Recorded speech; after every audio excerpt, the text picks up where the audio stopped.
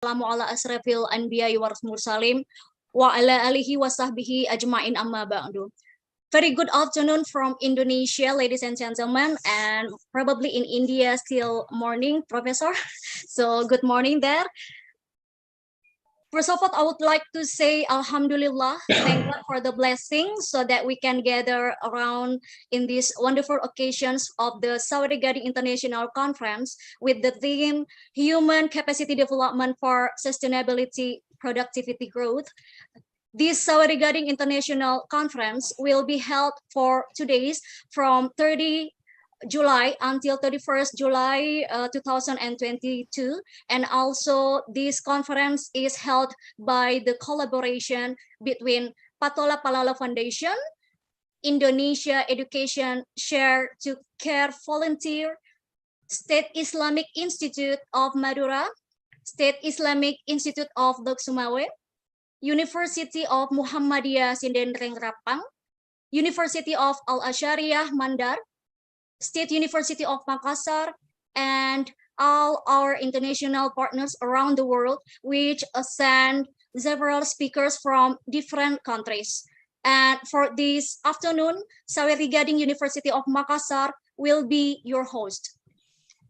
These activities are carried out through exhibiting application, that is Zoom meeting.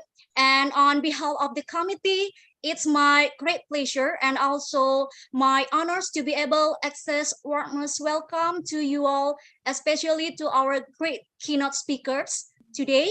And allow me, Risma Asriani Asis Genisa from Sawerigading University of Makassar, acting as the master of ceremony in this event today.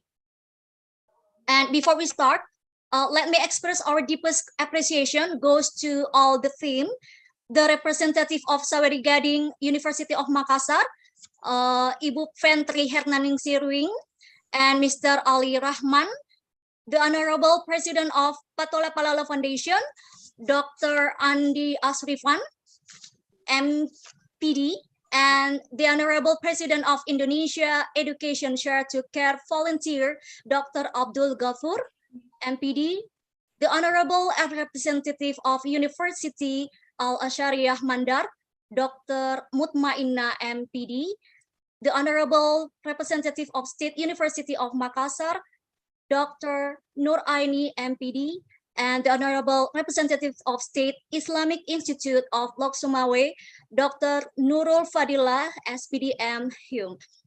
The Honorable Representative of Siliwangi University, Ibu Santiana SSMPD, the Honorable Representative of State Islamic Institute of Madura, Mr. Abdul Wafi.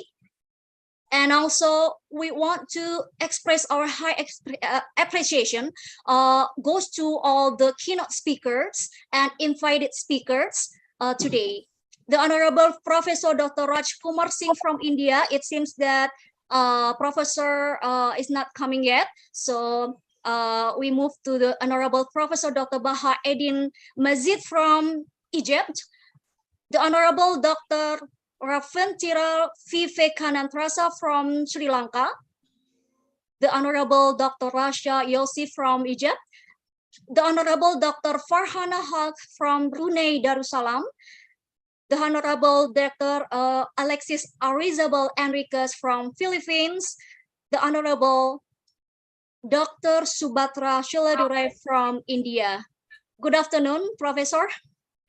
And also the Honorable Professor Dr. Enkalide Lula from Kosovo. And from our institution, we have the Honorable Professor Dr. Andi Melantik Rompegading as the Rector of Sawerigading University of Makassar, and Engineer Reni Murniati, STMT, as the Director of the LPPM Sawerigading University of Makassar. Excellencies, participants, ladies and gentlemen, as we know that every conference features at the theme that represents the most recent issue as the determined by experts in various professions. So as we see today, that it has been nearly 3 years since the COVID-19 pandemic has affected employment conditions globally. This condition causes an increase in lost working hours. Global unemployment is rising as well. And another big challenge are changes in the labor market due to industrial revolution and technological transformation. Many experts see that COVID-19 pandemic has massively accelerated the automation process through digital transitions and adjustments to production processes. On the other hand, the working condition persons with disabilities are also of great concern. Therefore, the theme for the Sawerigading International Conference on Human Capacity Development for Sustainable Productivity Growth is development that meets the needs of the present by taking into account the fulfillment of the needs of future generations. So the main principle in sustainable development is the defense of the quality of life for all humans now and in the future in a sustainable manner. Ladies and gentlemen, to begin with, allow me to read the agenda for our opening ceremony. First is the listening of the Indonesian national anthem, and the second, the opening remarks from the committee. The third, opening remarks by the director of LPPM Sawerigading University of Makassar, and the next welcoming speech from the rector of Sawerigading University of Makassar. Next, creative dance performance, and the last agenda, keynote speech and invited speakers, and will be followed by photo session. The honorable distinguished guests, ladies and gentlemen, to honor our country, let us rise for listening of the Indonesian national anthem, Indonesia Raya.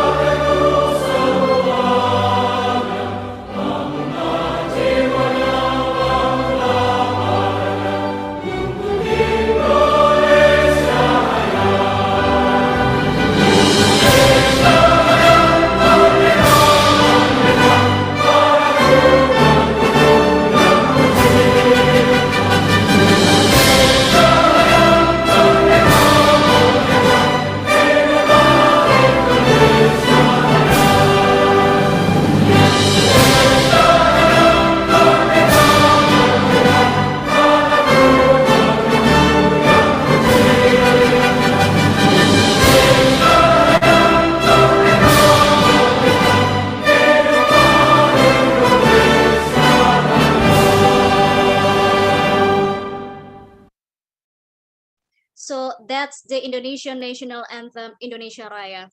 Ladies and gentlemen, now we move to the next agenda.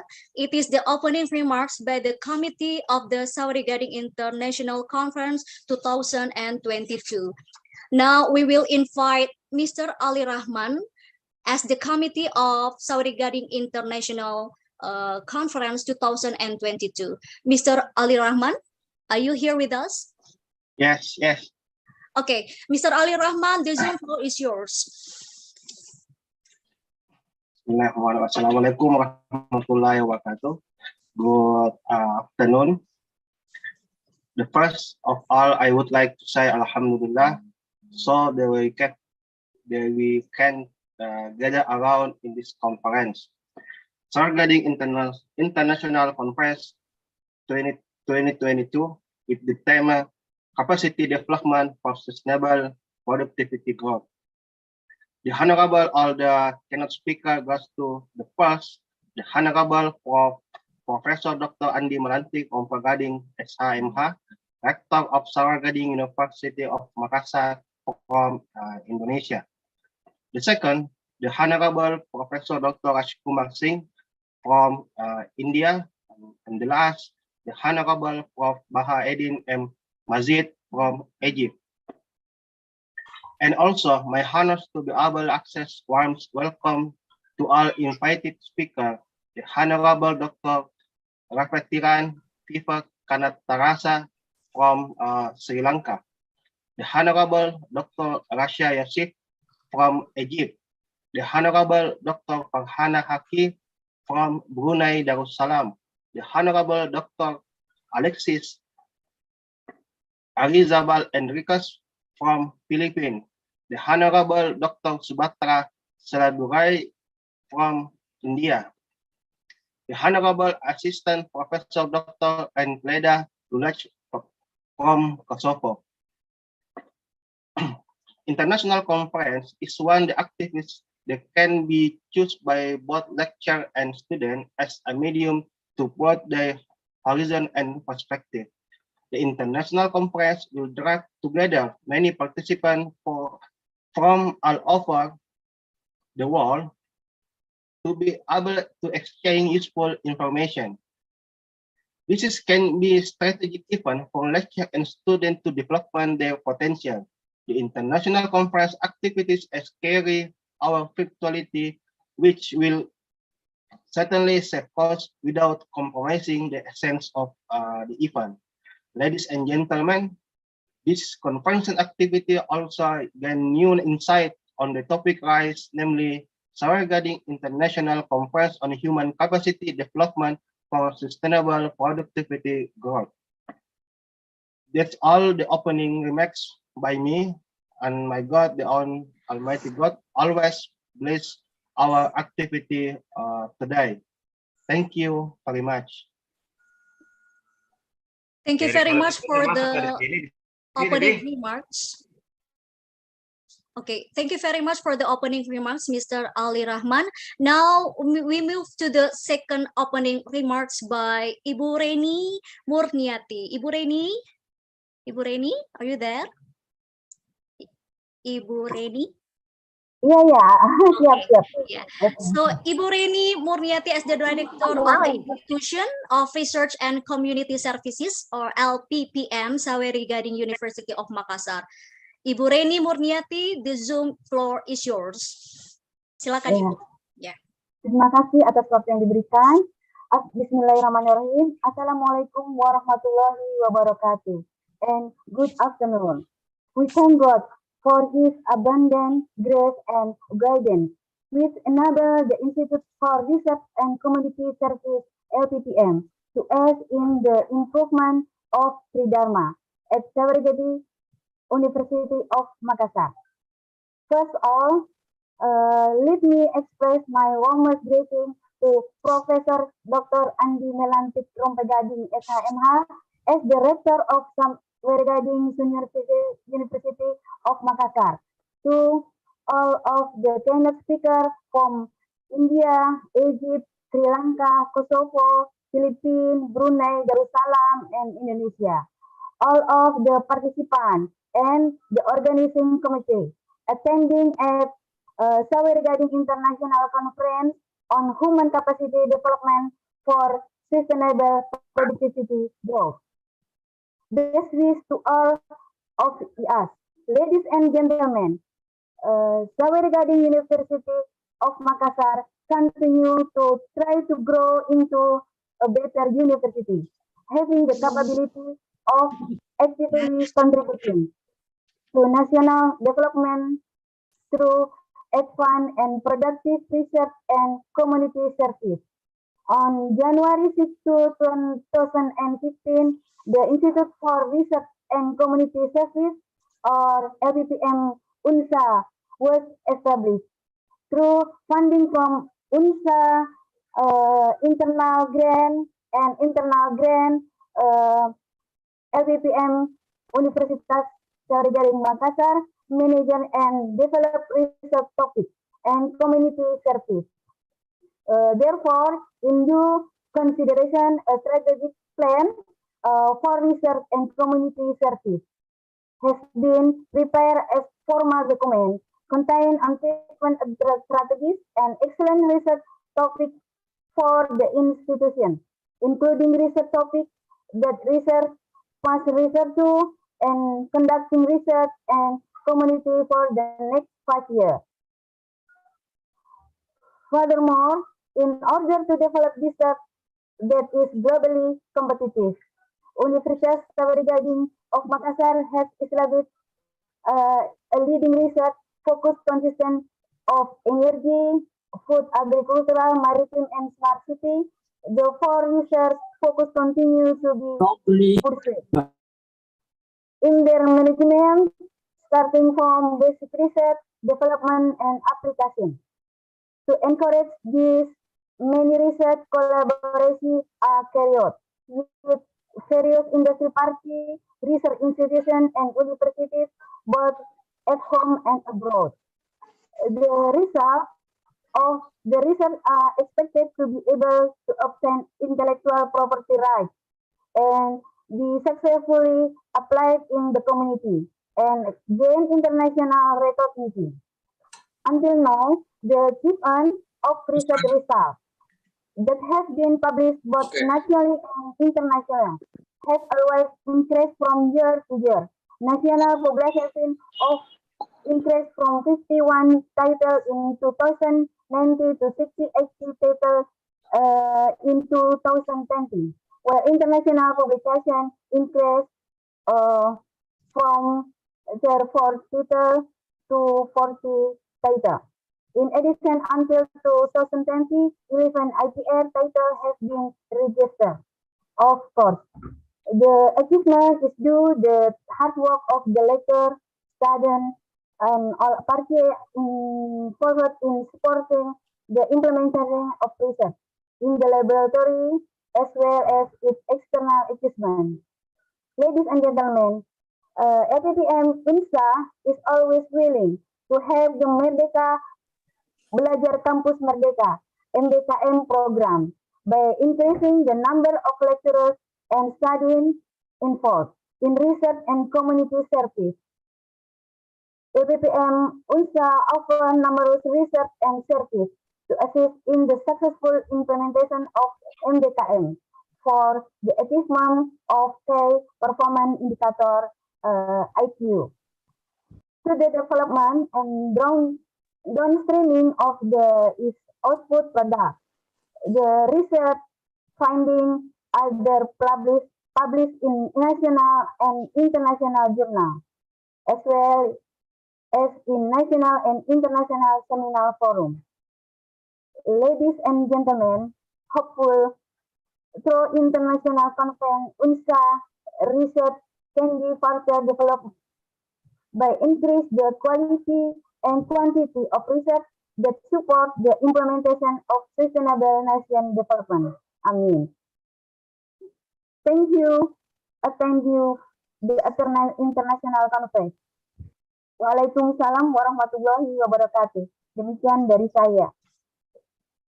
Thank you very much for the opening remarks, Ibu Reni Murniati. And now we move to the next agenda, welcoming speech from the Rector of Sawerigading University of Makassar, Professor Dr. Andi Melantik Rompegading, SHMH. For Professor, are you here with us? Oh, okay, I can see you now. Okay, for Professor, the Zoom floor is yours. Bismillahirrahmanirrahim. Assalamualaikum warahmatullahi wabarakatuh, and good afternoon. Praise and graduate and extended to the presence of Allah Subhanahu wa Ta'ala for this mercy and grace, which has enabled us to meet today with Sawerigading International Conference on Human Capacity Development for Sustainable Productivity Growth, which is held in collaboration with a number of foreign and Indonesian university. May God Almighty always provide His protection for the success of this event. And we pray that all participants of this international seminar will benefit from this seminar. The seminar activity is a joint conference, and it is hoped that this collaboration will have a positive influence on all seminar participants. The international conference is one of the activities chosen by lecturer and student to broaden their points of view. This international conference will be bring together a large number of participants from around the world in order to facilitate the exchange of valuable information. Therefore, it can be a strategic opportunity for lecturer and student to develop their potential. This international conference activity is conducted virtually, making it easier for parties from different locations to meet without being constrained by distance of time. This international conference activity is a form of information of the various agreements contained in the MOU and MOA between Sawerigading University Makassar and several other universities on Indonesia regarding the curriculum Merdeka Belajar, Kampus Merdeka, in the effort to improve the quality of university lecture and student from all university involved in the signing of the MOU and MOA. This conference is not the first time that Sawerigading University Makassar has hosted. Through the international conference on infrastructure, technology, engineering, and applied scientists, ICTs, and the international conference and law and business science.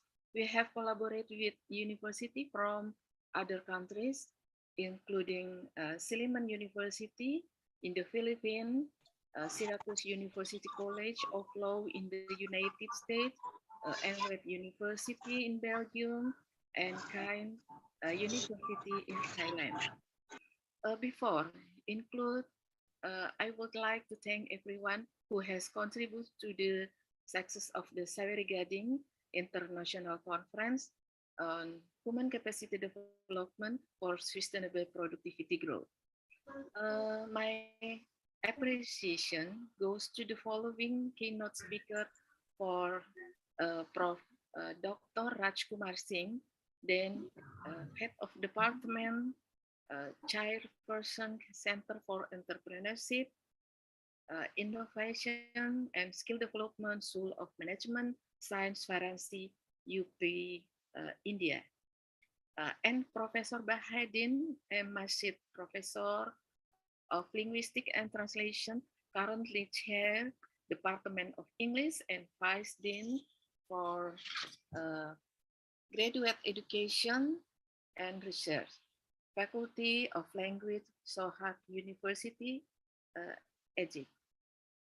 Dr. Reventiran Vivekananda Harasa, Faculty of Education, the Open University of Sri Lanka. Dr. Rasa Yosef, American lecturer, literature lecturer, and life coach and soft skill consultant. Upper Egypt, project manager for training sector, Egypt. Dr. Farhana Haq, Brunei Darussalam University. Dr. Alexis Erizabal Enriquez, Associate Professor, University of Abra, Philippines. Professor Assistant Dr. Enkele Delulax, Faculty of Management of in Taurins, Hospitality and Environment, University Herzi Zeka Peja, Kosovo. Dr. Abdul Ghafur, MPD, President of Indonesia Education Share to Care Volunteer, IAIN Madura, Indonesia. And Dr. Andi Asrifan, MPD, Muhammadiyah University, Sidendreng Krapang. Not forgetting, I would like to thank my colleagues who assisted the organization committee from Makassar State University, co-hosts from various participating universities, presenter, participant, and the entire committee for the participant and support in ensuring the success of this event. We wish all participants and presenters successful participation in and support of the seminar. May Allah Subhanahu wa Ta'ala guide and bless us always. Amin. Ya Rabbal Alamin.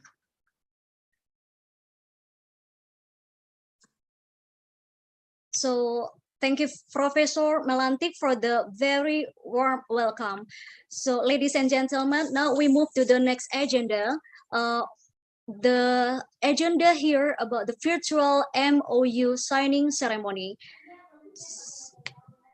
Before we have please to the both institutions, maybe we kindly invite Dr. Subhatra to give the welcoming speech to us. And maybe Yes, please.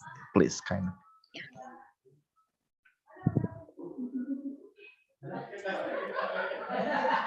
Yeah, Professor, it's nice to have. I'm audible. Shall I confirm it once? Clear, perfect.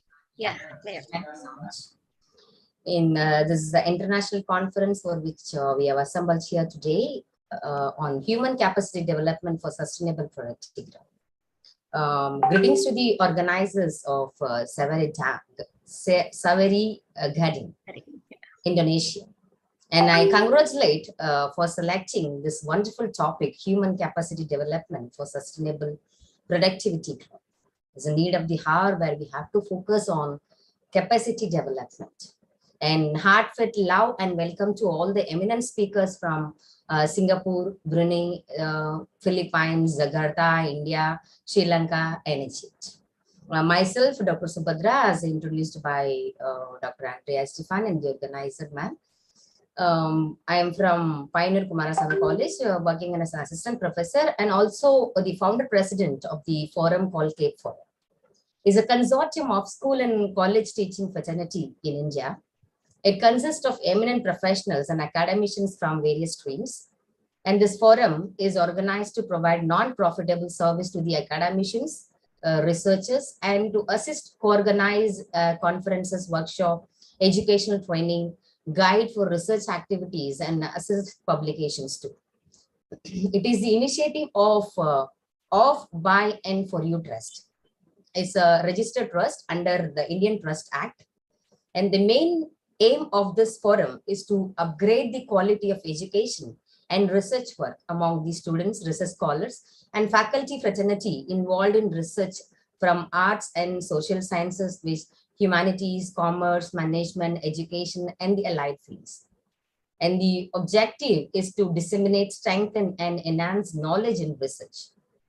Apart from this research and development, the trust is also contributing in skill development training, female health and awareness, education and child development, and women empowerment, and so on.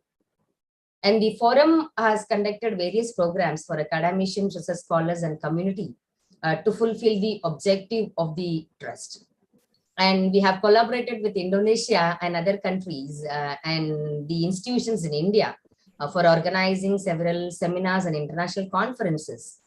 And recently we have collaborated with the institutions, Universitas Muhammadiyah Sitrang Rapang, and with Dr. Mudmaina's institutions and Dr. Abdul Kafur, the president of Indonesia Education Share to Care Volunteers, and IEA, IN Madura, Indonesia, and all.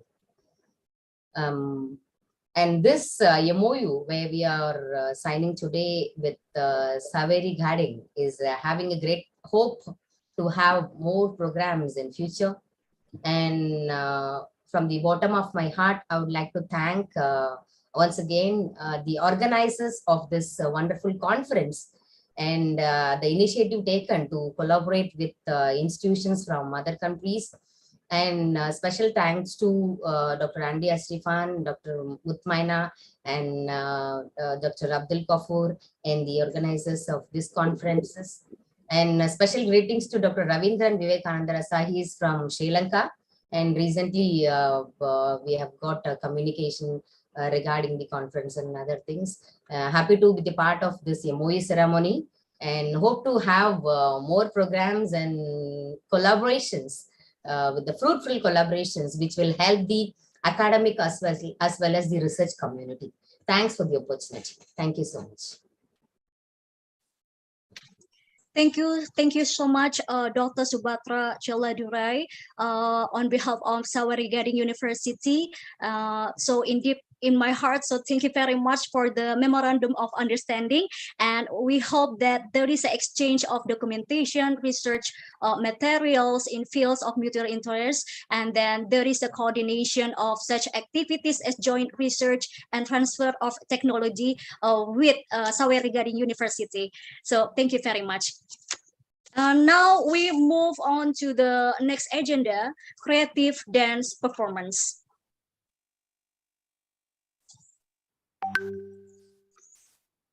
Ada mungkin anu dulu. Okay.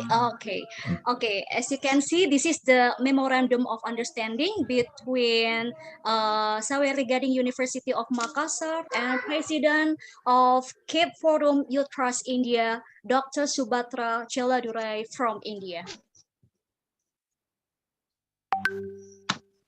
So here the memorandum of understanding with the number 0183/R UNSA 2022.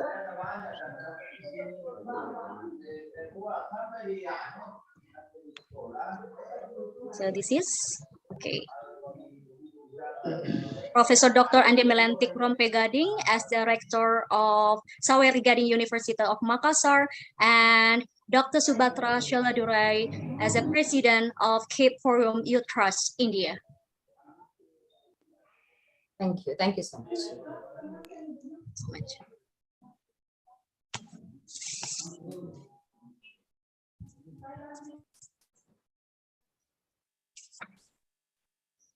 Okay, ladies and gentlemen, the next agenda is a creative dance performance.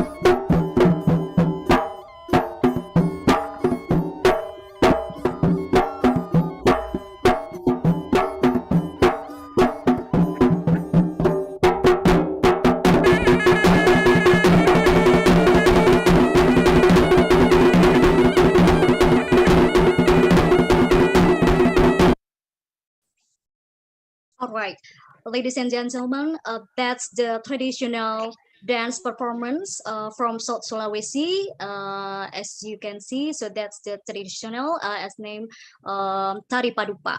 Now we move on to the last session. Ladies and gentlemen, we have been through a series of events today. So we are now at the conclusions of the ceremony, and we would like to apologize if there are many inconvenience or any inconvenience during the opening session.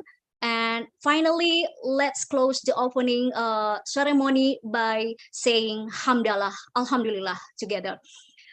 Alhamdulillah Rabbil Alamin. Thank you very much for your attention, and thank you very much. Wabillahi taufiq wal hidayah. Wassalamualaikum warahmatullahi wabarakatuh. And ladies and gentlemen, we will prepare to come to the next agenda, which is a keynote speaker session, and which will be highlighted of this program of the Sawerigading University, Sawerigading International Conference 2022, with the theme Human Capacity Development for Sustainable Productivity Growth, which is collaborated with the domestic and foreign universities. Ladies and gentlemen, before starting the next agenda, which is a keynote speaker session, I would like to invite the first moderator who will lead this session. So, Ibu Fentri Hernaning Siruing, are you here with us? Yes, I'm here. Is my voice clear? Okay. Yes. Okay, Ibu Fentri Hernaning Siruing, please take over this session. The Zoom floor is yours. Okay, thank you very much, Ma'am Risma. First of all, the committee, can you help me to check whether Professor Raj Kumar Singh is here with us? Excuse me? I'm present. Okay, thank you very much, Prof. Thank you. Okay, so Assalamualaikum warahmatullahi wabarakatuh. And I would like to say, okay, I would like to say good afternoon for all of us from Indonesia, Brunei, Philippines, and Singapore. Already afternoon. And also good morning for all of the keynote Egypt, Kosovo, India, and Sri Lanka. Still morning, yeah, if I'm not mistaken. Good morning. Good morning. Okay, Good good morning. Okay, so let me introduce myself first. I am Mem Fan 3, and in this conference, I'm as the moderator for the first session. So in this session, we would like to listen the presentation from Professor Raj Kumar Singh, the Dean and Chairperson Center for Entrepreneurship, Innovation, and Skill Development School of Management Sciences, Varanasi, UP, India. So good morning, Prof. Singh. Good morning. It's nice to meet you here in this virtual room, Prof. Okay, and then before, allow me to read a short biography from our professor. So ladies and gentlemen, Prof. Raj Kumar Singh has done his schooling from Kendriya Vidyalaya BSU, and he got also his BSc from Institute of Science BSU also. For his MBA from Institute of Management Studies BSU, and for his PhD from Purvanchal University. And the topic of his PhD has been a study of strategic issue of brain management in the healthcare sector with special reference to the Varanasi city. And he possessed around 30 years, yeah, of academic and industrial experiences. He has been invited also as a chief guest, as a guest of honor, as a keynote speaker as today, and also chair in various national and international conferences, seminars, webinars, and workshops. So Prof. Singh also has organized 1 national and 2 international conferences and over 25 national and international webinars on the various themes related with entrepreneurship, innovation, skill, and sustainable development in the School of Management Sciences, Varanasi. Wow, excellent, yeah, Prof. There are so many achievements, Prof. Really proud of you. Okay, so, okay, ladies and gentlemen, I would like to invite Prof. Raj Kumar Singh to give the speech. Time is yours, Prof. Please. Thank you. Thank you very much. Namaste from India. First, I would like to express my gratitude to Professor Dr. Andy Melantic, Rector, Sawerigading University, Makassar. Professor Dr. Andy Estefan is my beloved brother, and my sister, Professor Dr. Mutmaina, for inviting me in this great conference on the human capacity development for sustainable productivity growth. So today I will deal with the topic, the sustainable development and green technology entrepreneurship. As we all know, with this changing environment after the COVID, lot of emphasis has been on the environmental part. And for human resource development all over the world, one thing is being realized, that development of entrepreneurship is very important, because there are so many job seekers, but there are very few job providers. Now we are going to connect these 2 things, the sustainable development and entrepreneurship. The connecting link is the green technology entrepreneurship. One of the greatest leaders of the world, Mahatma Gandhi from India, has once said that the earth has enough resources for our need, but not for our greed. Yes, this is true, that for our greed, we have destroyed the entire environment. Entire 2 years of time where the entire humanity has suffered from COVID, the pandemic, we have observed one thing, that there was only one solution, and that was to develop the immunity of the body. The survival of the human being was based upon the development of the immunity of the body. So immunity development, this is very important, that environment should be saved. We are making the cities, we are creating the concrete jungles, but we are not talking about where the preservation of the environment is there. If you see the triple P bottom line approach of the sustainability, where people, planet, and profit, these three P's are there. Humanity from very beginning has focused on getting the profit through the industry and other means. But in this process, we have ignored the planet, that is the environment. And of course, the ultimate sufferer was the people. So under this triangular dimension of triple P bottom line approach, we need to keep a proper balance between the people, planet, and profit. This was an amazing thing that during the pandemic, we have seen we were purchasing the oxygen cylinder to get the oxygen. So we have destroyed the trees who were the creator of the oxygen, and we are purchasing the oxygen cylinder for our survival. How human will be developed if they are having a question mark on their survival? Using of too much of the insecticide, pesticides, heavy metals, this has created a different kind of situation for us. And looking to this, the Sustainable Development Goal has been declared by the United Nations, the 17 Sustainable Development Goals. And under this index, although it came in effect in 2016, but the target has been given by 2030, and 193 countries have signed the call. And if you see that 17 goals, Sustainable Development Goals, it is very comprehensive. If the human resource development you have to take care of, first is of the no poverty. For poverty, this fight should be there. Zero hunger related with that part. Goal 3 is related with the good health and well-being. Goal 4 is related with the quality education. That's why I'm saying this conference is on a very pertinent topic, human capacity development. How can you do that without doing all these things? Goal 5 is about the gender equality. Goal 6 is about the clean water and sanitation. There is a scarcity of water everywhere in the world, and it is said that third world war, if any, will happen, that will be because of the water. Goal 7 is for the affordable and clean energy. Goal 8 is the decent work and economic growth. Goal 9 is the industry, innovation, infrastructure. Goal 10 is to reduce the inequality. Goal 11 is the sustainable cities and the communities.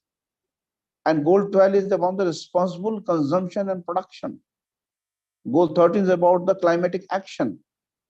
And even goal 14, they are saying about the life below water, means the marine life. Goal 15 is about the life on the land. So life on the land as well as life below water, both are being considered in that goal. Goal 16 is about the peace and justice, strong institutions. And goal 17 is the partnership to achieve the goal. So if you see all these 17 goals, everywhere you are seeing the balance, ecological balance has been a primary focus. And core is the human being. One research I was just studying before coming to this conference, it was very astonishing. We all know that trees release more oxygen and less carbon dioxide. But there is a research which is saying that gradually in some part where the pollution is too much, the release of the oxygen and carbon dioxide is nearly same. This is a very harmful condition. It's a vicious circle of the environment. We have to go for a real environment audit, not just a formality, because we have seen that, especially in the developing countries, I have seen that we are growing trees on the government documents, not actually. I always suggest to my students in my institution that we have to just do one thing, and this is for all. At every birthday of our family member, we should plant one tree, one small tree. Just do one thing. So you can understand after 5 years, 10 years of time, what will be the situation. And for that, the green technology entrepreneurship is required. The green entrepreneurship is required, where many things are there. We have to say about that. It is not that environmental protection is a new phenomenon. It's a very old thing. If you see the Indian culture, in our ancient sculptures, one is the Yajur Ved. It was written 7,000 years back by the sages. There is a verse of peace, which is called the Shanti Sloka in Sanskrit. And what do they say?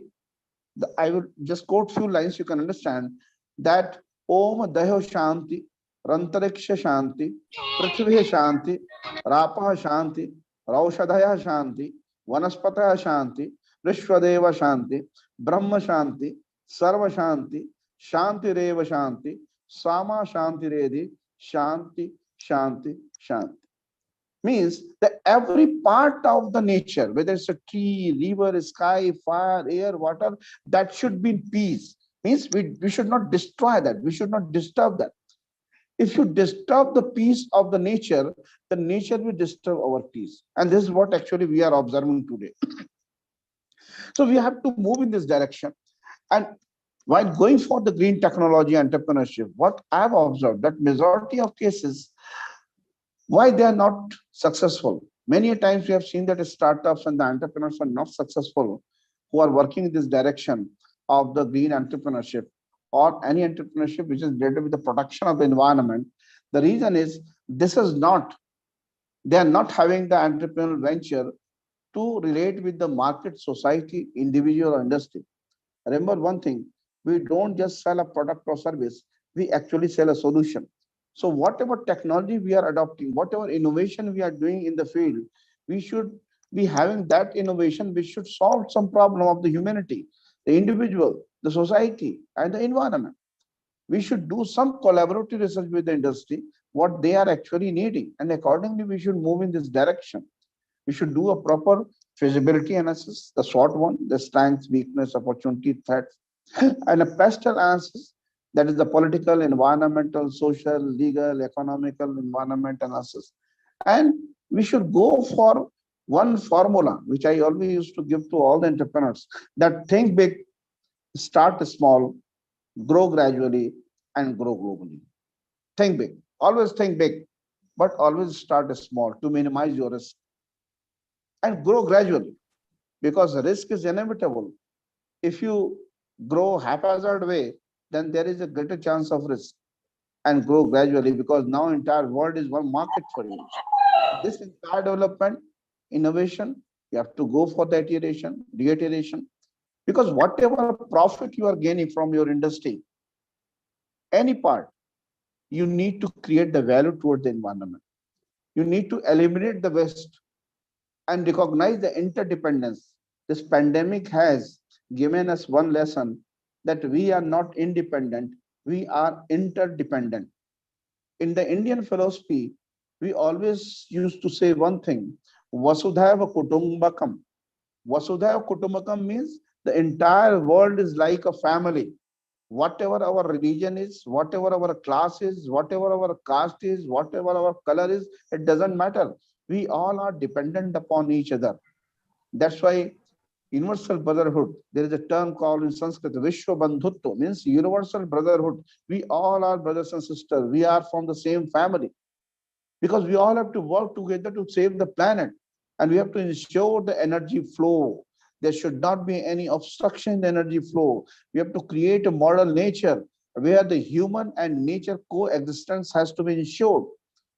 And what the people like you and me have to do, we have to share the knowledge. It's a great platform where the sharing of the knowledge is going to take place among all the people. We need to accept the responsibility. We always blame society for any wrong thing, but we forget that we are the society. We are the part of the society. We have to initiate. And we have to initiate for what? The quality of life. Our quality of life should be there. But for that, there should be a proper governance of sustainability all over the world. These 7 SDGs have defined. And for that, what is the importance? What is the need of the governance? First, it should be the transparent. There should be a proper universal regulation agreement among all the countries. And we have to understand where the risk is and where the opportunity is, so that we can have a proper guideline. Because on the climate change front, so many things are happening, and we have to work on the carbon footprint. We have to work on the eco efficiency. We have to work on the alternative sustainable energy like solar energy, wind energy, coastal energies, wave energies. Standards and certification has to be strictly followed for that.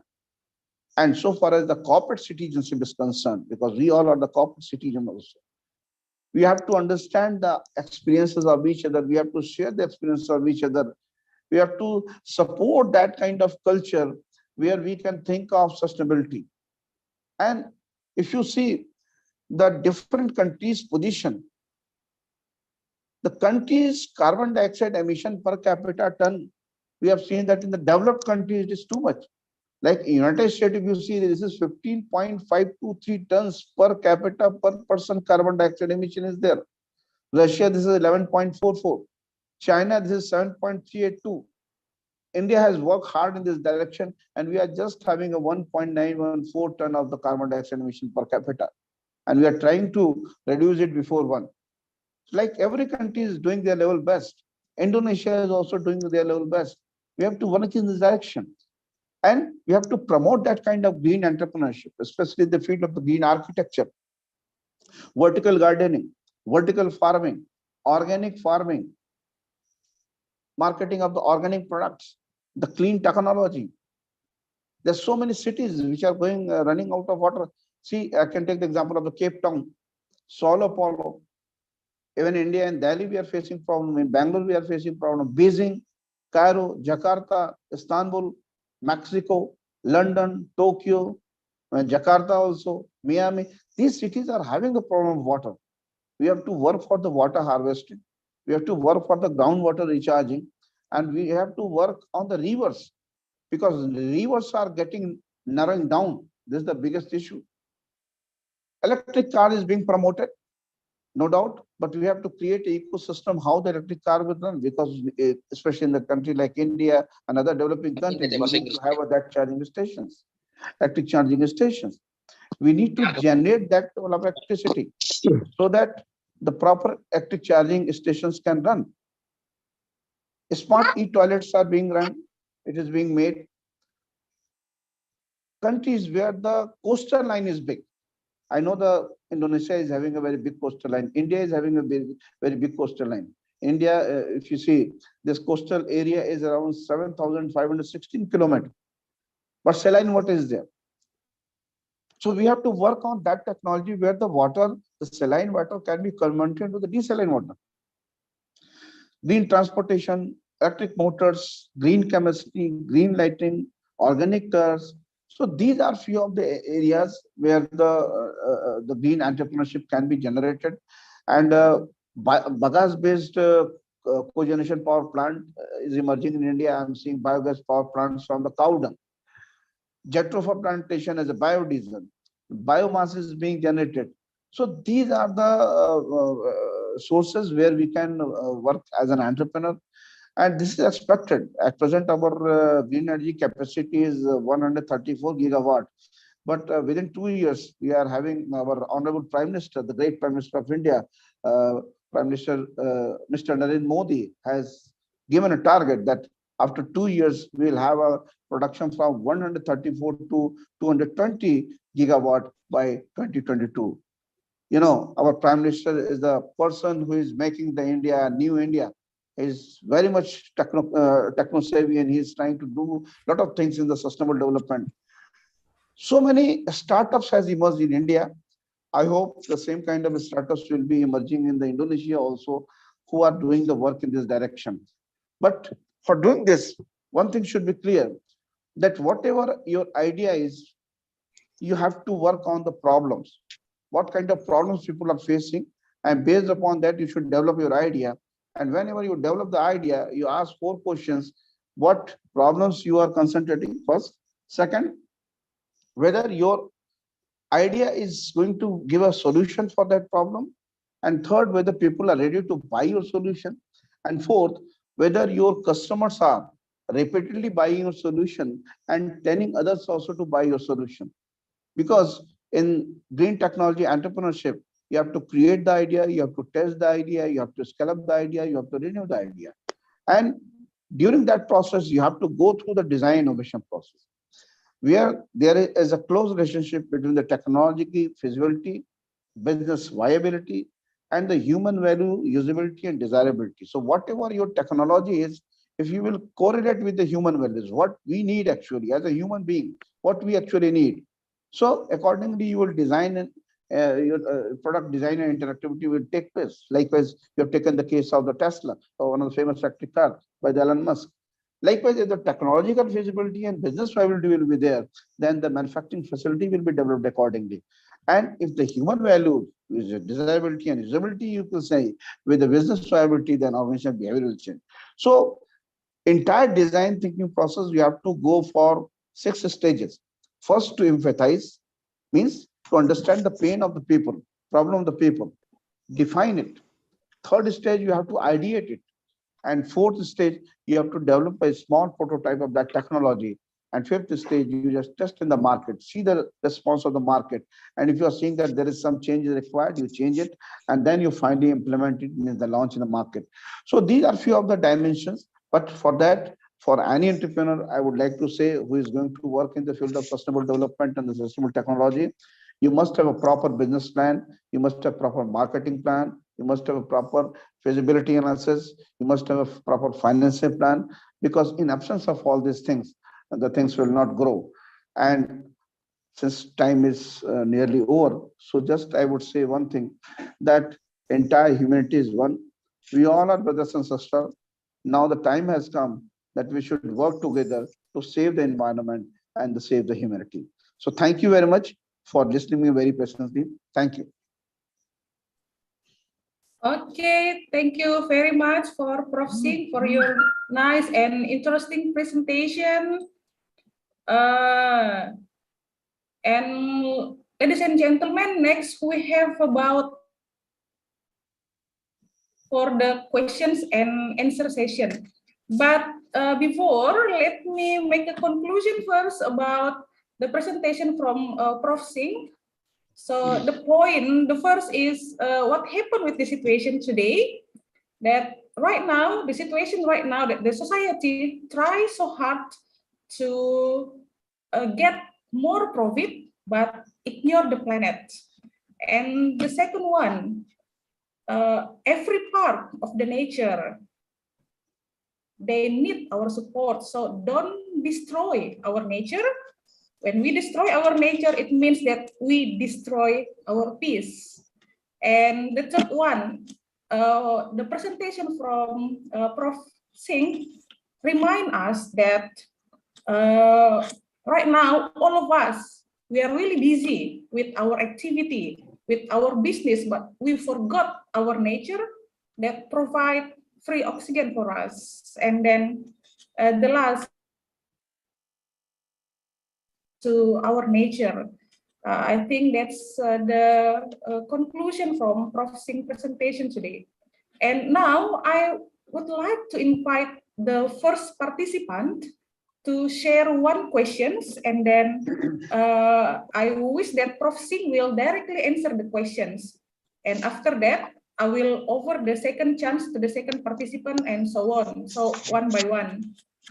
Okay, so now I would like to invite the first participant with the first question. Please raise your hand. Any questions?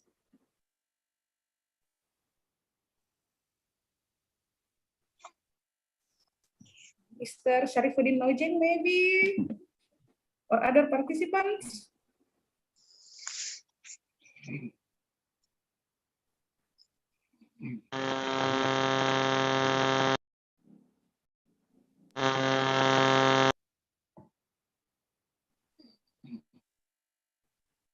Okay, I think there's the problem with the.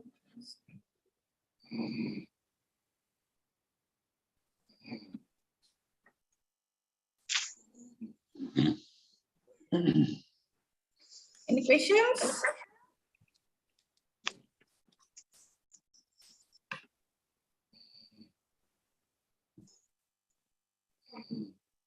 Okay, so while waiting for the second questioner, so right now let me read one questions from the university student, Prof. Maybe because he or she is shy to ask directly, so they just send the questions to us to the committee. Okay, so allow me to read the questions. Okay, from for as we know that all of us, almost all of the participants here are university students. So maybe Prof. Singh can give some example of activities that university students as young generation can do, especially student in Makassar, yeah, to save the planet, to save their the green environment in Makassar. Maybe what activity that the students can do to help the environment. Okay, thank you very much, Prof. Time is yours.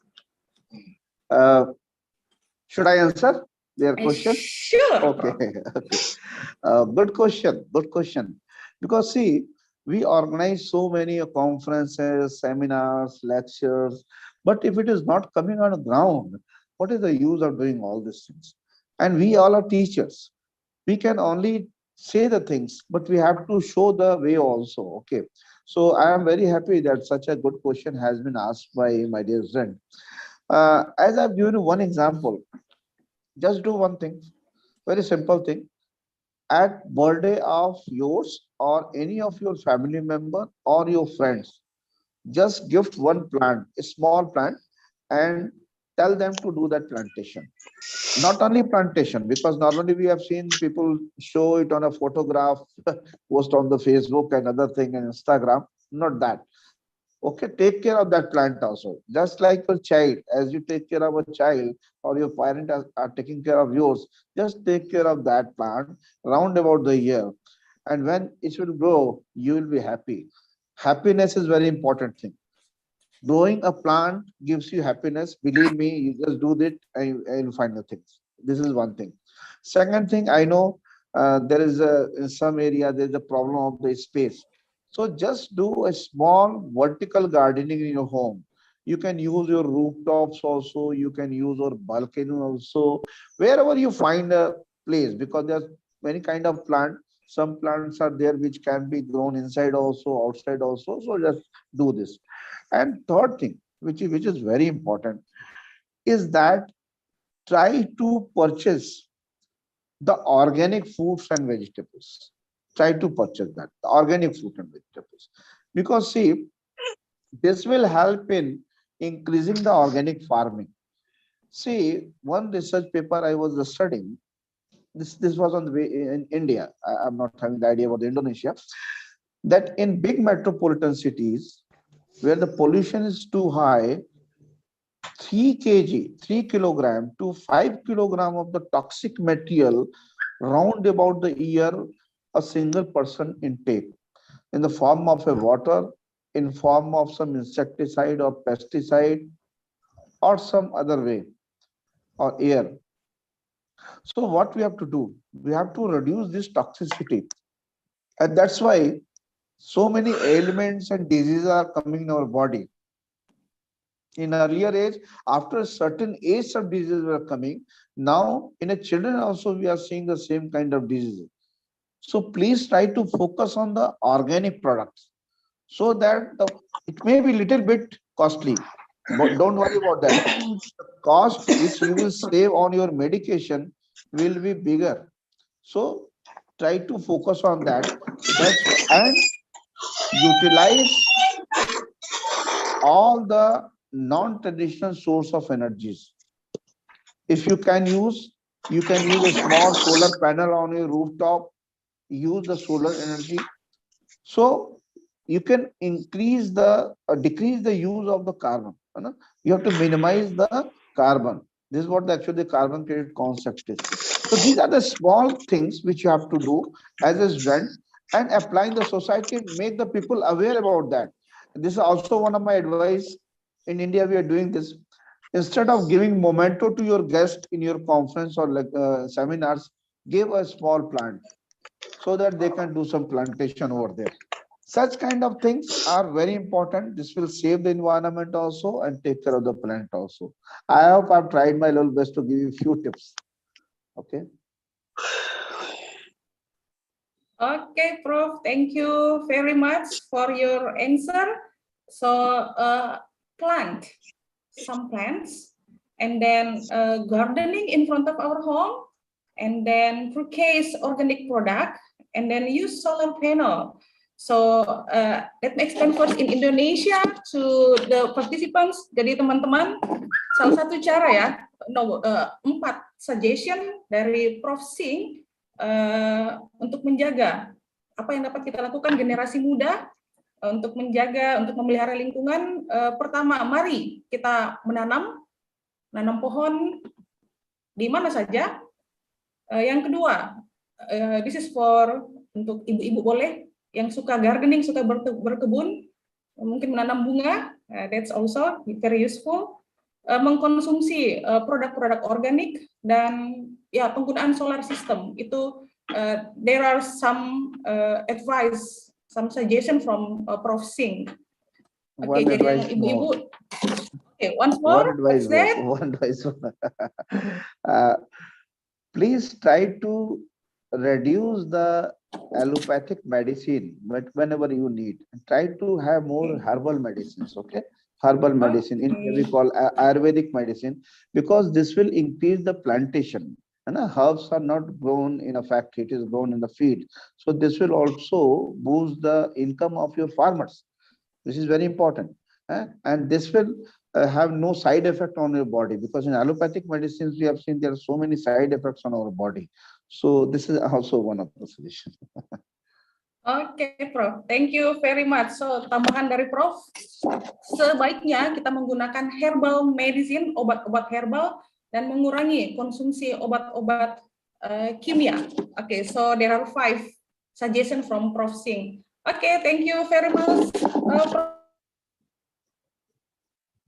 Still, any questions? Masih ada yang mau bertanya? Please, in Indonesia, no problem. We are open. I will try to translate and ask the question for Prof. Singh. Any questions in Indonesia? Dalam bahasa Indonesia saja, saya akan menerjemahkan kepada Prof.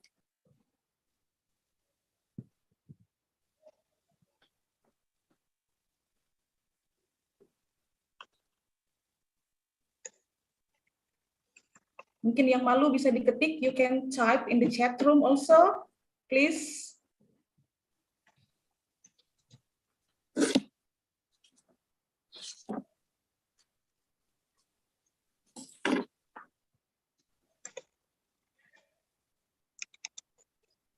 Or maybe Ibu Risma, Mem Risma, or Sir Ali Rahman want to ask questions?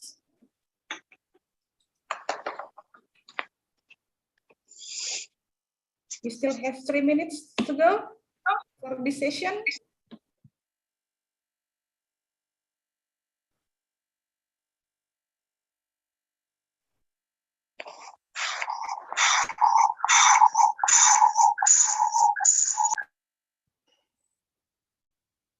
Nomor.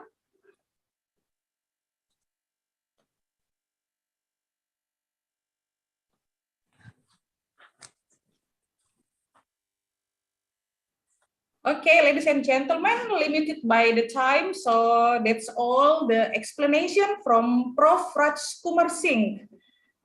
Thank you, Prof. Raj Kumar Singh, for your interesting presentation and explanation. We are happy to meet you here in this conference, and we do hope that we will see you again in different place and time. Maybe one day when you visit Indonesia, we can meet, or when we visit India. Maybe we can meet in Taj Mahal, maybe, Prof. Okay, Prof, Yes. Thank you very much. Thank you. Thank you for your invitation. I'm very happy much. to come here and deliver. Thank you. Okay, thank you very much, Prof. Back to Kak Ima.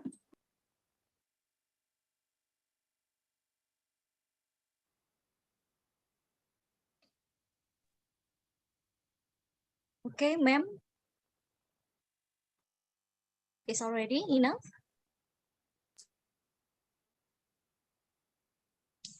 So it seems that Dr. Rasha Yosef already here. Ma'am, Echi. So let's check the attendance.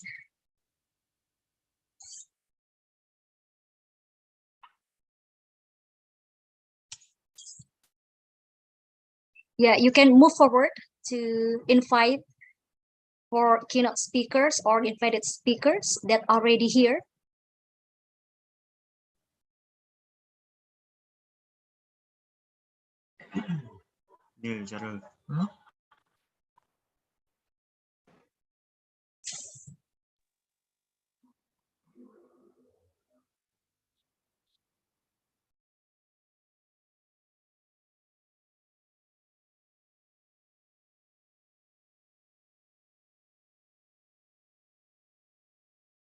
Ma'am Fentrick,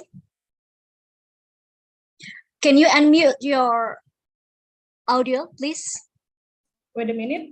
Okay. Wait a minute. Okay, is Prof. Bahaeddin M. Masjid is already in this room? The committee, please help me to check. Okay, let's check first. Ah, okay. Professor is here. Yeah.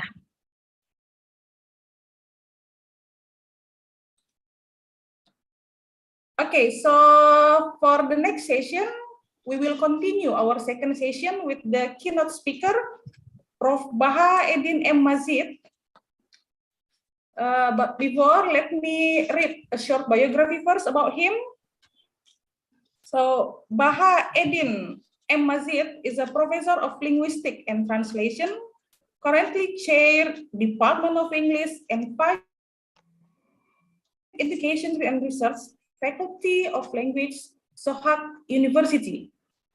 His PhD on discourse analysis and pragmatics in 1999, and his MA degree on language acquisition and constructive pragmatics in 1995.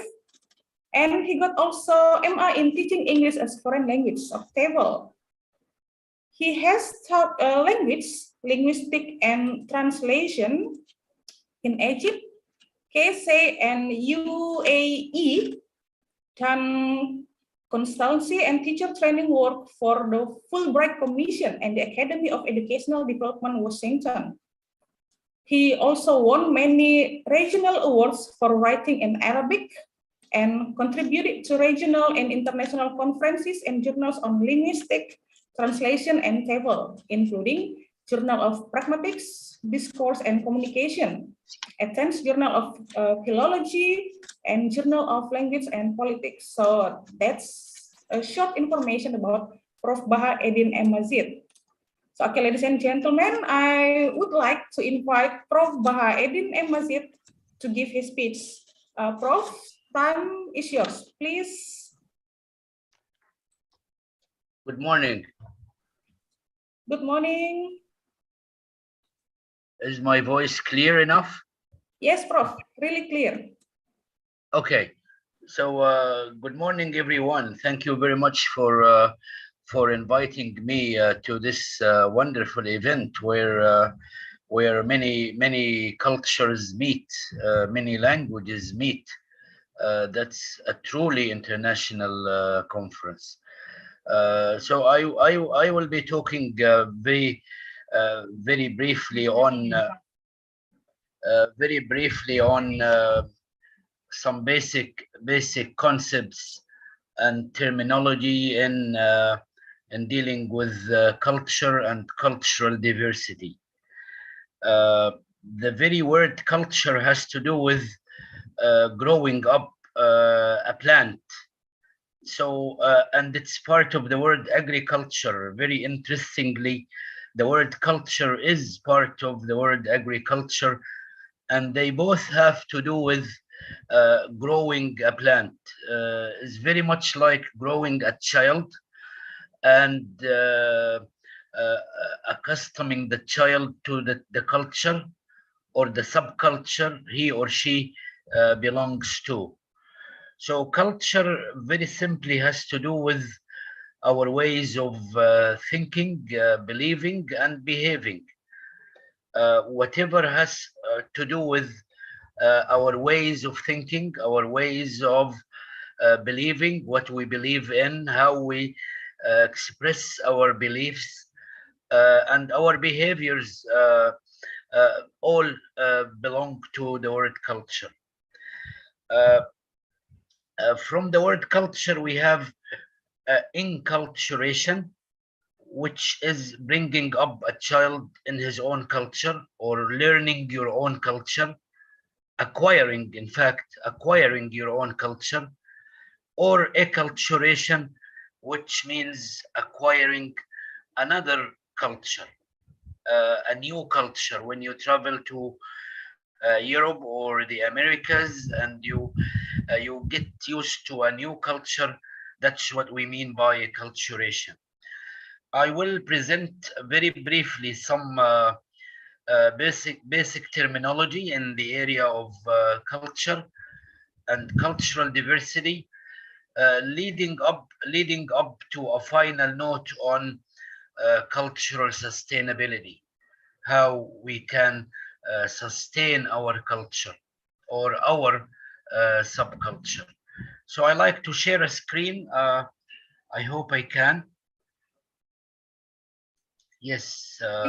Please, Prof. So that's basically the title, the very interesting bios presented by the conference organizers. Thank you. Very interesting work. You're welcome.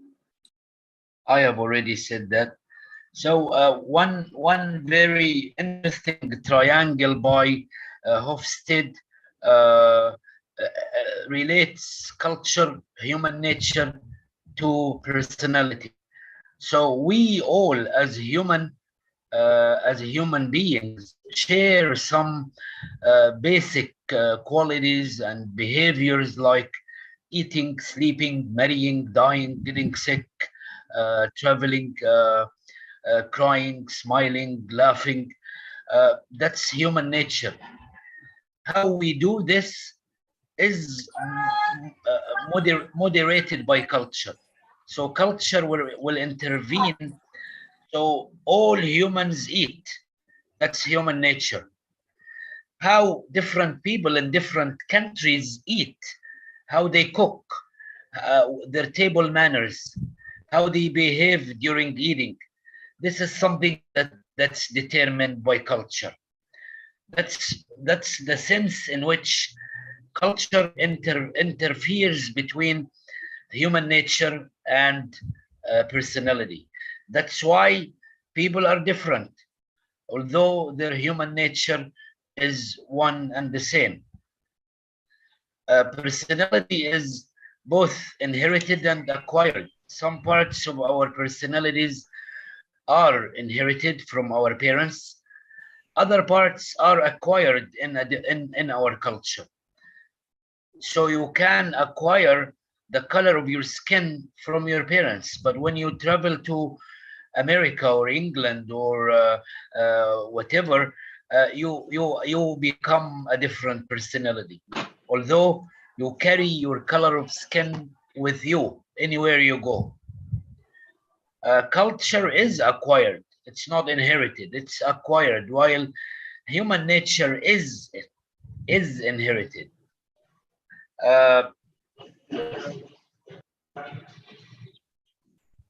Now, different cultures perceive other cultures differently. Sometimes we perceive other cultures as equal. We are all equal. We don't feel inferior or superior. So we are not scared by a different culture. We are not intimidated by a different culture. That's transdiscursive attitude. Sometimes we feel defective. We feel our culture is defective. We need some stuff from other cultures that we bring through translation, for example, or borrowing some habits and some vocabulary and stuff like that. Sometimes we feel defensive. We feel the other culture is a threat to our identity. So we take a defensive attitude. Sometimes we take an imperialist attitude. We feel the other culture is inferior, so we appropriate, we handle their material according to our own desire and wish. We do this as well. So these are 4 different attitudes suggested by Robbins, 1994, how we look at other cultures when we read their literature, when we translate them, when we deal with them. These are 4 different attitudes. Of course, the most human and the humanitarian of these attitudes is a trans-discursive attitude, where we feel we are equal. We are different, but we are equal. We are not inferior, we are not superior.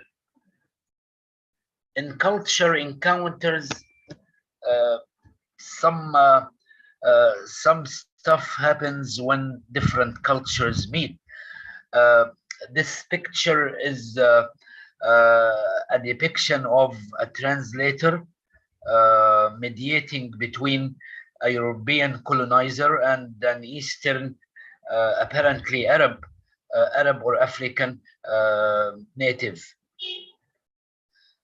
Some of the things that happen where different cultures meet are cultural assimilation, in which case there is a dominant culture that assimilates all other cultures within its frame, within its melting pot, which is a very common metaphor for America. A melting pot is where all cultures are assimilated into a mainstream culture. Sometimes this assimilation occurs by force in the case of cultural invasion. Cultural invasion can happen with or without military invasion. You don't need an army to culturally invade a country. You can culturally invade a country by sending them literature, media, stuff that can change their culture. In the case of cultural marginalization, some small groups live amongst different cultures, and they don't belong to any of them. They don't belong to any culture. They remain on the margins. They remain on the peripheries. In the case of cultural separation,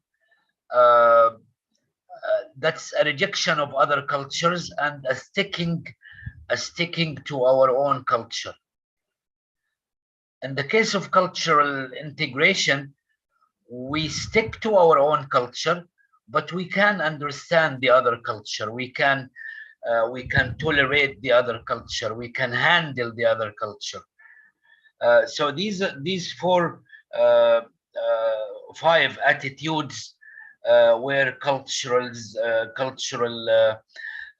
encounters happen, and we can see instances and examples of these all over the world. The examples of assimilation, invasion.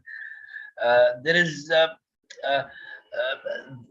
is not a lot of invasions today, military invasions, but there is a lot of media invasion, linguistic invasion, cultural invasion. But the age of imperialism, the age of military invasion is disappearing or ending in most parts of the world. Other terms that we need to be aware of when we talk about culture. The term cultural capital comes from Pierre Bourdieu. cultural capital. Your cultural capital is the education, knowledge, and know-how that you or your group has. That's your cultural capital. Your cultural identity is all the traits that define a group. These traits include the color of our skin, our language, our religion, our racial belonging, our gender, and so on. These are all parts, components of our cultural identity. The boundaries between different cultures and subcultures are called cultural boundaries. Cross-cultural communication or intercultural communication happens when two people communicate and they belong to two different cultures. Xenophilia or xenophily is extreme love of a strange or a foreign culture. An obsession with a foreign culture, normally accompanied by bad feelings about our own culture. So xenophilia is normally accompanied by feeling that our culture is inferior, and the other culture or the foreign culture is a model that we have to follow. The opposite of xenophilia is xenophobia. Xenophobia is fearing other cultures, hating other cultures, feeling that they are dangerous, they are alien, they plot against us and conspire against our well-being. These are very significant terms in dealing with culture. A central term in dealing with culture is introduced by Edward Hall, 1976, which is the culture iceberg.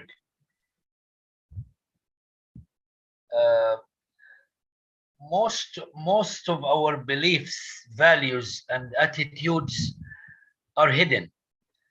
What people see is, in fact, our language, our appearance, our clothes, our behavior, which is something like 10-15% of our personalities. So it's like a culture, it's like an iceberg. Part of it is visible, and part of it, a great deal of it, is invisible. So when you behave in a certain way, there is something people do that people do not see. They see your behavior, but there is something they don't see. What's behind this behavior? Normally, what's behind this behavior is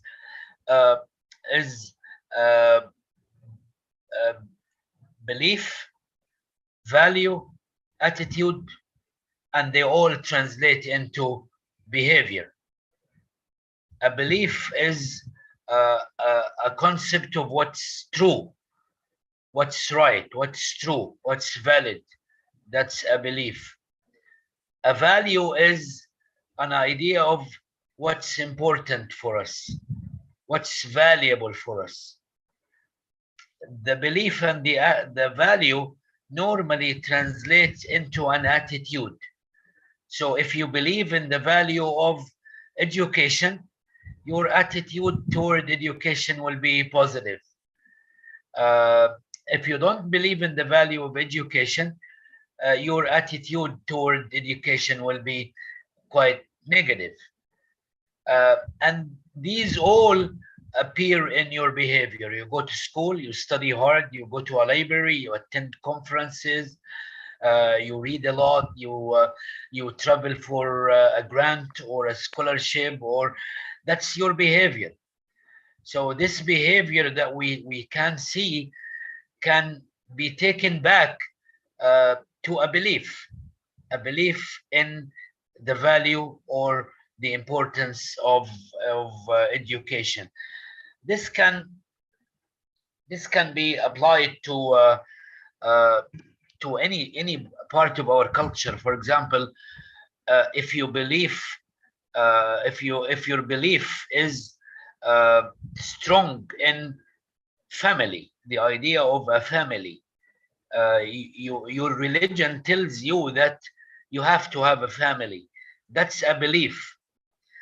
Then this belief translates into a value. You start believing that a family is an important thing in life.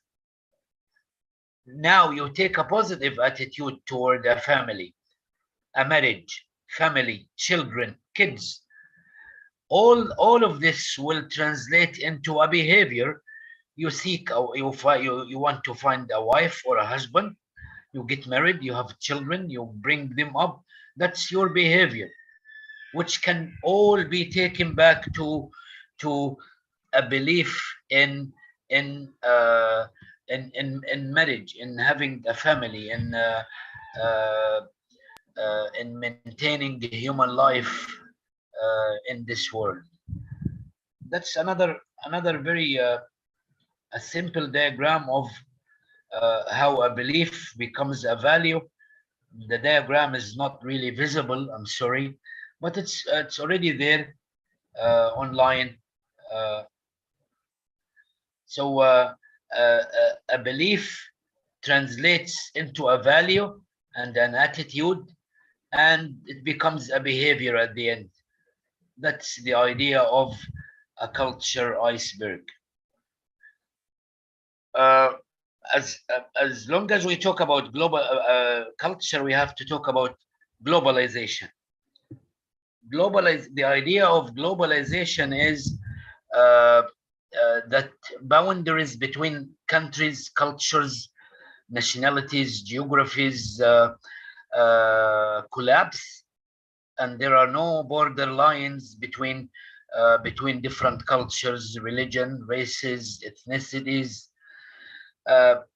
That's a very positive version of globalization, that we are all equal. We keep an exchange of ideas, products, industries, and so on. It's a very human version, but down to the earth, we have a very negative version of globalization, where powerful cultures assimilate smaller cultures. So everyone all over the world will drink Coca-Cola and Pepsi and eat Kentucky, KFC, and McDonald's, and the McDonaldization of culture. Or so ideally, globalization is a very noble idea, an idea that we are all one. There is free trade, there is free exchange, free travel between countries, free exchange of ideas. But in fact, globalization boils down to some superpowers imposing their cultures, their media products, their books, their languages, their customs, their tradition on other cultures. And smaller cultures are either vanish and disappear, or are rejected to peripheries and margins. So that's the positive version, the negative version. We will turn now to cultural diversity. Cultural diversity is, we are all different. Although we are all human, we share some very basic human beliefs, attitudes, and actions and traits, but we are different. Look at the screen now. We are different in the way we are clad, our clothes, our appearances, our languages. We are different. We are different, at least ostensibly different. Down there, deep down, we are all human, but on the surface we are quite different. We are different in our beliefs, in our values, attitudes. We are different in our languages, thinking styles, our appearances, our body language, our use of space, distance, and a very long list. We have to respect this diversity. We have to respect difference and understand that in order to sustain our human culture, we have to respect other cultures. We have to respect our own. And this is at the heart of cultural competence and sensitivity. Cultural competence is very basically understanding your own culture, knowing about other cultures, respecting people's differences, respecting the way they talk, the way they look, the way they behave, respecting their language, their names, their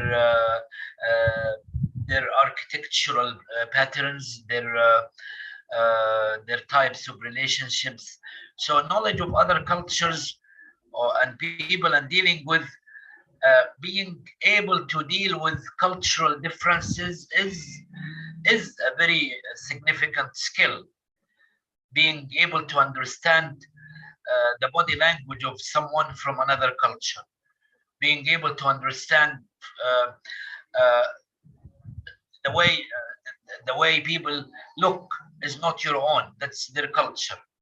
The way they speak is not your own. That's their language. That's their accent, their language, their vocabulary. That's not none of your business. Because if you accept the idea that other people are bad, you have to accept the idea their perception of you as bad or as inferior. The dangers to cultural diversity and understanding and are many. But one basic danger is ignorance. Ignorance. If you don't know a culture, most likely you will be an enemy of this culture. So the first step is to get to know. Number one. And in Arabic, we have a very famous saying is, a person is an enemy of whatever he does not know. Al-mar'u aduwwu ma jahil. A person is an enemy of everything that he doesn't know. So the first danger is ignorance. You want to travel to India, Indonesia, Sri Lanka, Singapore, read about them, know their culture, understand their culture, understand their language, understand their behavior, their tradition, their cultural heritage.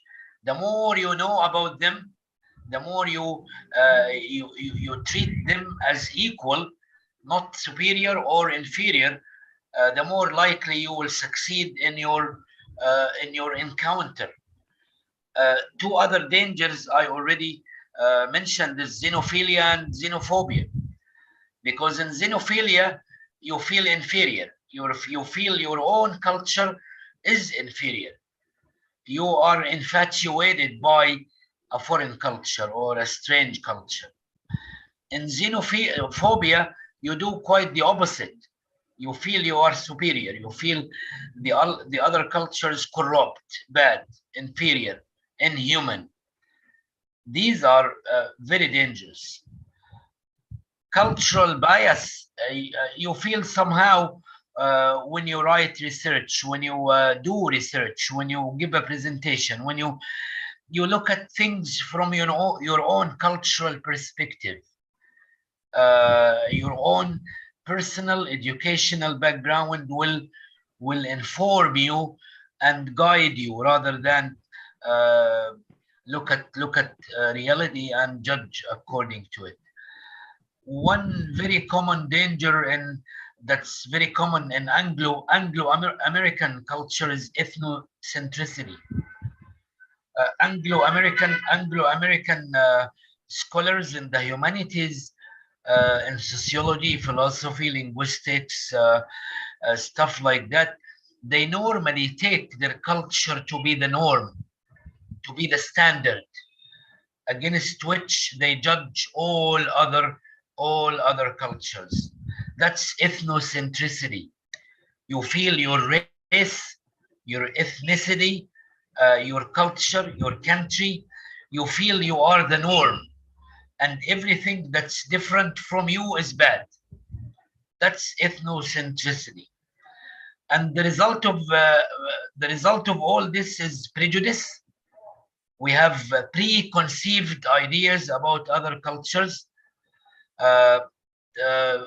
and stereotyping.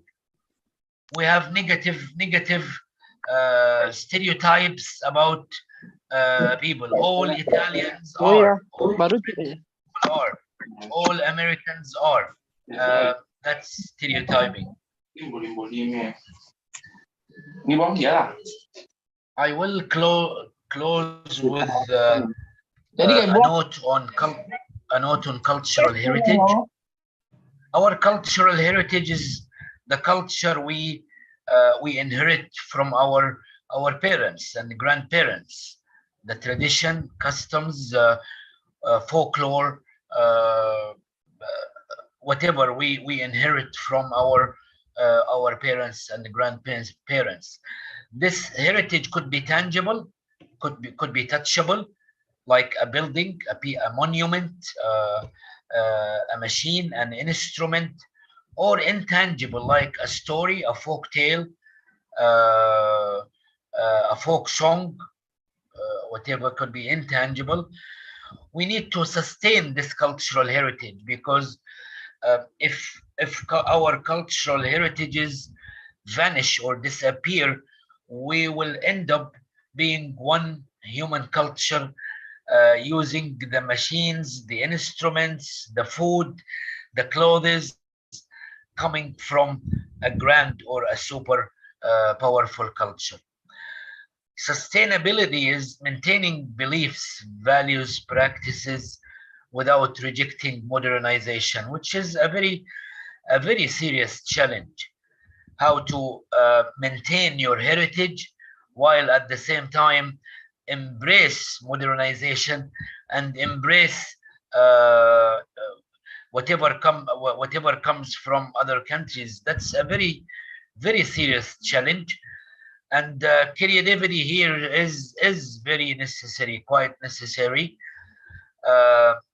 So if you why not, for example, reproduce your folklore on the internet or on YouTube or on any modern or contemporary medium.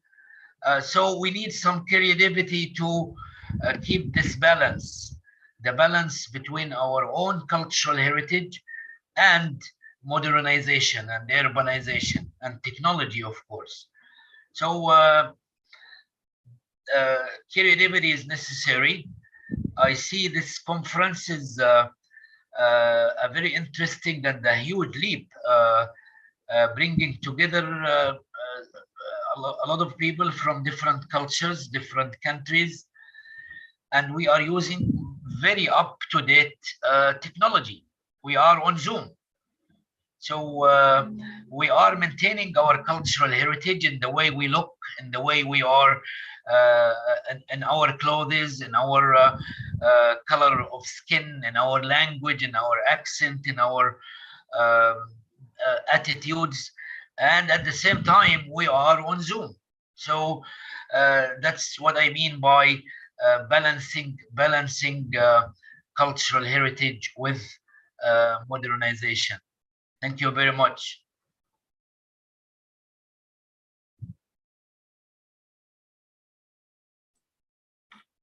Okay, thank you very much for Prof. Bahaeddin M. Masjid as the Vice Dean for Graduate Education and Research, Faculty of Language, Sohar University, Egypt.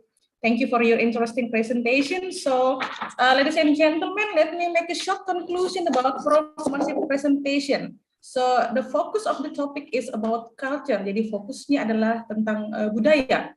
So, the first, that basic concept of this presentation dealing with cultural diversity, how we can sustain the culture. And culture, jadi apa budaya itu? Budaya simply related to how to express our thinking, believing, and behaving. Jadi budaya erat kaitannya dengan bagaimana cara kita berpikir, bagaimana kepercayaan kita, serta bagaimana kita berperilaku. So simply related to express our thinking, believing, and behaving. Next, learn. We have to acquire another or a new culture. That's what we call culturation, right? And then the third one, how we can sustain the culture. All of our daily activities, jadi apapun kegiatan sehari-hari kita, eating, sleeping, loving, smiling, makan, tidur, tersenyum, all are moderated by culture. Semuanya itu tidak lepas kaitannya dengan budaya. Bagaimana budaya kita makan, bagaimana budaya kita berkomunikasi dengan orang lain. And then number 4, the conclusion for number 4, everywhere we go, kemanapun kita pergi, acquire the culture. That's the power of culture, ya. And then for the last, if you want to be respected, jika Anda mau dihargai, so please respected other cultures. So how we can respect our culture each other? Bagaimana kita menghargai budaya orang lain? So no xenophobia, no xenophilia. Okay, I think that's all, Prof. The conclusion from your presentation today. And then, ladies and gentlemen, again, kembali kita buka. Saya membuka sesi tanya jawab. We have about 10. Thank you very much, Prof. Again, we have about 10 minutes for question and answer session. So I would like to invite the first participant to share one question, and Prof. Bahaeddin M. Mazid will directly answer the question. So raise your hand who wants to ask the questions.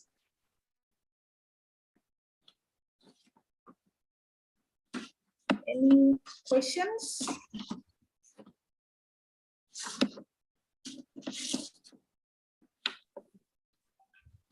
In the chat box, ma'am. And the chat box. Okay.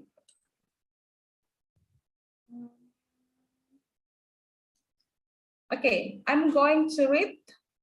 Dear Mr. Baha Mazid, great presentation. My question is, are there any impact or any distraction to our culture? Is it? Are there any effects any of our distraction? Yeah, due to COVID-19, because COVID-19 impact all of the world. So any impact? Yeah, of COVID-19? we have become suspicious and fearful of human interaction. We have become more cautious in our everyday interactions. Social relationships are really impacted very seriously by COVID-19, and this is more so in cultures where there is very little transparency, where people get COVID-19 and they don't tell other people we have COVID-19, and everyone is suspicious about the people around him. So COVID-19 is changing the world. Number one, there is more interaction online. Without online interaction, I wouldn't have been here today. I would have to go to you where you are to attend the conference. But because of COVID-19, we are learning new ways of interaction. Today, education, a great deal of education goes on online. So COVID-19 is impacting our educational media, impacting our social relationships. In a country like Egypt, people used to gather outside in coffee shops and clubs and stuff, and these gatherings are disappearing today. People are stuck at home most of the time, watching TV or whatever. So there are some interesting aspects of COVID-19 and its impact on family relationships. More interaction between husbands and wives caused by staying at home has resulted in a great deal of issues and problems and divorces, in fact, because people see more of each other and they quarrel more, they fight more. So COVID-19 has impacted our economies, our social relationships, our education, our human interaction. I have been to conferences everywhere in the world, and I am seated here in my room, which is something great. We can afford now to be invited and to invite wonderful people like you to conferences online, which is something really nice. Does this answer your question? Yes, Prof. Really, really clear. Okay, so you answer in the effect of COVID-19 from positive and negative side. Okay, thank you very much, Prof. So untuk Ibu Nurfuada ya atas pertanyaannya. Oke, jadi Ibu Nurfuada atas pertanyaannya pengaruh COVID-19 bagi budaya saat ini. Jadi membawa efek positif dan efek negatif. Jadi efek positifnya ada online, jadi new way of interaction. Kita sekarang bisa berkomunikasi, bertemu dengan orang-orang from another country melalui Zoom, melalui multimedia. Namun sisi negatifnya adalah reduce human interaction. Jadi bagaimana interaksi kita dengan orang lain menjadi berkurang, dan juga suspicious. Kita saling mencurigai ya di zaman COVID. Ini kayaknya dia COVID ini kayaknya enggak ini. Jadi suspicious, mengurangi interaksi kita, interaksi sosial kita. Okay, thank you very much, Prof. And for the second questions.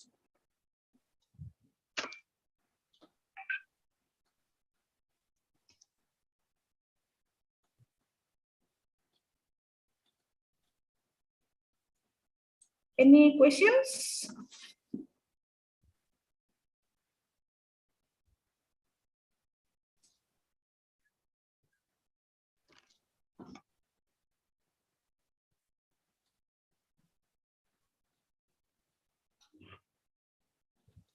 Maybe me.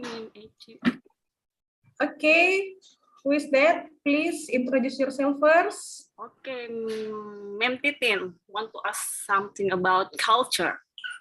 Hello, may I?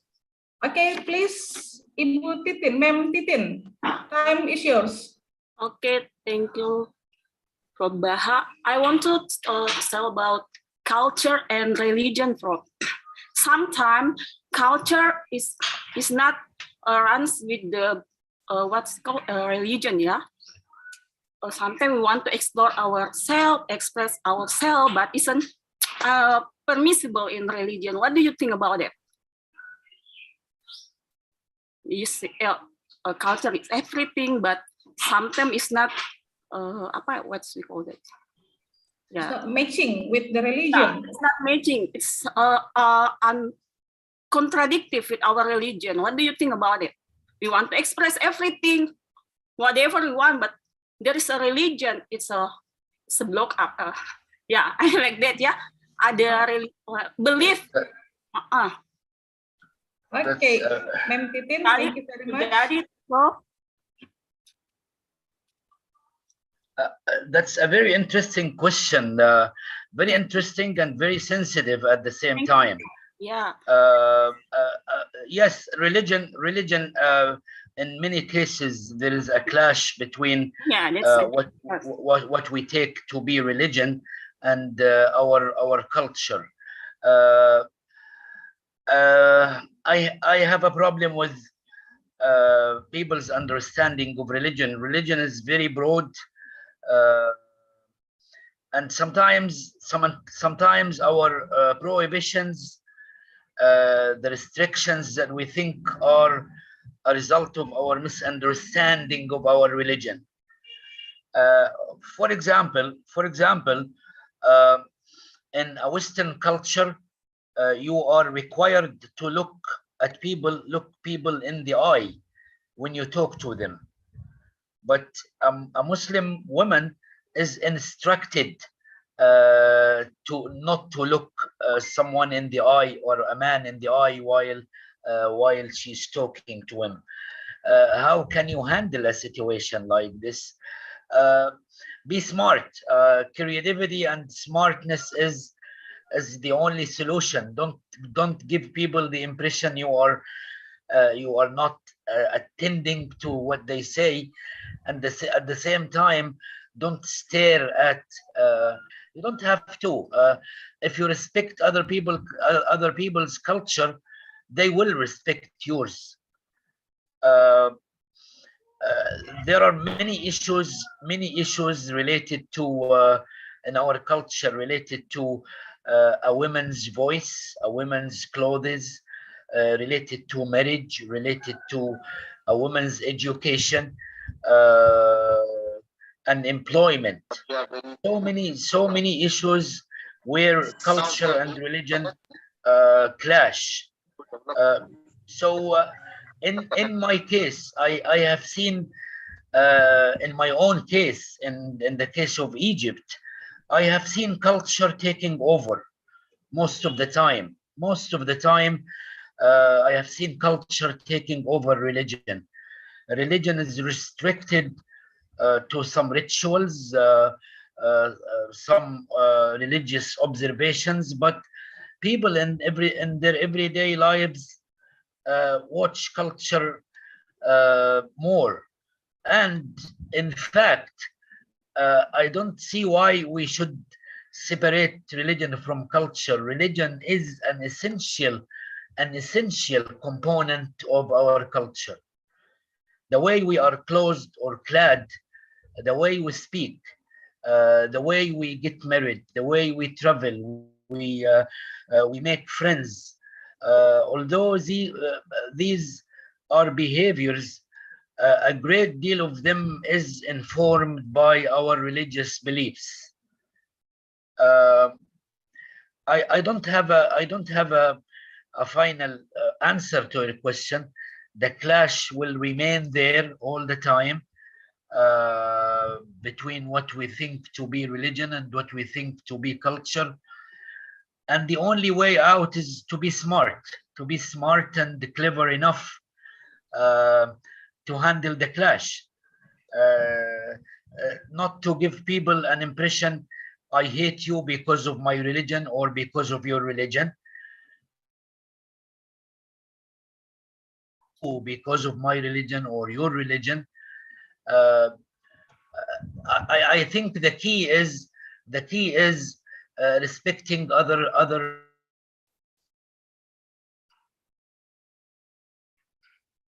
space to express your own religion and culture.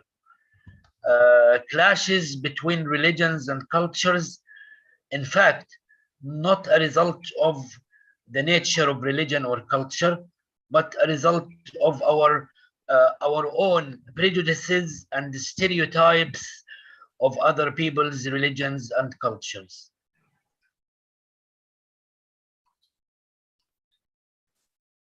Does this answer your question? Yeah, it's quite clear, Prof. It's really answer my question, and that great explanation. Thank you so much. Okay, thank you so much, Prof. And thank you so much, Ma'am Titin Suartini, for a very nice questions. Very sensitive questions, I think. Okay, so pertanyaan Ma'am Titin tadi tentang kontradiksi antara budaya dan agama.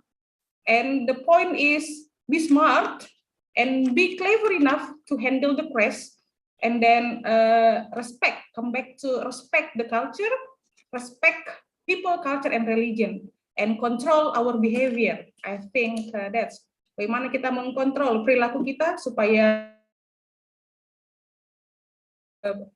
berjalan seiring sejalan. Okay, Prof, I'm so sorry, there are some questions. May I ask one question more, Prof? There is in the chat from Hannah Al-Shaid. The question is, how can we best maintain our cultural heritage despite the massive cultural invasion? So how we can maintain our cultural heritage in the massive... Okay, Prof, please.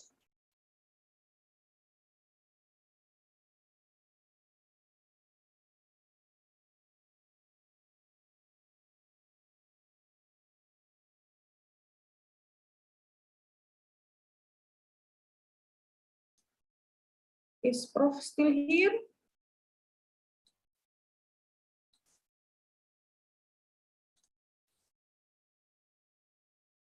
I think that Prof will leave the room. I think he got a bad connection. Yeah. Okay, so maybe Prof connection is unstable. Yeah. Okay, we are waiting for a second. The connection in Egypt, sometimes they are unstable. I see. So for the next, because we are limited also by the time, so we are going to continue our third session. Yes. Okay, please. MC Ibu Risma, I continue, yeah? Yes, ma'am. Okay. So the next, we will continue our third session with the invited speaker, Dr. Raventiran Vivekanantaraza. Is he here? Yes, yes, he is here.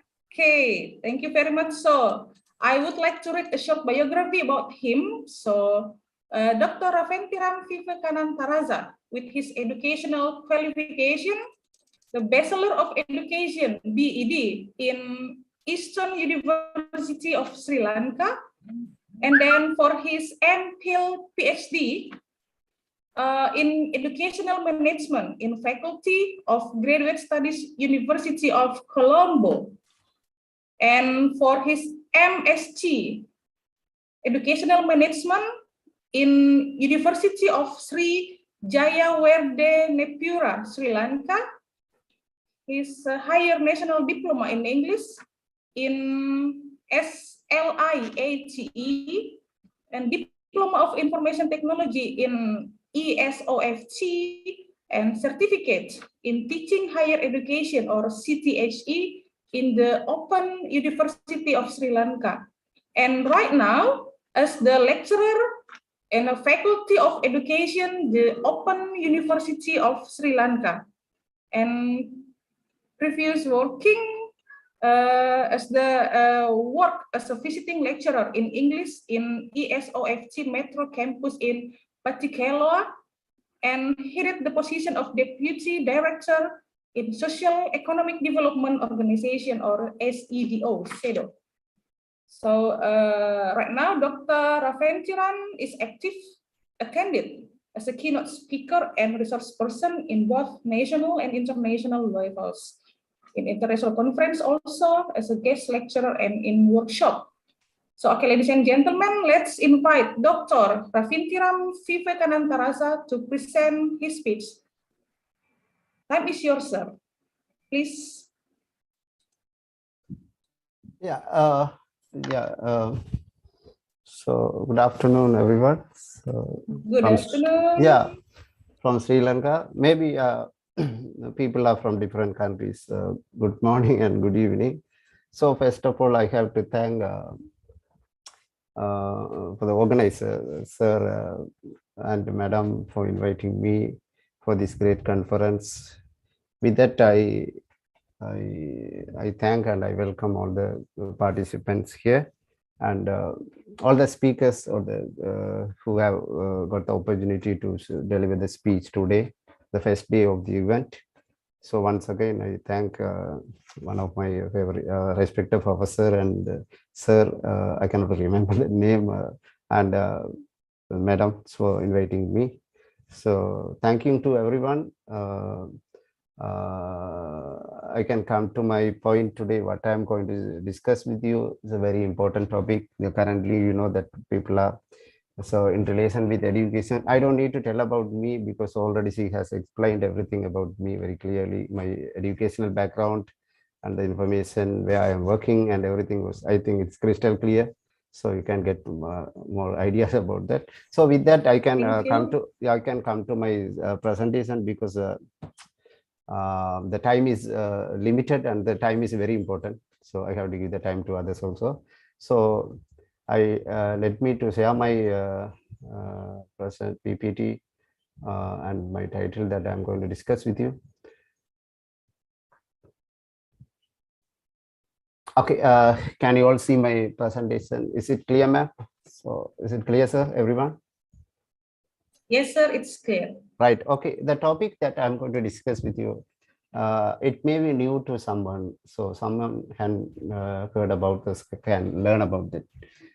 Open Educational Resources, OER, in the 21st century teaching and learning is related with the technology and educational technology.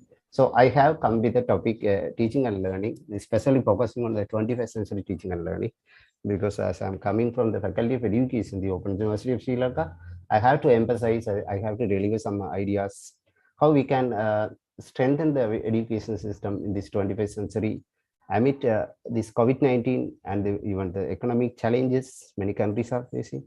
So with that, I can talk about that resources, the open educational resources, how we can access the open educational resources, how we can create open educational resources for the purpose of learning and teaching, in line with helping others to learn everywhere in this world, right? With that, you know that education system, our education system is something complicated, not complicated. Even I cannot tell that the old countries' education system is everywhere complicated, especially as Asian countries in Asia. So we are focusing, we are hanging on the same system and the same evaluation, same method, without focusing on the innovative ideas. Even I'm not telling about all the countries or all the organizations, because some countries are going forward. Even Japan, South Korea, even Philippines, so many countries, India, even many countries are going forward in the system of education. When I consider about my country, Sri Lanka, although we are taking more effort in the system of education, the developing the culture of the education, something we are repeating and we are continuing the previous ideas. So that is not suitable for the 21st century learning. That's why Einstein, before many years, Einstein mentioned that everybody is genius, but if you judge a fish by its ability to climb a tree, it will live whole life believing that it is stupid. You know, we are taking only one evaluation or one assessment method. We are focusing on testing or examination or exam. We are not focusing on any other innovative ideas in the testing of students, in the evaluation of students in teaching and learning process. Here you see, this picture clearly shows you what is happening in the classroom. You know, that person is a type of question among the animals. Here animals are, we had to think these animals are here as students. For a fair of selection, everybody has to take a same exam. Please climb on the tree. So there are different animals in the queue. Some animals are okay to climb on the tree, but some animals cannot climb on the tree. They can be good at in other things, in some other different task or different works. Like that, students also in the classroom, they are that.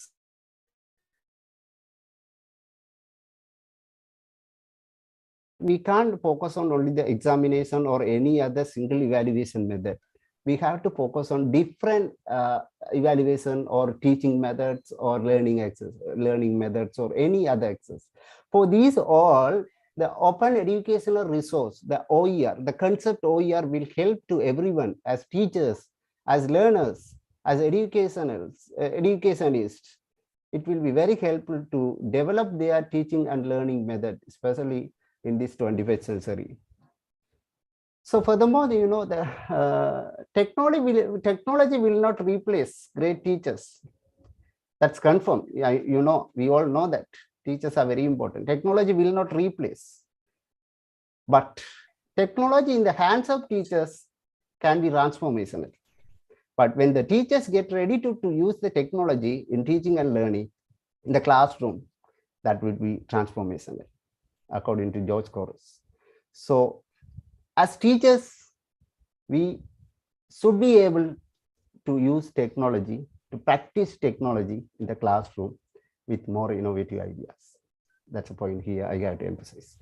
Right, that according to the World Economic Forum 2020, the COVID-19 has resulted in school SATs, the school closure all across the world globally. Over 1.2 billion children are out of the classroom around the 2020 and even up to now, 1.2 billion.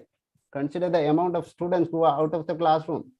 So because of the school close, all schools shut down.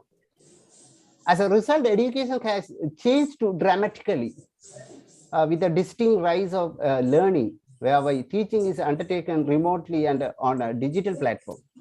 Now we have learned about the digital platform, digitalization, how we use the digitalization concept in education via Zoom, even different access with the technology. I am here from Sri Lanka, as the previous speaker also mentioned about the technology, how we connect with technology on Zoom. But you all are the different countries, Philippines, Singapore, Egypt, even India, everywhere. So we have learned about that. Not only learning, with learning we have to develop the concept. For developing the different aspects help us. OER, that open educational resources, are one of them. So research suggests that online teaching has been shown to increase retention of information with the use of okay, according to the research, it has emphasized the importance of online teaching. So these are the few information I emphasized to emphasize the online learning in 21st century. What is learning? So what we learn, definitely the learning will we are learning from these different aspects. We are learning from these different experiences, right? So the moving from teaching to learning, right? That means we learn from experiencing phenomena, right? Experiencing phenomena, and experiencing phenomena means that from objects, events, activities, a process. Here we have an international conference. This is a learning experience to you all. You can learn many things. That's the purpose of this conference. That's a part of learning. That's a phenomenon. Then interpreting. After experiencing, what we do, we interpret those experiences based on what we already know or what we already learn. We interpret. After interpreting, we reason, the process of reasoning about them, right? After reasoning, we reflect.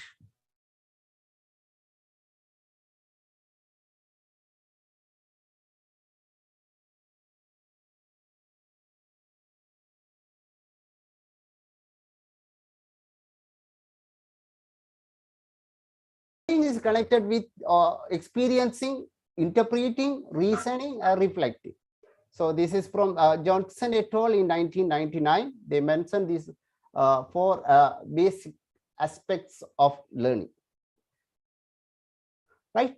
With that, you know that education system everywhere is almost focused on the learner centered, not teacher centered or curriculum centered, or not focusing on anything. It is almost focusing on the learner. The learner is the beginning and the end point of the learning process. Learners are the beginning and the end point of the learning process. That's a main important point here. And the learners' needs are the focus of the course or program or organization. Here, what is the focus of this international conference or this international event? Learners, the participant. Even I am also a learner here. I learned from that previous speaker about the culture, cultural interaction, right, and the cultural diversity. So the focus is the participant as learners here, right? The learner is in control of the learning experience. So they are in the control of learning experience. You know, the rural learners spend more on textbooks than urban learners. Right now, we are connected with the traditional and new method of teaching and learning approach. Rural learner and urban learner means the people who are living in the cities or capital of the country. They have almost everything, every access. But rural learners, they are very difficult to get the access. Okay, so but rural learners, they are spending more time on textbooks, not any laptop or any technological tools or instruments. iPad or laptop or mobiles or anything that's connected with technology, right? So due to the financial constraints or engagement in economic activities, 54.6% of male learners and 64.2% of female learners discontinue their studies due to their financial constraints. Okay, now you see the world is facing a big challenge, that is none other than economic challenge. The economic challenge, the economical issues around the world is a big issue. Even you know that Sri Lanka, my country, is facing so many challenges in the economic structure. Even not only Sri Lanka, even the Pakistan and even some other countries like even Nigeria.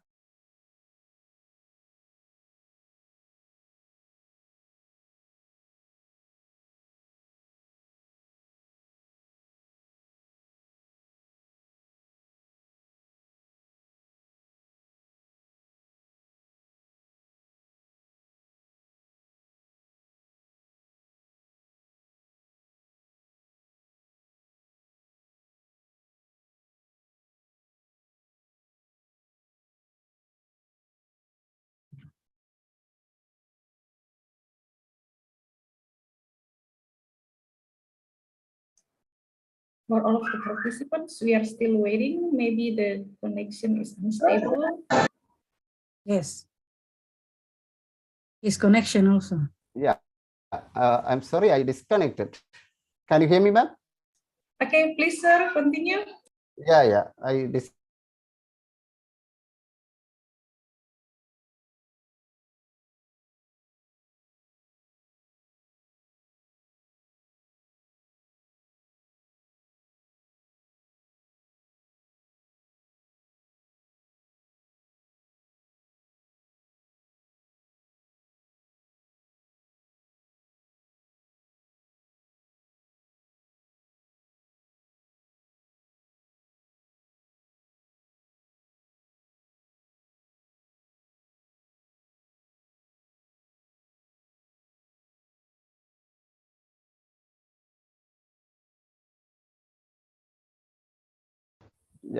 I have that frequent disconnection.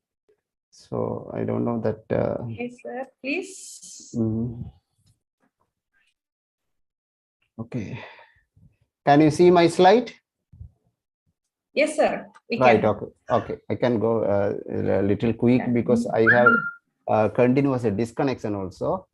Because my connection is not stable here in my country, that problem is coming. Okay, this picture, you can understand that how we give more importance to the money. Right, with that, internet and the sorry, wait. Okay, internet, the game changer. The internet is a very important aspects of learning, that in learning, in teaching and learning in 21st century, we are giving more progress to internet. Through internet, we are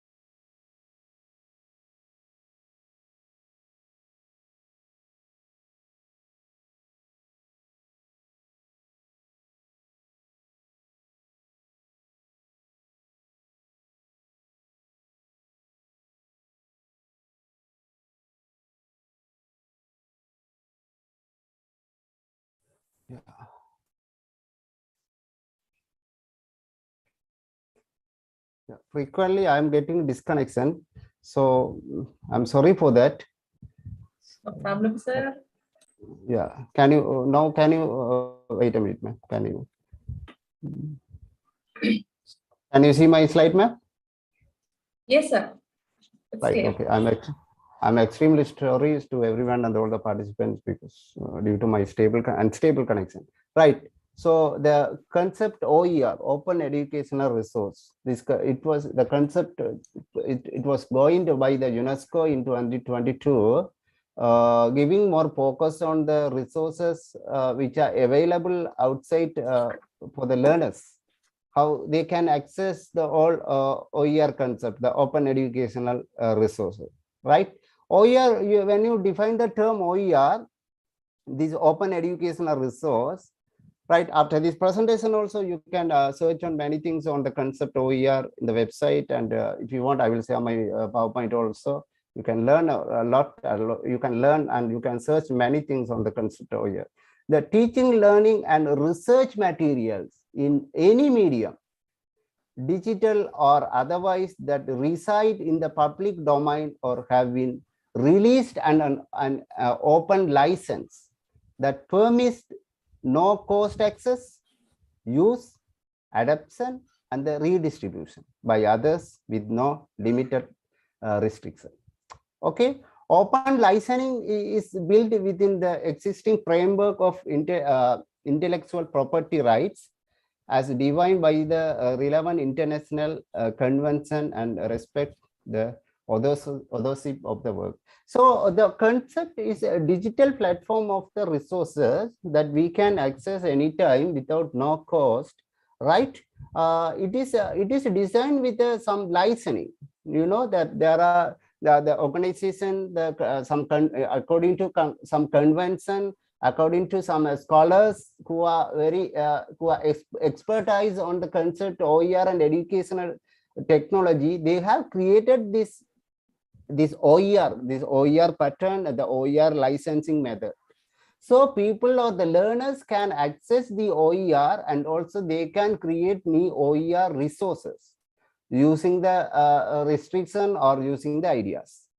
Right, I will let you know how we can create new OERs, the Open Educational Resources website, or the resources, which would be very helpful to all the learners in the world, right? And also how you can use the concept, how you can use these OER. Okay, what is open? Here the open educational resources. Here open means it's about open license used to share educational materials. Okay, this open means how we are the open license and how we are using it to share the educational materials. This open the concept, the open, the word open is connected with the 5R. Concept 5R. Okay. So the 5R means retain, reuse, revise, remix, redistribute. Okay, this under the concept is open in the in open OER, in the open educational resources. The 5R is connected. 5R means retain. We can retain it. We can reuse. We can revise. We can remix. We can redistribute. Okay. No permission required as long as the open license is respected. Right. No permission required. This concept open educational resource. Okay. Defining the open in open content. Right. Defining the open in open content. So you can I have just explained the 5R. What are the 5Rs and the definition for all 5Rs? What is retain? What is reuse? What is revise? What is remix? What is redistribute? Okay, you can read that. The considering the time, I just skip some theory related points. Okay, right. Benefits of OER. So how we can be benefited from the concept OER, open educational resource, in our teaching and learning for the 21st century. Benefits for students and benefits for educators, right? You know, it is for the when we think about the student side, low cost or free resources, right? The free and low cost digital resources, easy to access and customized and relevant, right? Opportunities to contribute to the OER initiatives. So they can also contribute. They can also update their concept with the OER license. Right now, I have a PowerPoint presentation. This PowerPoint presentation, I can upload this into the website with the concept OER, open educational resource, with a license. I have to make an account. Some university have this account to create new OERs, and they will give access for some university around the world. We need to pay some money, but some universities it is free of money. Okay, free of charge. Right, for the educators, right, this concept OER, these are the advantages the educators can get from this concept, right? Curated, tailor, and say OERs properly suit the curriculum development, and access quality peer-reviewed material to enhance their curriculum, enhancing the peer-reviewed materials. Increase students' retention by reducing costs. Increase dialogue with other peers in the sector globally. Right? These are the benefits of OER. Now you know what is OER and the benefits. Right? So knowledge resources formats. So when you what are the patterns of resources? You know, the OERs are the open educational resources. So what are the patterns? What are the how we can access the availability of the resources? It can be as books, it can be as periodicals, it can be as AV media, online web. Resources may be text, audio, video, graphics, animation. You can here if I am going to upload this PowerPoint, it can be a PPT. No, it can be a text format, not an audio or a video. It can be a text format. Okay, right. With that, how OER can be incorporated into teaching? How we can use this OER, the concept OER in 21st century teaching? Incorporate learning activities into the classroom materials, reuse digital assets in learning materials, adapt an open textbook in the course reading, adapt modules in the course structure, involve students to develop an OER textbook. Right? These are the aspects, or these are the ideas when we get ready to incorporate this concept OER into teaching. Okay, copyright and open licensing. Now I'm going to tell about the licensing. I already explained you. We have to get the licensing and the copyright to create the open educational resources access. Right? So copyright. Okay. Copyright means, you know, the copyright, the exclusive rights is given by law to the original creator or author. That's a concept copyright in creating the open educational resource. Okay, these copyright rights are given to get credit, to copy, to distribute, to license, to sell, make economic transaction, to perform. Okay, here I have explained the concept of copyright also. Copyright gives only the owner of the right to control their own creation and to copy, share, or display their own creation. These exclusive rights can be given to another party through an agreement. Right. So if I'm going to share my PowerPoint presentation as open educational resource, right, I have the copyright. I can use it, I can edit it, I can do something, but others can't do anything because they don't have the copyrights rights, right? But if I want, I can give the copyrights rights to them also. But almost all the people and the educators, they have the copyright rights. They don't give to the copyright rights to others because they can develop with their own ideas. They can misuse that, right? Okay, right. Fair use. You know, when talk about this copyright and the licensing, the fair use, the concept fair use is a part of US copyright. Right, in US, the fair use is a part of copyright law that permits limited use of copyrighted material without having to use first acquire permission from the copyright holder. Right, it's a type of copyright which is used in USA. Right, brief experts of copyright. Okay, you can read that. That's a type of copyright. Okay. Public domain, the another important concept of OER, open educational resources, is public domain. Okay, public domain is the state of being available to the public and not subject to copyright. Okay, there are three main categories of public domain. Okay, there are three main types of public domain with the copyrights. Work that automatically enter the public domain upon creation and are not copyrightable. That's the first point. The first type. Works that have been assigned to the public domain by their creators. Right? The works that have been entered the public domain because the copyright on them have expired. Right? These are the three types of domains based on the copyrights. Right? In open educational resources. So why consider licensing? Why we are consider about the licensing in this OER concept? Copyright law allows licensing of works, right? Copyright law allows licensing of works. Licensing enables others to use copyrighted work in a lawful manner. When we give the licensing only, they can use the copyright materials in a proper way.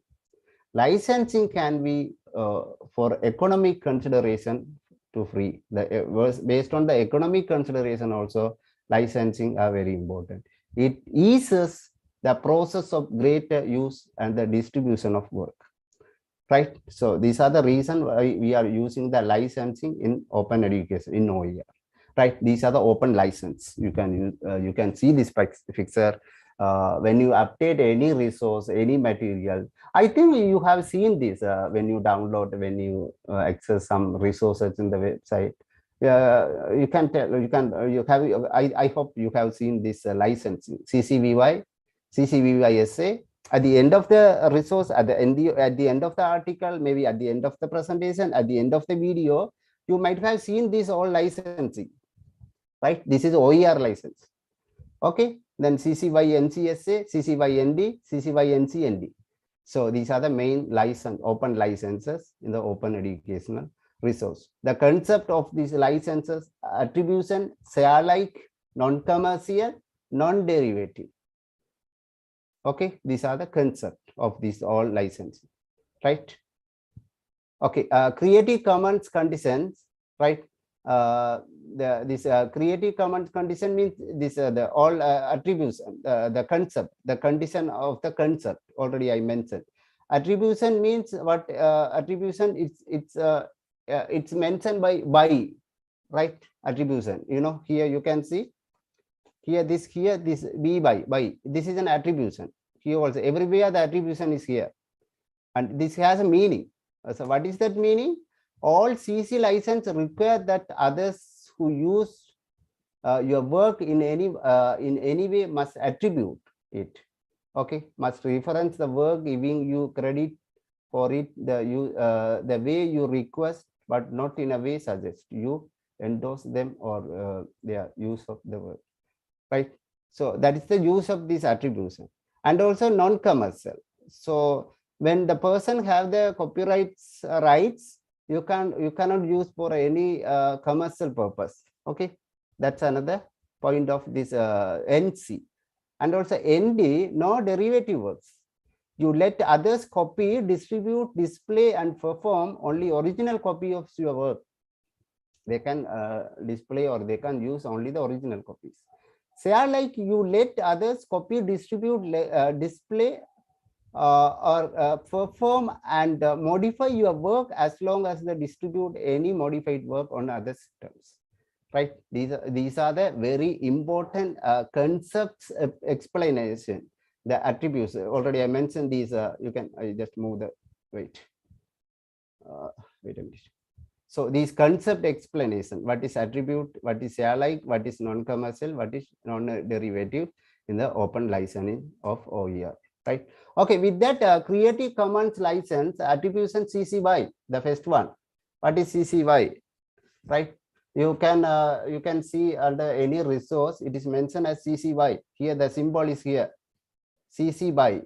So what does it mean? How the copywriter have given the access? When you access the resource, the license lets others distribute, remix, tweak, and build upon your work, even commercially, as long as, right, they can use it. Maybe they can use for the commercial purpose also. That's a CC BY, right? That's a type of open licensing in the OER, right? The second one, CC BY SA. Right, this license lets others remix, tweak, and build upon your work, even for commercial purposes, as long as they credit you and license their new creation under the identical terms. So there are some restrictions under some restriction only you can use this CC BY, right? Okay, the next type is CC BY NCSA. The license let others remix, tweak, and build upon your work non-commercially. So you cannot use it for commercial work on non-commercial. Okay, this is CC BY NSSA. You can read, you just with this presentation, with the idea, you find, you learn about that. You will get more ideas about this open educational resource and the license.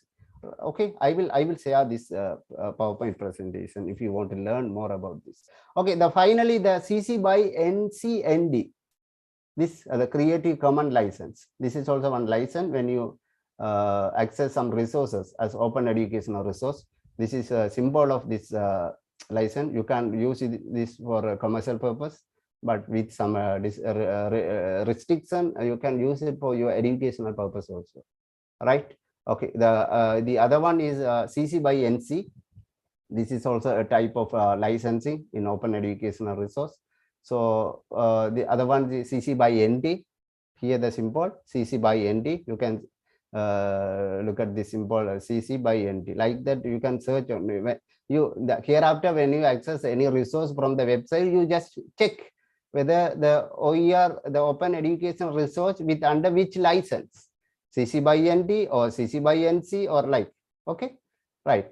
Searching open educational resources, how we can search, how we can find open educational resources, searching OERs, directories, platform, and repositories. These are the three main platforms. These are the three main ways to search OERs, right?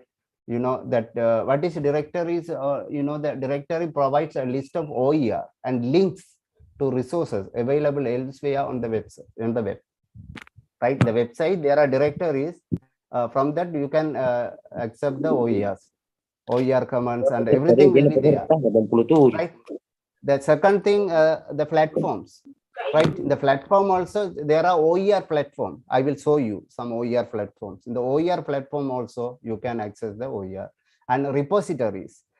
right? The third one is a repository. From the repository also you can access the open educational resources. A repository is a database or collection of OER, usually once developed by a particular institution, right? Repository is connected with an institution or university or maybe a country or government. They have these repositories for the OER, open educational resource. We can use it for, not for a non-commercial purpose. It is non-commercial, and we can get the ideas only, right? So these are the OER repositories, right? You know, you see this, the created by different universities or institutions around the world. Open text, open textbook library, right? Open courseware, open learning initiative, okay?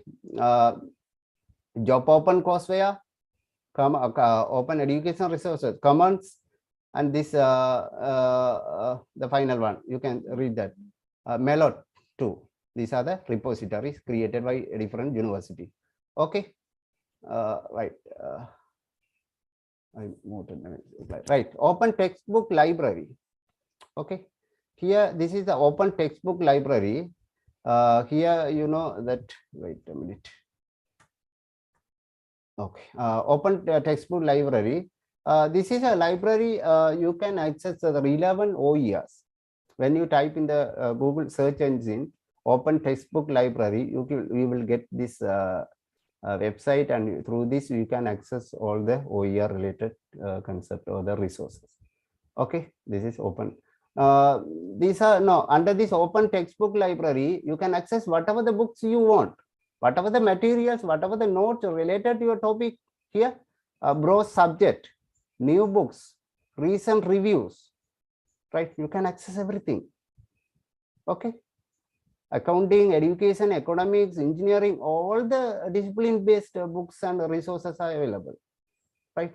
This picture also same, you can download this website. I took some photos from the website and I have put it in the PowerPoint presentation to show you how you can access, right? The link is here. I will share to I will share the link to you, right? You can access the PDF copy also. Here you see the licensing, right? CC BY.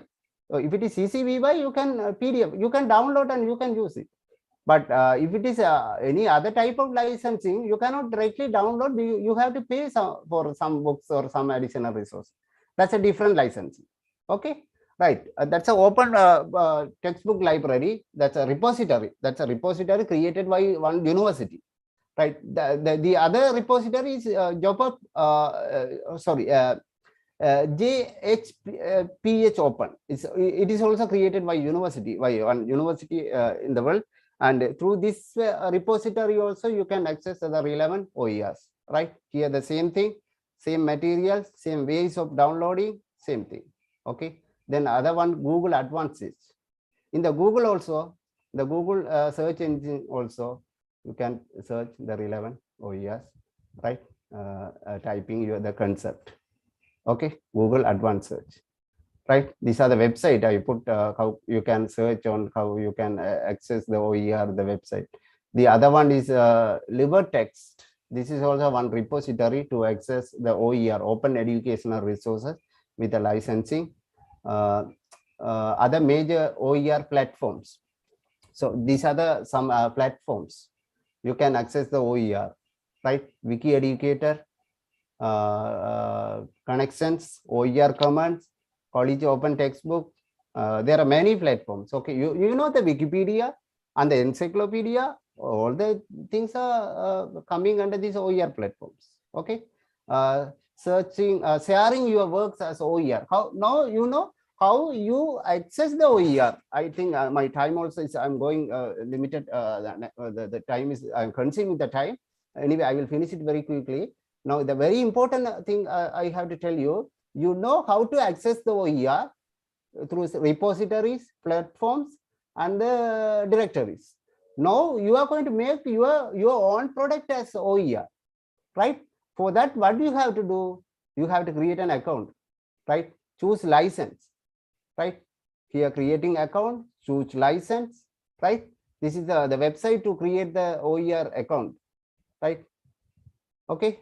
You should find it. I will share the link how you can read it. And you choose a license based on your needs. You have to choose the license. I already told you the license, CC BY or CC BY NT or like that. Okay. Then you will get this all instruction. Finally, you will create it. Right. Everything will come under that. Right. Benefits derived from the use of OER. Again, I'm telling that. Right. Now I explain how you can access the OER, how you can make your product, your resource as an OER, open educational resource for everyone. The benefits, when you think about the benefit, definitely the OER, open educational resource in this 21st century teaching and learning, it will reduce development cost, right? It will reduce cost because you don't need textbooks. You can access everything as a digital platforms through this open educational resource, OER concept, right? That's one. That reduce development time. You can reduce the time also. You don't need to focus on the textbook or a printing and photocopy and blah blah. So, right? It's enhanced quality. You can develop your digital concept, the digital ideas. The quality is very important, right? So with that, I have come to my end. So suddenly I got this. Thank you also. This is my idea. I clearly explained to you. And I wanted to share with you the concept OER in the 21st century teaching and learning. OERs are the open educational resources that you are getting from the website, everything, but you don't know under what license the resource is, whether you can use it or maybe you can make it on non-commercial or not the commercial purpose. Okay, that's one idea. Then how you can make your presentation or your research, your article, right, as open educational resource concept, right, as open educational resource to everyone. So you have to get the license. For the license, you can search it on the Google, and you can create, you can upload with your name. The people can use and make it for their own purpose for their development. So finally, I have come to my the last part of the presentation. So in the 21st century learning, as we are almost connected with this technology and the educational technology and the concept, the digitalization in education, OER resources are very important, and we can directly access from the website on the internet without almost depending on these physical products of textbooks or whatever the things. So please take this point to everyone and just learn about it and just try to use it and make more educational resources. Yeah, thank you very much. Thank you all for listening me. I got some disconnection also, this connectivity issues. And even again, I thank you, one of my great sir from Indonesia and madam. So I'm sorry, I'm not mentioning the name of the people here. Thank you, everyone. Thank you. Okay, thank you very much for Dr. Raventiran from Faculty of Education, the Open University of Sri Lanka. Okay, so ladies and gentlemen, the focus of his presentation is about educational system right now, right, sir? Okay, so maybe let me make a short conclusion that from his presentation, we don't say about what's wrong with our educational system right now, but what happened in educational system right now. That it seems like, I still remember the picture, that it seems like we teach fish, or we are asking fish to climb, or maybe like we ask elephant to fly, maybe like that, sir. And then due to many problems in our educational system, so one way to handle it by using EOR, so open educational resources with many benefits, not only for the teachers, but also for the students. Maybe if in Indonesia, we call that LMS, yeah, Learning Management System, maybe like that in Indonesia. So right now, I will open a Q&A session for the first participant directly. Who would like to ask the questions? Time is yours, please. Any questions?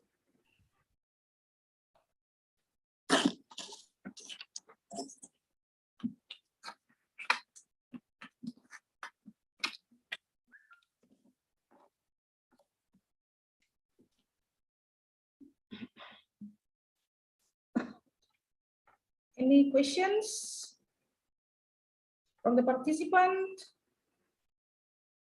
I think they have got more clear ideas. That's why they are not asking any questions. No, ma'am. But they have sent me a question, sir. Okay, You so can read I will just directly ask the questions from one of the participants. No name, no name.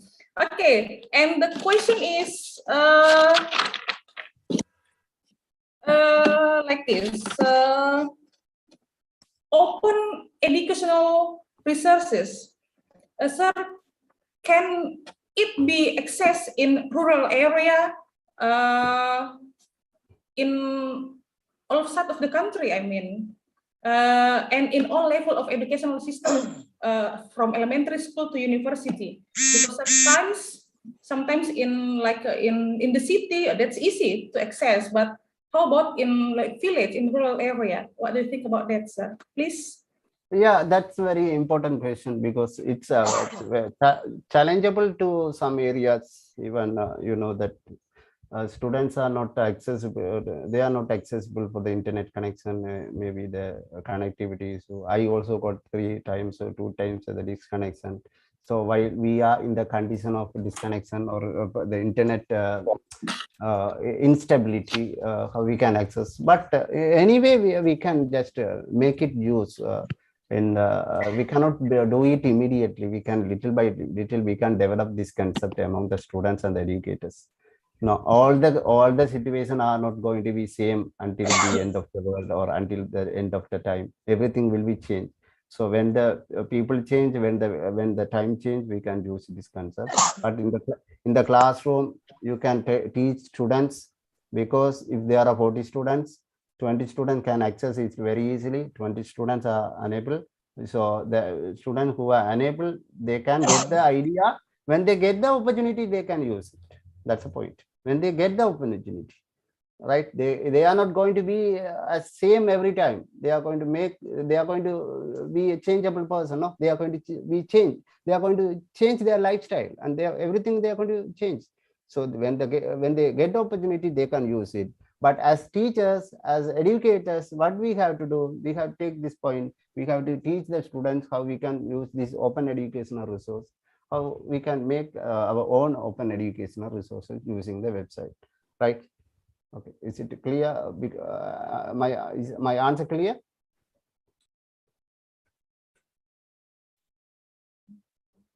Is it okay, ma'am? Okay, sir, that's really clear answer, clear explanation. And maybe for the second questions, this is, sir, about, is there any improvement or win-win solution from the Sri Lanka government, sir, related to the educational system right now? What do you think? Maybe we can compare with Indonesia, yeah, because yeah, most of us here is educators in Indonesia, so maybe we can compare the situation. Yeah, it's a good question. You just ask about the condition of Sri Lankan education system. Sri Lanka is, you know, that in South Asia, Sri Lanka is one of the country offering the best education. The literacy level also is a top, better than other countries in South Asia. Even earlier that Maldives were second, the Sri Lanka was first. Now the Maldives is first and Sri Lanka is second. Maybe Pakistan, India, and other countries are coming after that. The literacy of the people, even 90 point, maybe even Pakistan, Afghanistan, India, and other South Asian countries are behind Sri Lanka and Maldives. So we have good education system even, but due to the political instability and the people, you know, everywhere the challenges, it's going backward. It's going backward. Even Indonesia, you know that maybe that condition or the situation, the people who are governing the country, the mindset of the people, the mentality, everything. If all these things is good, definitely the education system would be the better in the country. So when we finally at final point, when we compare the Indonesia and the Sri Lankan education system, I don't know about the Indonesian education system better, but it's good. I think the good education system like Sri Lanka. My country also is good. I am not blaming or I am not telling anything bad, the negative points. But we are facing challenges. Challenges can be recovered, can be reduced. So we are working on that as educationists in Sri Lanka. We will achieve that in a month, in a times. That economic problem, the economic crisis is a challenge to every sector in the development of the country. Education is one of them.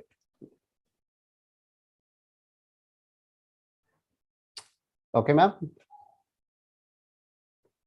Okay, thank you very much, sir, for your nice answer. So I think that from the mindset, from the mentality of people in Sri Lanka and Indonesia are just the same, I think, and all of us think like that.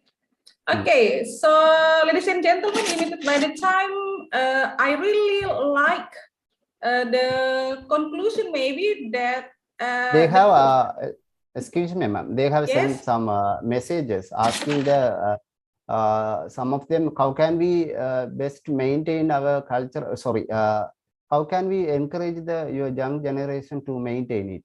So that depends on you as teachers, as educational or educationist, as that depends on you. You have to take this point among the students. Okay, then it would be effective one in the development of the country, in the development of the education system.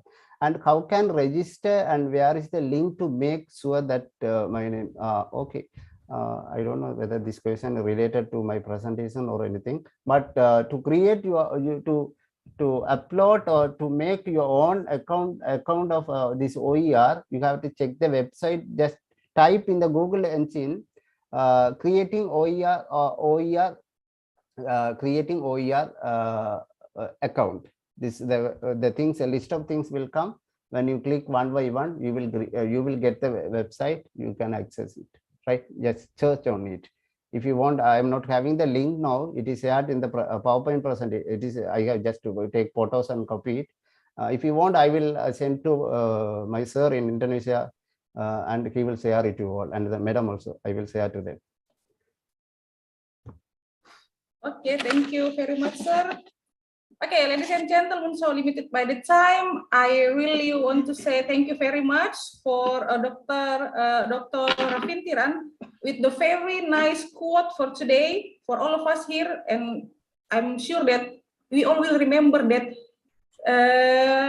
What is a Thank you all. Thank you very much.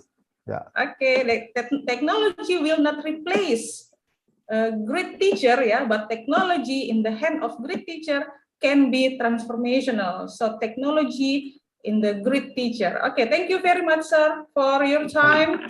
Thank you very much.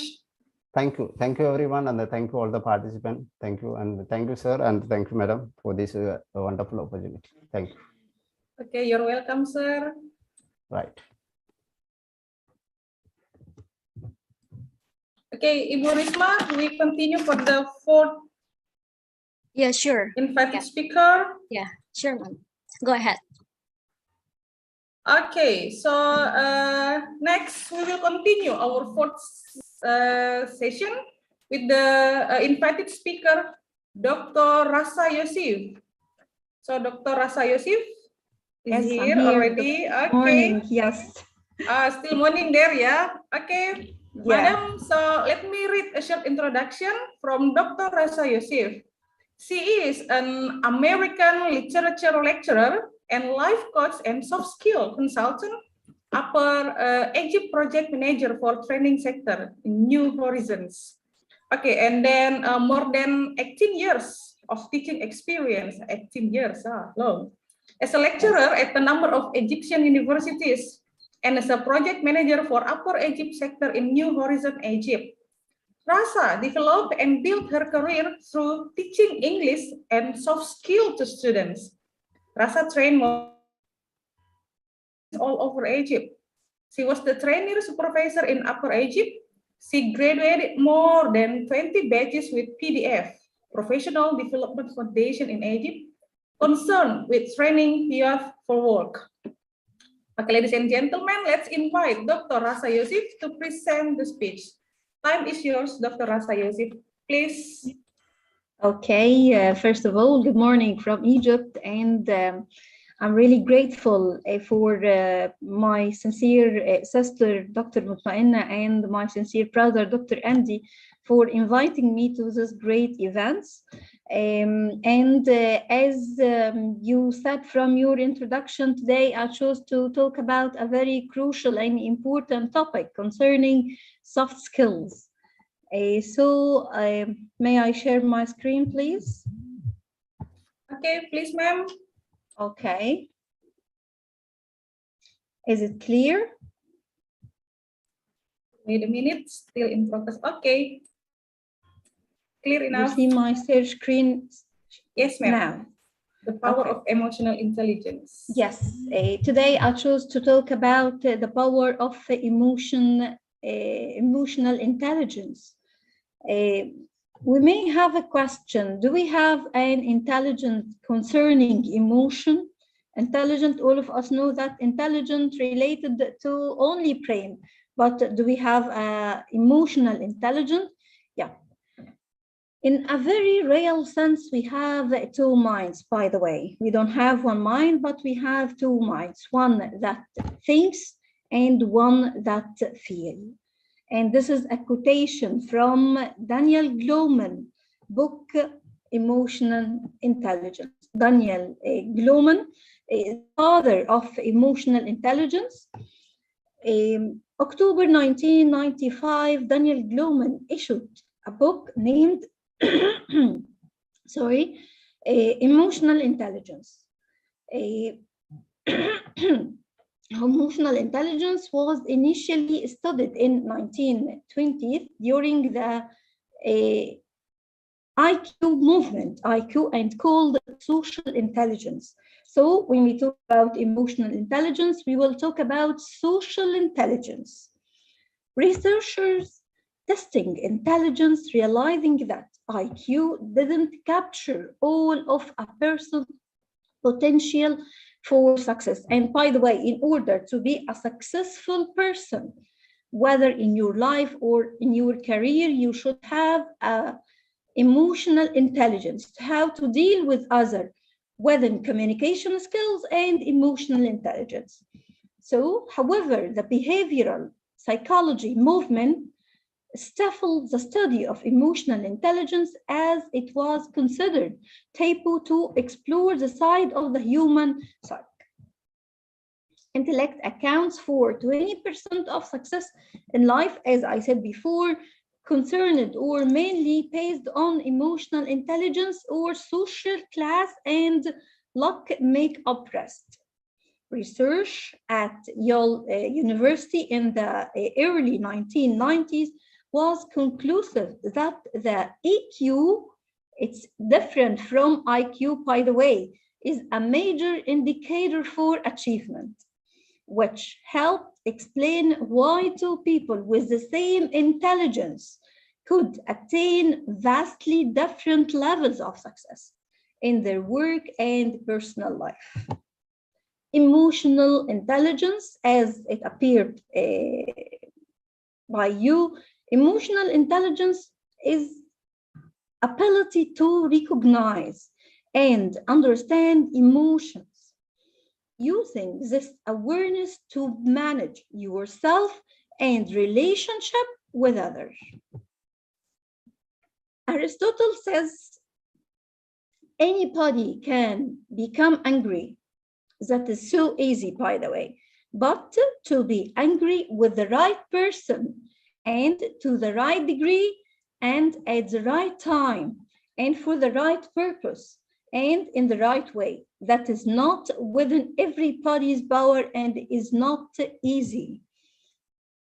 The difference between EQ or EI refers to emotional management skills, which provide competence to balance emotions and reason so as to maximize long-term effectiveness or happiness. IQ means thinking part we have in our mind, a thinking part and a feeling part. all of us know this, a comic photo. Emotional intelligence is not the opposite of intelligence, by the way. It's not the triumph of head over heart. It is the unique intersection of both of them. Emotional Intelligence. This is a book by Daniel Goleman, as I told before. In this book, Daniel Goleman tackled 4 important components related to emotional intelligence, which are self-awareness. To have an emotional intelligence, you should have a self-awareness, self-control, empathy, and social skills. So let's tackle all of them one by one. First one, self-awareness, recognizing internal feelings. You should recognize how someone is feeling without them having to say anything, to put yourself in other persons, using your gut feeling to guide decisions.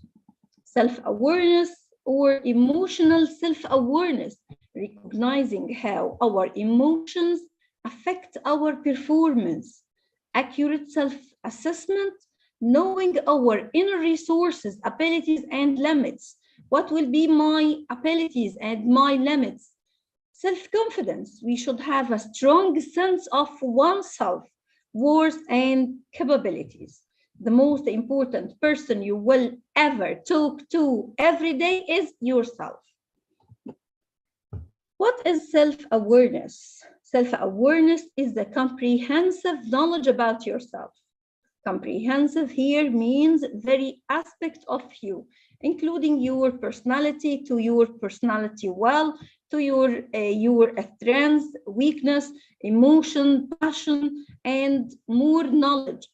Refers to an objective and non-judgmental evaluation.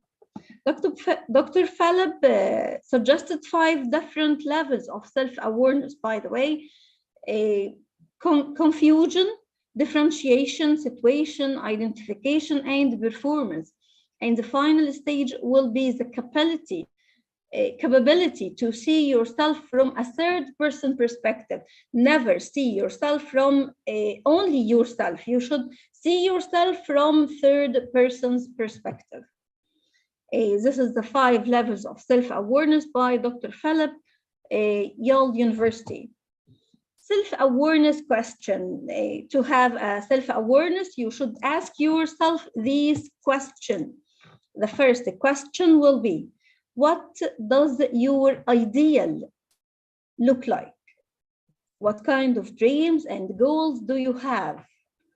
Why are these dreams or goals important? What is keeping you from these dreams or goals? What are the obstacles?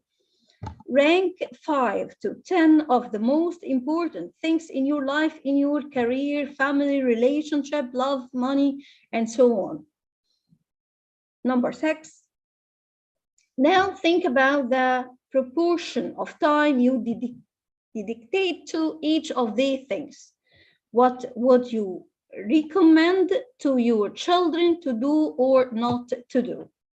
Next question, describe yourself in 3 words. And this question is very important, by the way, to only describe yourself in 3 words. Ask yourself if your personality has changed since childhood. All these questions again help you to have a self-awareness, a great self-awareness. Is your personality like either of your parents? What qualities do you most admire in yourself? What is your biggest weakness and what is your biggest strength? What things scare you? Do you make decisions logically or intuitively? And how would you complete the question, what if? Moving to the next question, concerning only self-awareness on relationship. Describe your ideal intimate relationship. How satisfied are you in your current relationship? Who would you call if you only had a few minutes to live? What would you say? Who have you loved the most? Of all the relationship you have had, Describe the best moment. Describe a devastating moment in terms of relationship. Ask yourself if you treat yourself better than others. Moving to use awareness to self-management, the second one concerning emotional intelligence. The first one is self-awareness. Second one, if you have a self-awareness, you should have a self-management. So self-management means ability to use awareness of your emotion to stay flexible and positively direct your behavior, managing your emotional reaction to all situations and people. Plato says a very quotation, a very important quotation: the first and best victory is to conquer yourself. When we are angry, we cannot make good decisions and often react inappropriate, as we see from the picture. Jane Austen has a quotation, says, no matter the situation, never let your emotion overpower your intelligence. In short, out of control emotions can make smart people stupid. This is Daniel Goleman quotation from his book, Emotional Intelligence. You should study these words by heart. Out of control emotions can make smart people stupid one. Moving to the next one, self-motivation. Self-motivation means to be confident and resilience to a bounce back. Self-motivation is the force that keeps pushing us to go on. It's our internal drive to achieve, produce, develop, and keep moving forward.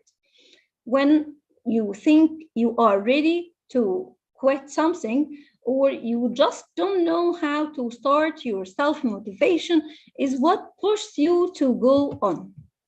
We have 5 effective techniques for self-motivation. Number 1, get out of your usual comfort zone. Don't be afraid to make mistakes. 2, finish what you start.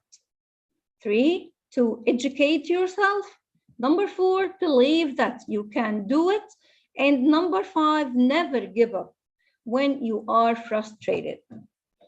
Fourth one, concerning emotional intelligence, empathy, understanding the emotional perspective of other people.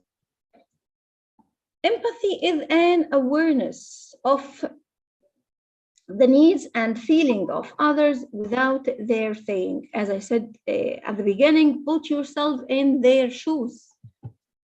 Empathy can often be difficult to achieve, by the way, so we should learn to listen effectively to both the verbal and non-verbal messages of others, including body movement, gesture, physical sign of communication. And this is what we say in communication skills that give the person the benefit of the doubt, to put yourself in his shoes. Next one, use question to find out more about other people and what they are feeling, and feedback to clarify that you have correctly understand their feeling. Acknowledge and respect the feeling of others, even if you disagree. Avoid making comments or statements that are judgmental, rejecting or undetermining to them. Maya Angelou says, I have learned that people will forget what you said. People will forget what you did, but people will never forget how you made them feel. As we said, action speaks louder than words. Also, never make a permanent decision on temporary feelings. To become socially aware, this is the final one, by the way, how to become a socially aware or to have a social awareness. Social awareness means the ability to accurately pick up on emotions in other people, to understand what is really going on, understanding what other people are thinking and feeling, even if you do not feel the same way. Buddha says, resolve to be tender with the young, compassionate with the aged, sympathetic with the striving, and tolerant with the weak and wrong. Sometime in your life, you will have been all of those one. The term social skills covers a wide variety of skills and competence, many of which are rooted in self-esteem and personal confidence. By developing your social skills, being easy to talk to, being a good listener, being sharing and trustworthy, you also become more charismatic and attractive to others. But how can we improve our social awareness? First one, we should spend extra time observing, asking, and listening. Maintain eye contact. This is even a very important one in communication skills and in presentation. Number 3, give the speaker your full attention. 4, playback and summarize. Try on their shoes, as I said before. Suspend your judgment and read body language. Decipher emotion in speech tone. To conclude or to give a summary, working on your emotional intelligence will be the most important aspect of your personal development. If you think that ways to enhance your emotional intelligence, you are likely to become more charismatic, interesting, and attractive to others. And you will also give your self-esteem a boost. And this is the end of my presentation. And thanks a lot. I have finished.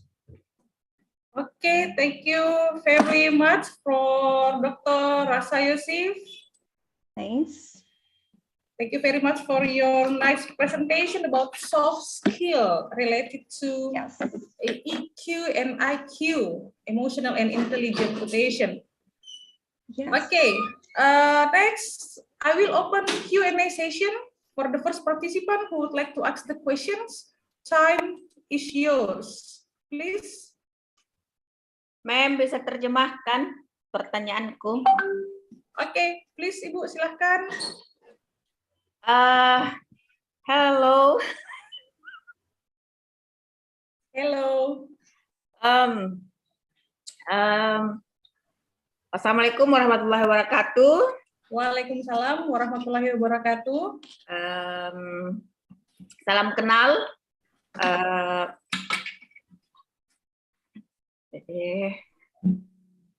Jangan grogi. Saya bertanya tentang ini dari presenter dari mana lagi? Egypt. Oh, Egypt. Bagaimana sistem pendidikan yang ada di Egypt? Terus bagaimana meningkatkan minat bagi mahasiswa untuk setelah adanya pandemi COVID? Thank you. Okay, you're welcome.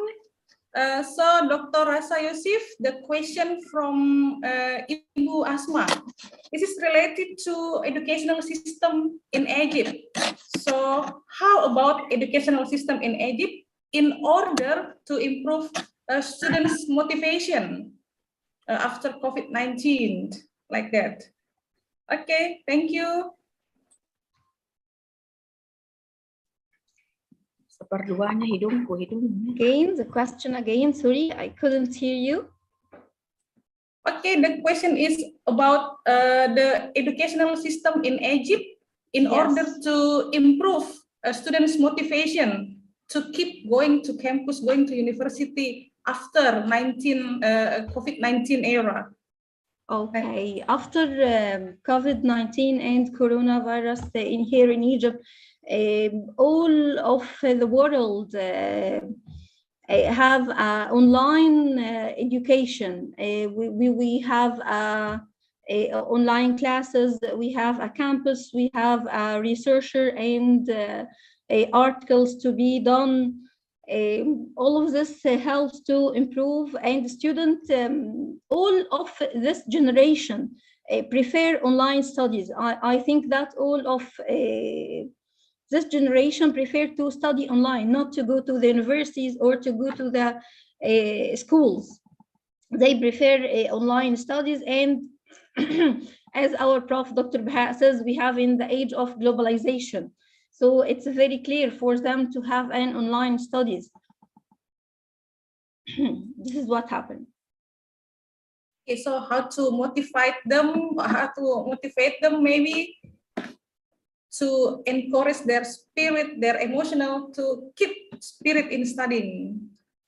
They have, besides their educational system, they have soft skills classes. They will make researches. They will have webinars. They participated in international conference like this. All these motivate them to have a wonderful educational system, I think. To have an interaction with other persons and other people all over the world will help them. I think this. Okay, thank you very much, ma'am. Okay, so Ibu Asma, I will try to translate bahwa pada ya sama di seluruh dunia seperti yang dibawakan oleh pemateri kedua tadi ya, kedua atau ketiga ya, bahwa semua sistem menggunakan online system. Jadi dalam belajar itu mereka fokus pada penggunaan artikel and beberapa resources sumber-sumber lainnya karena semuanya memakai online, sistem online. Cara memotivasi adalah melalui emotional class. Jadi dalam kelas online itu ada juga emotional class. Jadi di sana juga sama seperti mengikuti conference. Dalam conference itu ya mereka disemangati. Bagaimana soft skill-nya mereka dibangun melalui conference karena online. Ya, Okay. Salam kenal. Thank you. Mem rasa best one from Ibu Asma from Indonesia. Yes, thanks a lot, Asma. Okay, the next questions. Is there any questions related to soft skill, please? May I speak, please? Okay, please, Mem Fatma Ala. Okay, I just wanted to ask Dr. Rasha, how can I get rid of the problem of being reluctant or hesitant, even in my speech? Whenever I say a word, I feel like, no, it's wrong. I just wanted to get rid of this problem. I'm working on my language and my English, but sometimes I feel like I can't speak as well or as good as I expected to speak. That's my own question. And thank you. Okay, I hear the question from Fatma, and thanks a lot, Fatma. By the way, you are amazing, and your accent was very clear and was very amazing, but I think that you are hesitated from yourself. You should have a self-confidence. How can to be a self-confidence? You should kill the fear from your inside. One by one, step by step, you should participate in speech, in talking, in conference, and you should read whether English or to read articles in front of yourself in the mirror to get rid of the ghost. You are not feared, but you have a ghost inside yourself, fearing to make mistake. To speak in English, but you are speaking very well. Your accent is excellent. You are a fluent person. So why you are hesitated about talking to each other? All of us make mistakes, by the way, Fatma. No one cannot make mistake. All of us make a mistake, and all of us not a fluent or a native speaker of English. We have a native speaker of other languages, whether here in Egypt is Arabic language is our native speaker, but we are all trying to speak in English or to try to speak not even in English, to try And also, as our Prof. Dr. Baha says, المرء عدو جهله. So, as I said, from emotional intelligence, we should educate ourselves. When you are talking about a specific topic, you should collect sufficient information concerning this topic in order to get the speech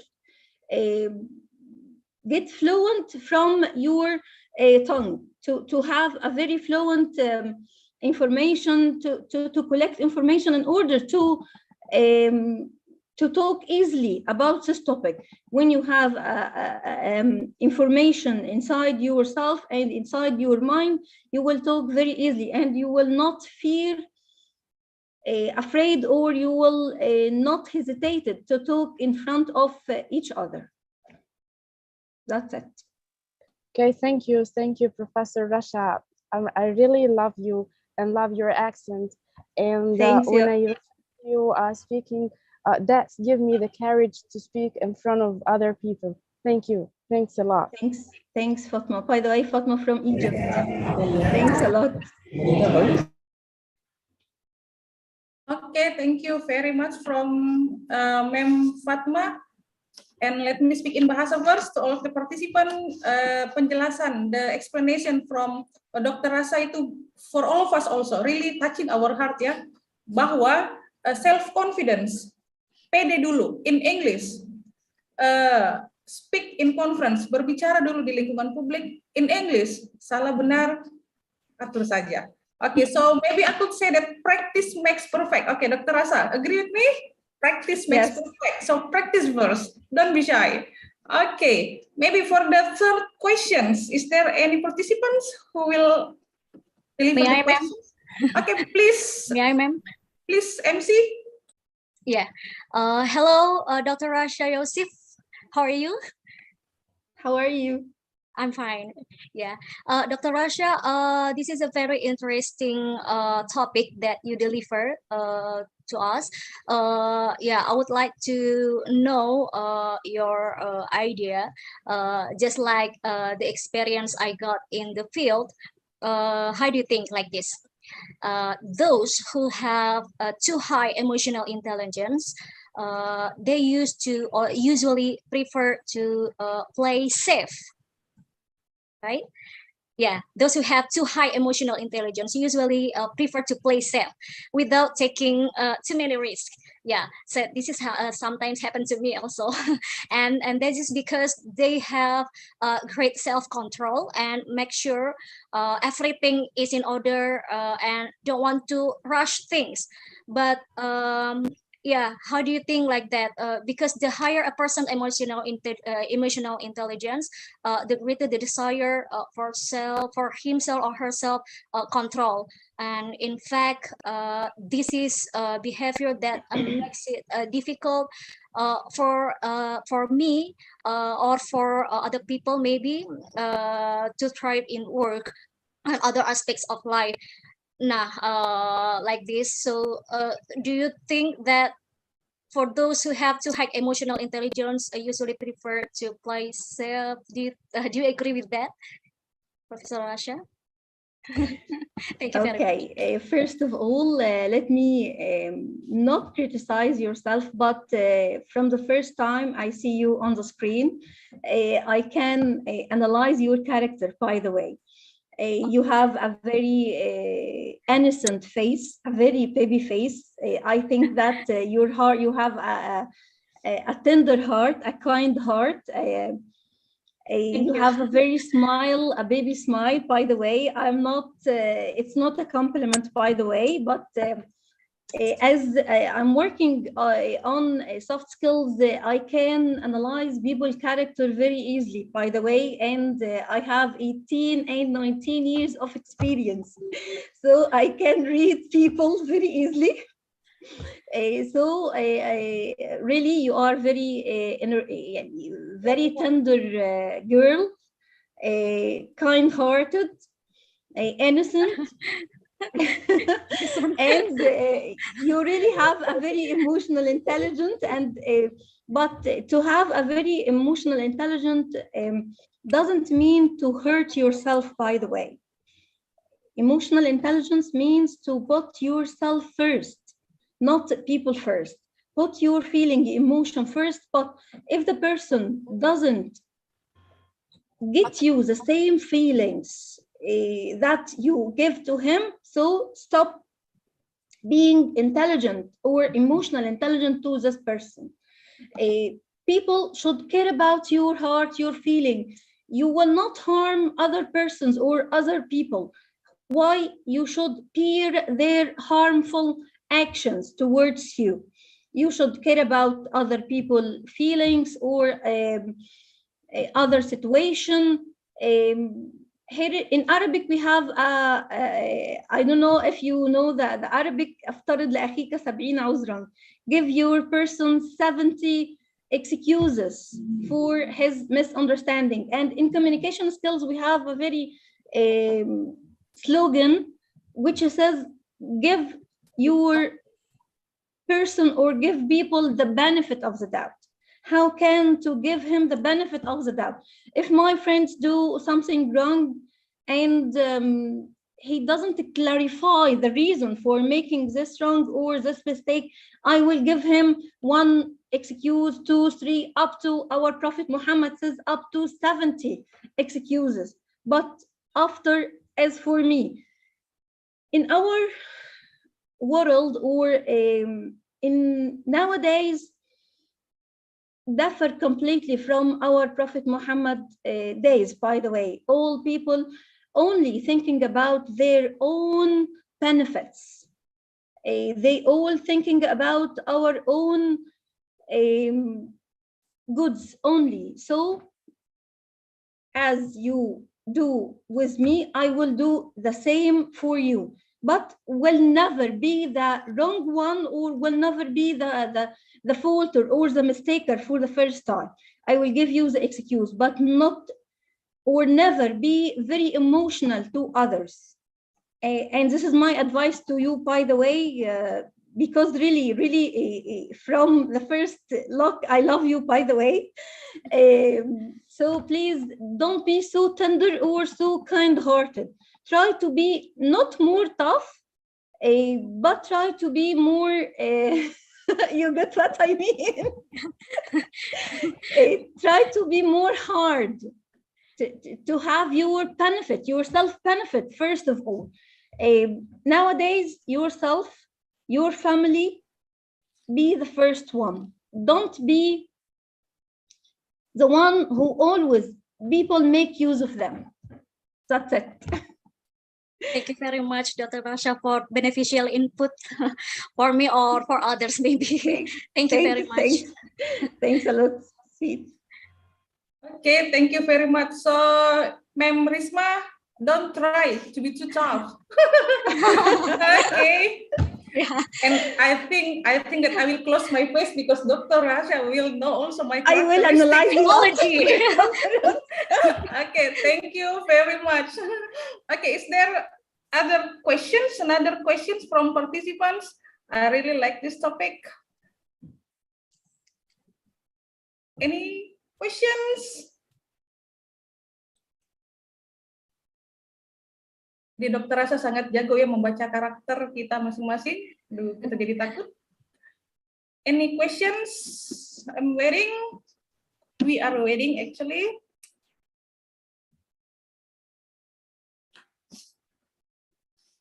No more questions? Okay, so Dr. Rasha, thank you very much for your clear presentation, answer, and response for the questions. Really nice to meet you here. Really nice to meet you here in this conference. And what is the message for today? Okay, selalu ada pesan-pesan. There is always the message from each participant, each presenter that angry is easy. Yes, but try to be angry to the right person, to the right time. That's difficult. Jadi marah itu gampang. Pesan moral hari ini dari Dr. Rasha bahwa marah itu gampang. Di tempat yang tepat, dengan alasan yang tepat, dan tujuan yang tepat, itu yang susah. Ini pelajaran bagi kita semua ya, tentang angry. tentang marah. Anger management. Oke, so marah di tempat yang tepat, pada orang yang tepat, alasan yang tepat, dan tujuan yang tepat, itu yang susah. Okay, so really nice. Thank you very much, Dr. Rasa, for your time. Thanks. See you Thank next time. See you next Yes. time. Thank you. Bye-bye. Thank you. Bye-bye. Thank you. Thank you. Okay, so for the next, I will ask Ma'am Ima, Ibu Risma to continue. Okay. Okay, I will give it back to you. Thank you very much. Yeah. Thank you very much, Ma'am Fentri Hernaningsi Ruing. So, ladies and gentlemen, for the documentation, we are going to have a photo session first, Ma'am Fentri. Okay, because we have a lot of screen pages. So, in this conference, so there are, let me check first. Yeah, active participants in here. So it will take a long time for to take pictures, and our committee will take your photo in every screen. So everyone, please turn on the camera because we are going to have a photo session. Oke, mohon mengaktifkan kameranya. Kita akan memulai foto sesi per slide. Yeah. Please, the committee help us to take a photo in every screen and then show the positive energy or smiling maybe or give the gesture. Yeah. Slide 1, please. Can you help us to take the picture? Count, Okay. Ma'am Ima, can you count please? Yeah. We don't know whether you are. Yeah. Yeah.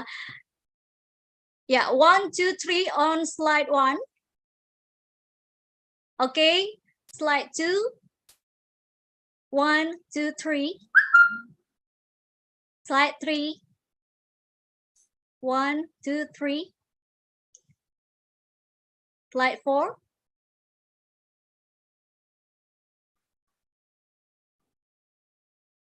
Slide 5.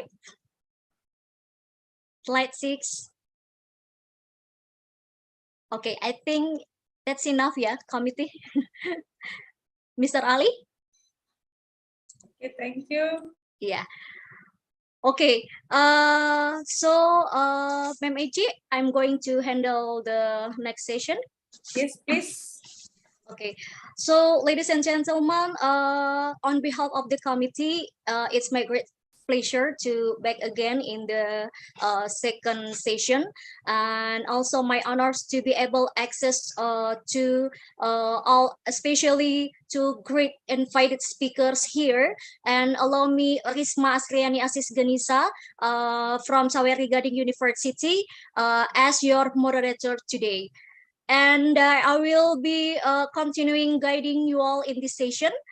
And before we begin the presentation, let me inform you of the names of the invited speaker today who will be sharing his or her opinions related to the human capacity development for sustainable productivity growth. The first, we have Professor Dr. Enkeleda Lula from Kosovo. Professor Enkeleda Lula from Kosovo, are you here with us? Oh yeah, okay. Okay, and the second we have Dr. Alexis Rizabal Enriquez from Philippines. Dr. Alexis, she will be presenting tomorrow because she have accreditation session for today in her university. Oh, So I see. I apologize for her. Yeah. Oh, okay. Thank you for the information, ma'am. Okay, and then we have Dr. Farhana Haq from Brunei Darussalam. Dr. Farhana, are you with us? Farhana, wait, I will call her. Wait me. Yeah, okay. And also we have Dr. Subhatra Cheladure from India. Dr. Subhatra, are you still with us? Yeah, I am. Since the beginning of the session. Yeah, thank you very much. Yeah. And all right, ladies and gentlemen, before starting the presentation, I would like to inform you the rules of the presentation. The first is invited speaker will have a maximum of 20 minutes. Okay, we will have a maximum of 20 minutes for the presentation. So please manage your time, and I will remind you if the time is mostly over.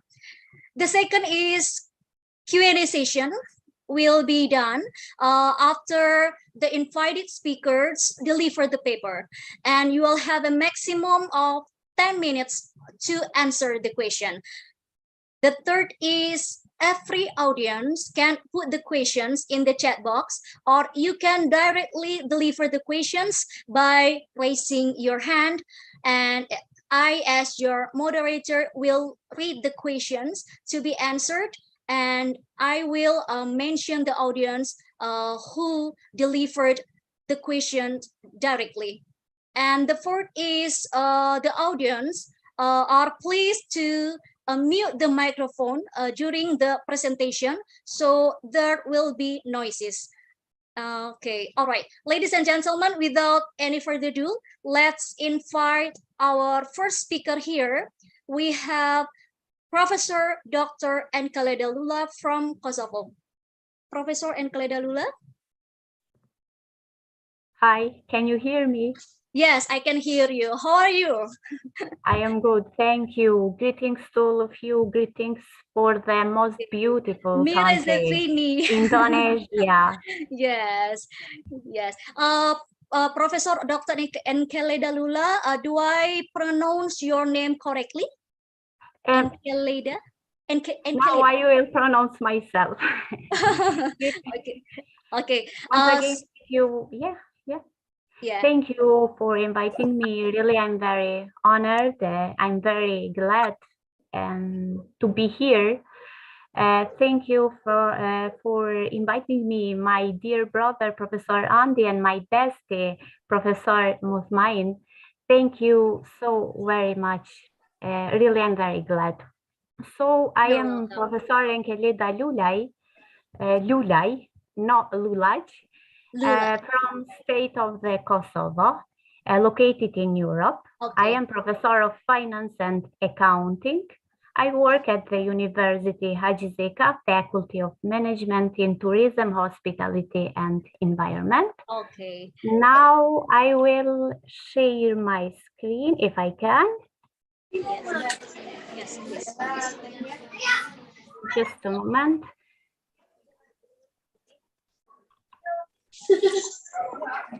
Can you see my screen?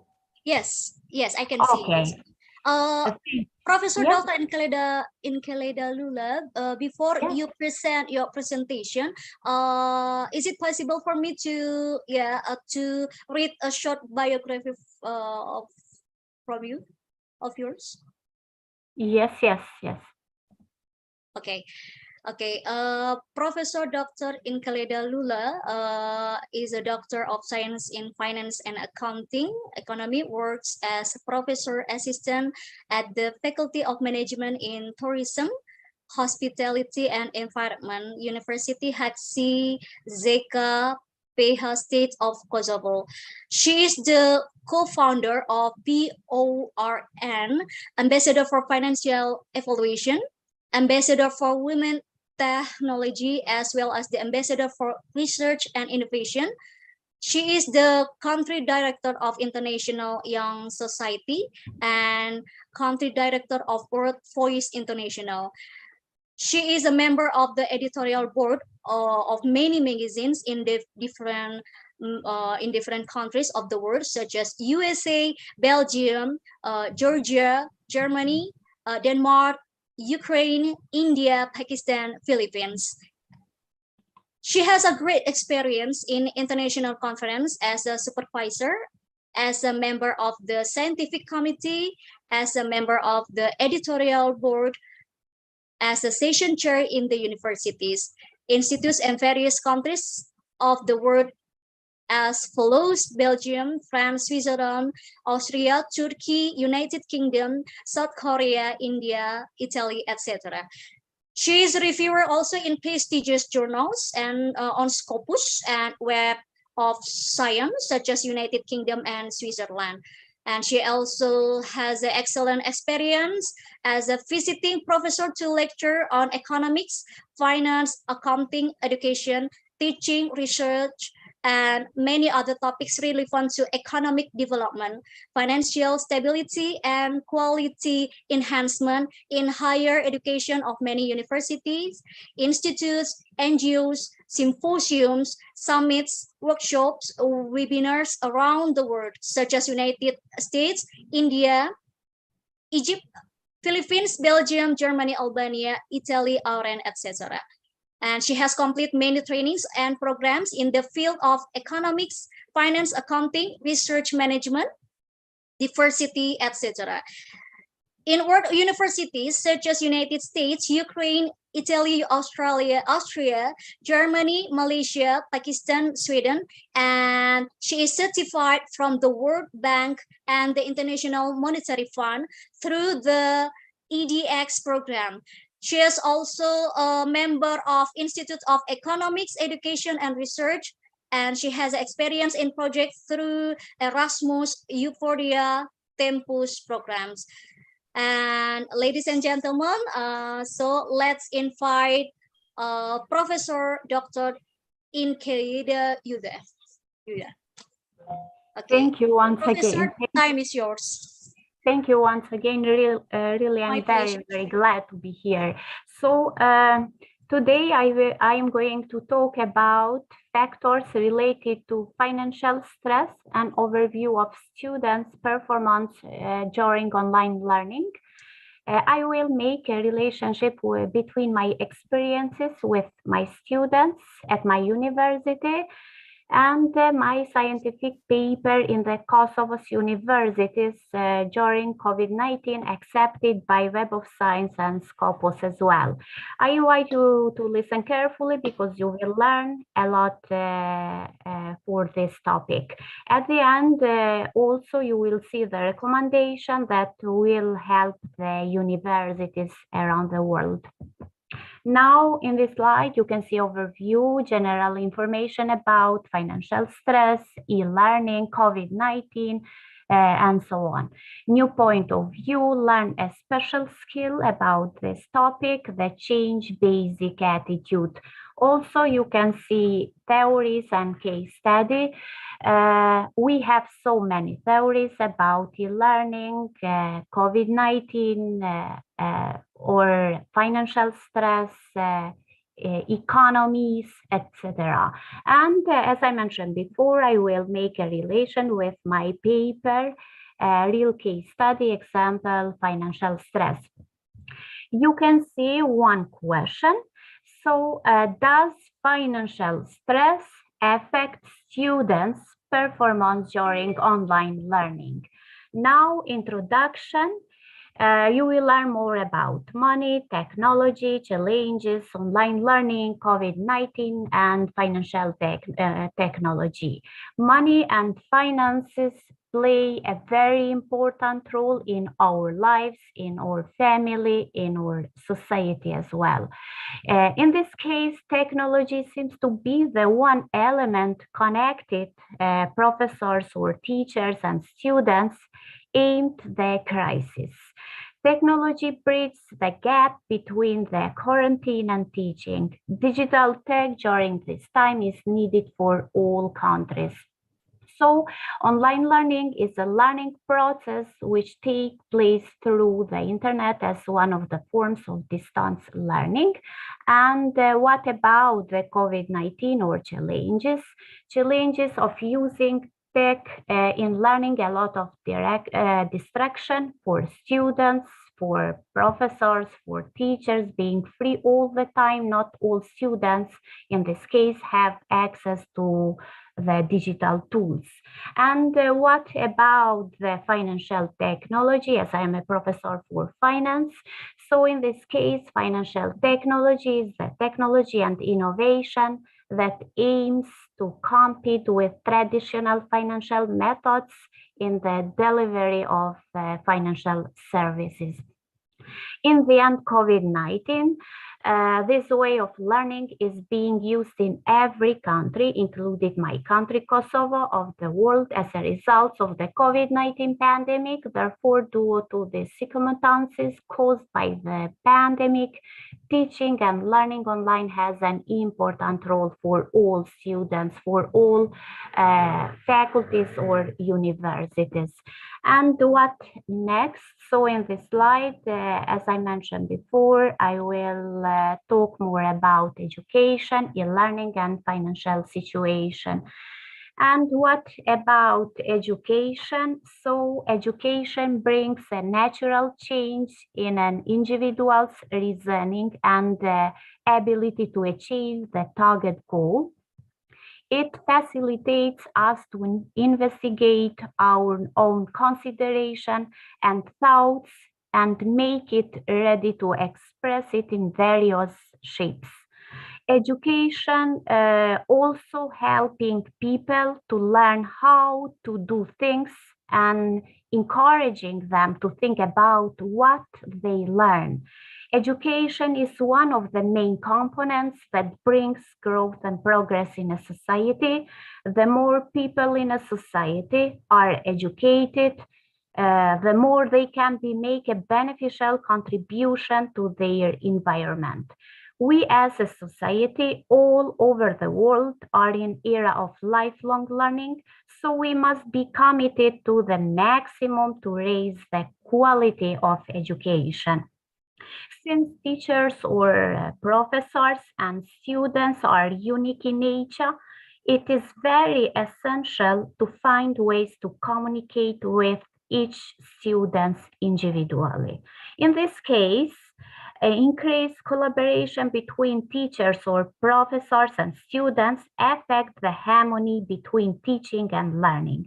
The main attributes that affect the growth of cooperation are, example, respect, satisfaction for work and learning, continuous reflection, and improvement. And what about the e-learning? One of the main goals during online learning is communication. Example, good communication with friends, with colleagues, with other students or teachers, professors, administrative staff, etc. And if students have stress, they have low motivation to learn, this affects their performance. And what about the financial situation? So in this slide, you can see some quotes about finance or financial situation. So don't tell me where your priorities are, show me where you spend your money, and I will tell you what they are. Or poor spending habits lead to poverty. If you buy things you do not need, soon you will have to sell things what they need, says by Buffett. And what next? Just a moment. So in this slide, you can see the best model or the best strategy for increase the performance for students in faculty or in university, ADA model. You can see also in this ADA model has two steps, step number 1 and step number 2. The step number 1 has 3 sub-factors, 1, 2, and 3. And the step number 2 has 2 factors or 5 and 4. So what about the step sub-factors number 1 analysis? Please keep in mind, because it's very, very important for all universities, all professors, teachers, as well for all students. Analysis, so analyze your situation to understand the gaps you need to fill, example, to your faculty or to your department or to your university and so on. What about the sub-factors number 2 or design? Based on your analysis, make informed decisions to design the best possible learning experiences. And what about the sub-factors number 3, development? Bring your learning experiences to life by building your end product. And also in the step number 2 or sub-factors 4, 5, what about implementation? Distribute your learning and product to your audience, to your students, to your staff, and so on. And what about the sub-factors number 5 or education? Evaluate if your learning and products is very effective, make any necessary updates, and cycle back to the analysis phases. So this, based on my experience, this model, it's very, very important for all universities to increase the performance of their students. And what next? So in this, just a moment, please. In this slide, you can see factors related to financial stress and overview of students' performance during online learning. So you can see a relationship between financial stress, has a relation with money, money has a relation with households and the impact on financial stability. In the end, the households and the impact on financial stability has a relationship with coronavirus pandemic on the global economy world. And what about financial stress for all students, for all universities and countries as well? Financial stress is emotional tension that is specifically related to money. Anyone can experience financial stress, but financial stress may occur more often in the households with low incomes. While countries are at different points in their COVID-19 infection rates worldwide, there are currently more than 1.2 billion students, children in 186 countries affected by schools or universities closure due to the pandemic. And what is the relationship with the household sector? So the household sector has the power to influence the overall economy, in part because of its size and its significant exposure to the financial sector. It also plays an important role in monetary and financial stability as a behavior of households with respect to resources allocation, including their saving and spending decision affect market price. And what next? So in this slide, you will learn more about e-learning projects and experiences, technology and finance as well. What about these factors? So the number one, set your goals and how you will measure progress. So the focus of much e-learning activity is upon the development of courses and their resources. Successful e-learning takes place within a complex system involving the students' experiences of learning, teachers or professors' strategy, or professors' planning and thinking, and the teaching learning content. In this case, staff development for e-learning focuses around the level of technological delivery strategies, when other issues such as the professor's conception of learning has a major influence on the planning of courses, development of teaching strategies, and what students learn. And what is important about set your goals and how you will measure progress? Example, as a dean, as a rector, as a president in any university, and so on. So one of the major considerations that arise when creating your strategy for your organization e-learning is how all the pieces work together to support your university, your faculty, your department, etc., and the goals of the learner. So to achieve this, your strategy should create a unified learning environment that is connected and optimized for your university. In this case, what about the factor number one? So your first step please keep in mind, in creating and learning strategy is to make goals so you and your team, your colleagues, know what you are working towards. This means looking at why you are adopting e-learning and what you hope to accomplish by doing so.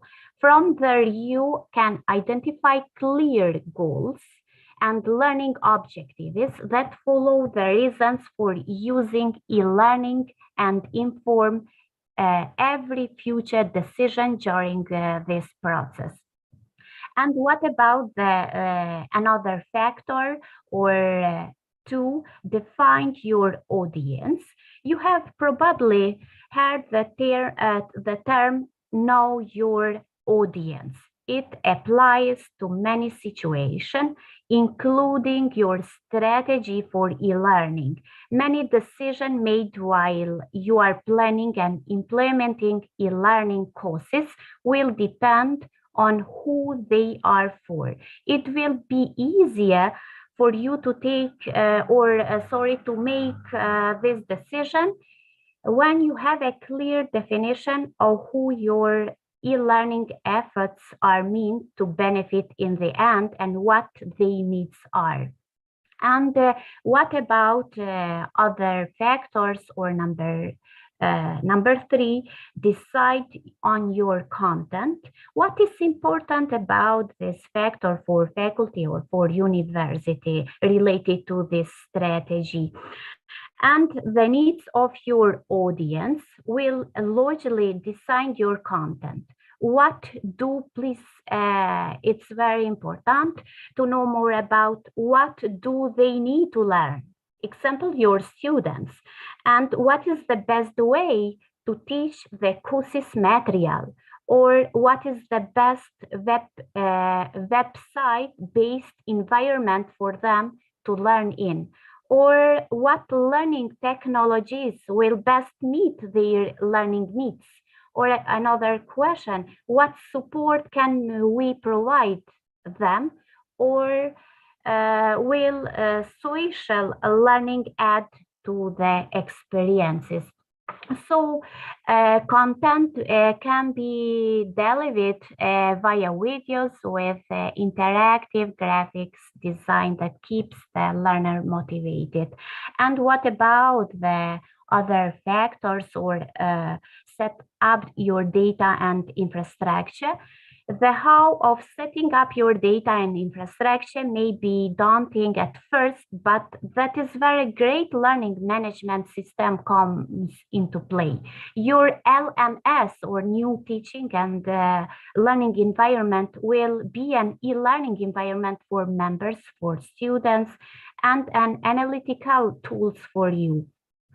And what about the next factors or number 5, fine-tuning your strategy. So with this basic out of the way, it is time to look at the smaller details of your strategy, example to your university or faculty, and make decision on how your e-learning courses should work for your students. And now is when you are in the nitty-gritty of what will make your online courses successful. Keep in mind everything you laid out in the first 4 steps to give yourself guidance. Most importantly, always remember the initial goals you set for e-learning. And what about this slide? So in this slide, you can, as I mentioned before, I will make a relation with my paper published in Web of Science. You can see a relation, example, online learning, performance, students, financial stress, households, COVID-19, and university as well. In this slide, also, you can see 3 factors or 3 variables: financial impact on the new teaching and learning environment, or MMN, or financial impact and problems related to lack of dedication to learning, PMPM, and stresses from COVID-19 related to financial and learning factors, or SCS. And what next? So in this slide, you can see the model, research, design about this model. Students in learning and financial stress. Example, what about MMN, or new teaching and learning environment? You can these factors has 6 variables. Example, difficult concentration during online learning for students, or easy of concentration during online learning, or increase of skills during online learning, etc. And e-learning PM, what about this factor? So you can see these factors has 7 variables. Example, isolation problems from COVID-19, or study problems, or problems with employment-related education, or problems with personal finances, or problems with family and relation with others, or career problems due to funding reasons, or another problems for factor number 2, or PMPM. And in the end, SCS factors, so you can see these factors has 5 variables. Example, financial stress for payments, or delay in graduation, or delay in research and exams, or social isolation, or another variables, jobs and careers. And what about this slide? So in this slide, you can see the results about 3 factors, as I mentioned before. So the results for the factor number 1, or financial impact on the new teaching and learning environment, or MMN. As I mentioned before, for this study, data was collected from higher education institution, more specifically in Kosovo public universities, or 2,000 students. And this survey was completed with master, bachelor, and other level students. And what about the results for financial impact on the new teaching and learning environment?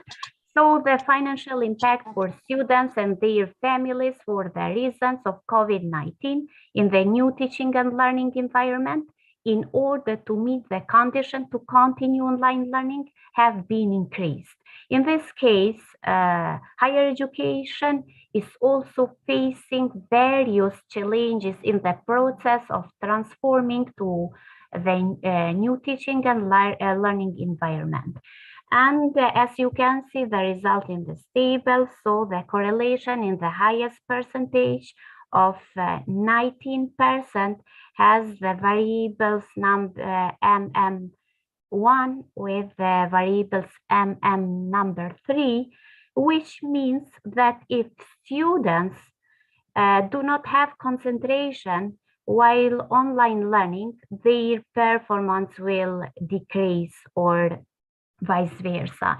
And what about the results for the factor number 2, or financial impact and problems related to lack of dedication to learning, or PMPM?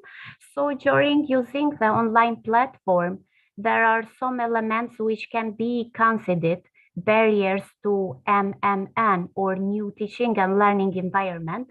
for students, such as delayed response by students, professors or teachers are not always available to respond in students' time, motivation diminished by students, feeling of isolation due to lack of presence of classmates, poor networking, or outdated computer that can slow down the use of lecture materials.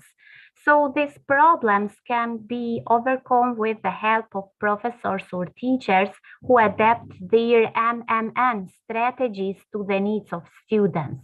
Therefore, to achieve this, professors or teachers should have knowledge and experiences in new teaching and learning environment.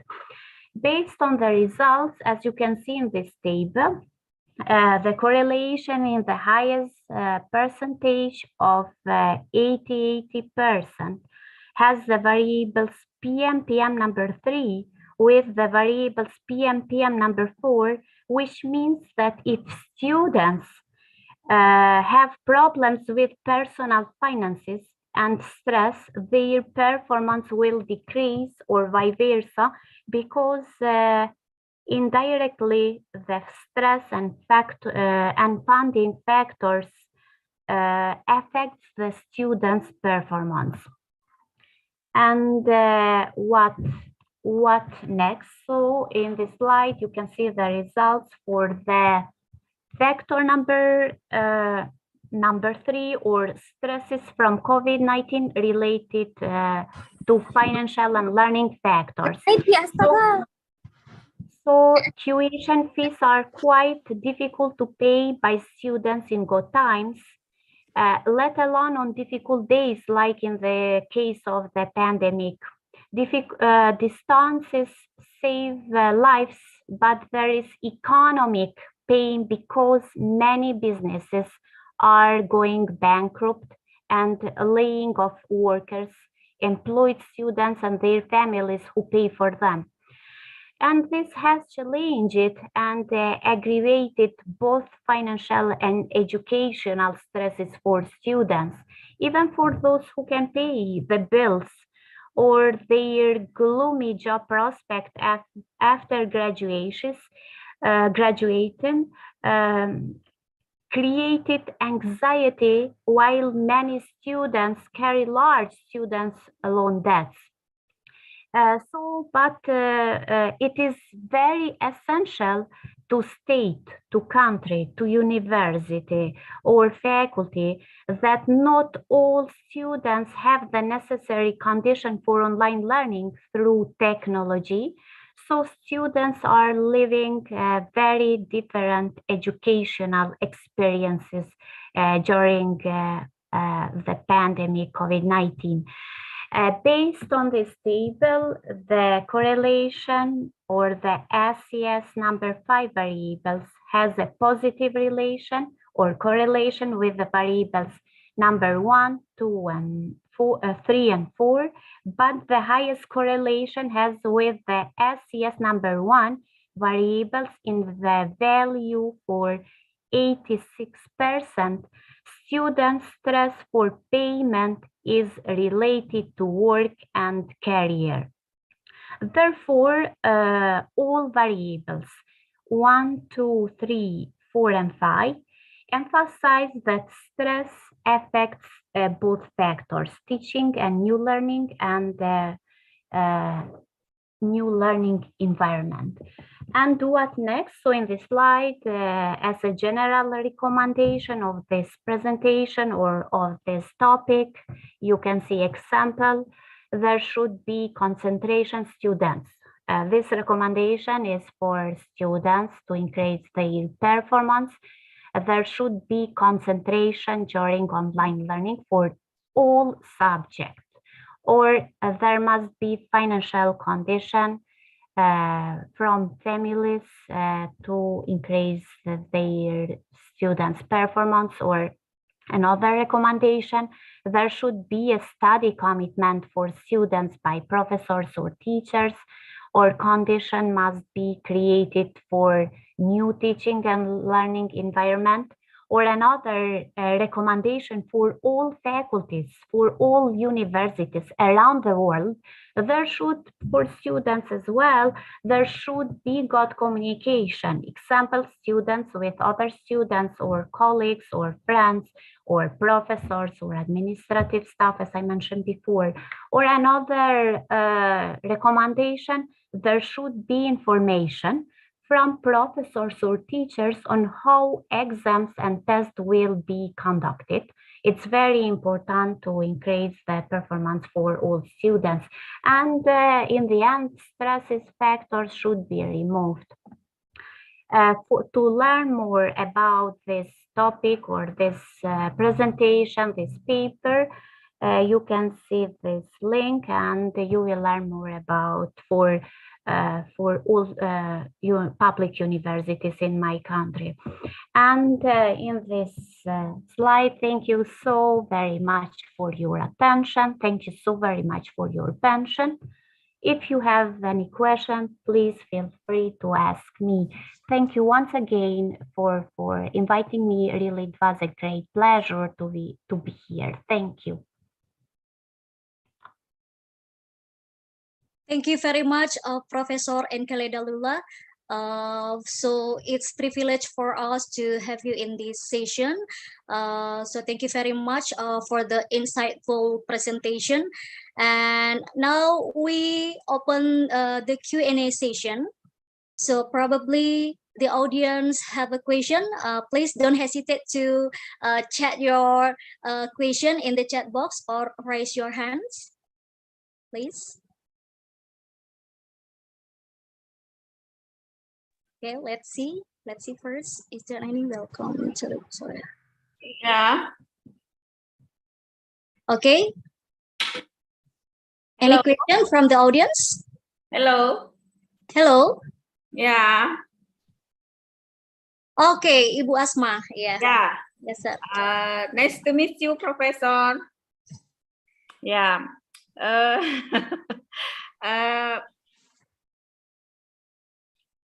Sorry. Saya bertanya tentang di negara Kosovo, bagaimana finance in negara di Kosovo. Kemudian saya yang kedua, saya pernah ke Eropa Timur dan Eropa Barat. Nah, itu negara Kosovo ada di negara bagian mana? Kemudian ceritakan tentang bagaimana keindahan daripada negara Kosovo. Itu. Saya tertarik di situ. Makasih. Okay, thank you very much. Terima kasih banyak Ibu Asma. Professor Enkeledalula, I will translate in English. Okay, okay.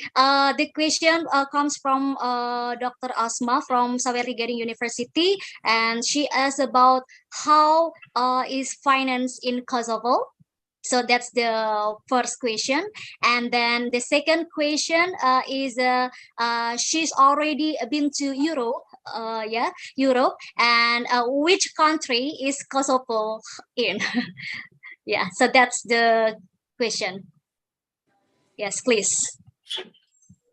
Thank you so very much, dear Asman, and thank you, dear Isma, for your question. So Kosovo located in Europe, Western Balkan countries. Have you heard about North Macedonia or Montenegro, Albanian, or is located with the state? So my country is a new state in Europe and located by many natural beauties. And we have development tourism because my country know more about tourism and agriculture.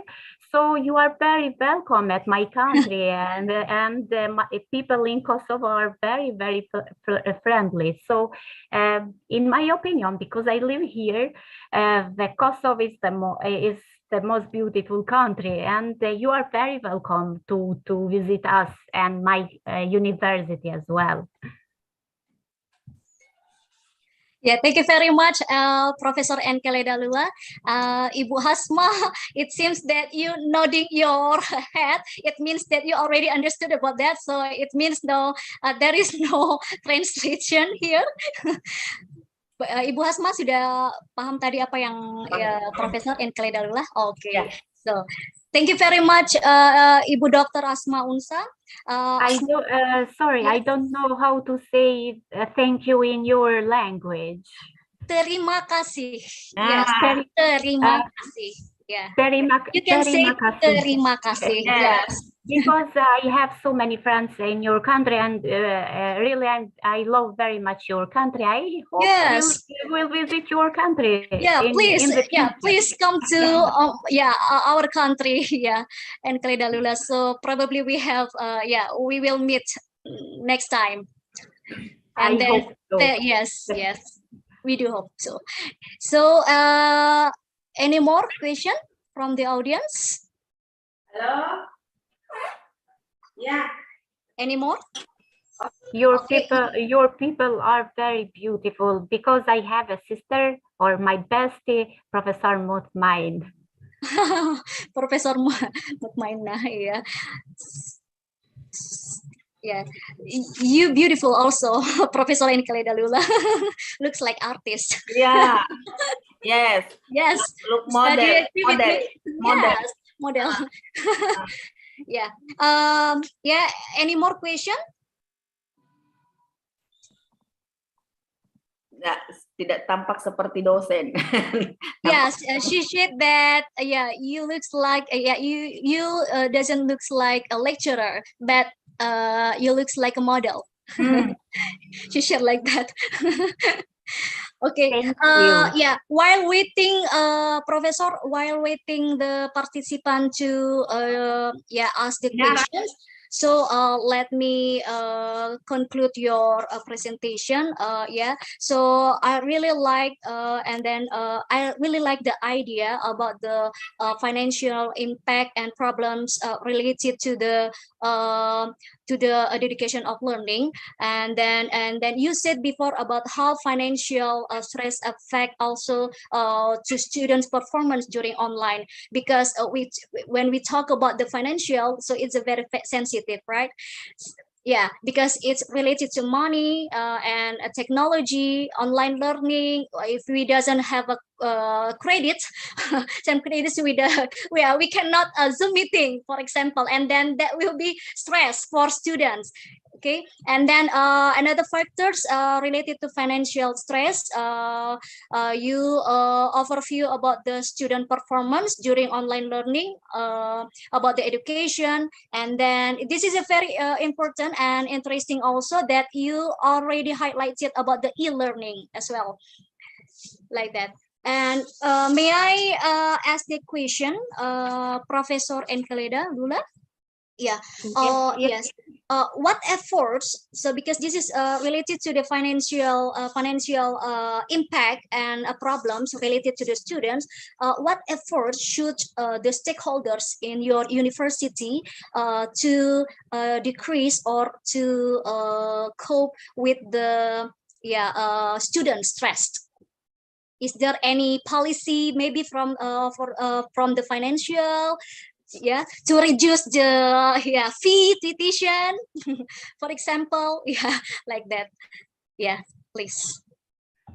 Thank you. That's a great question, and thank you so very much for this wonderful question. So, in my opinion, as I am a professor at University Haji Zeka, yes, we have so many good relationship with businesses or stakeholders. So our students, they are they are a good relationship with us, professors, teachers, and other students. And the example, they have no any challenge, because families, students are very has a stability position for their to increase their performance and their students. So my students and my faculty and my university has a great environment for online learning. So this is my opinion based on my experiences in my university. We are so good relationship with so many businesses and stakeholders as well. Okay, so thank you very much for your answer, Professor Enkeledalula. So this is a very give us beneficial input from your presentation, and that's so awesome presentation here. So ladies and gentlemen, probably another Q&A session will be opened. Any question?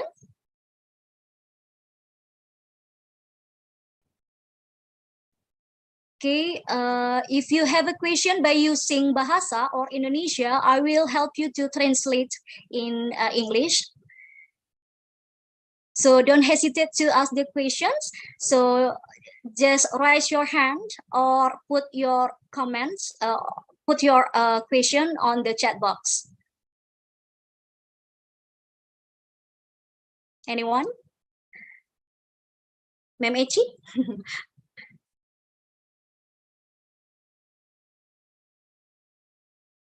Okay, it seems there is no question, so it means that your okay. Ma'am Echi? Ma'am Fentri?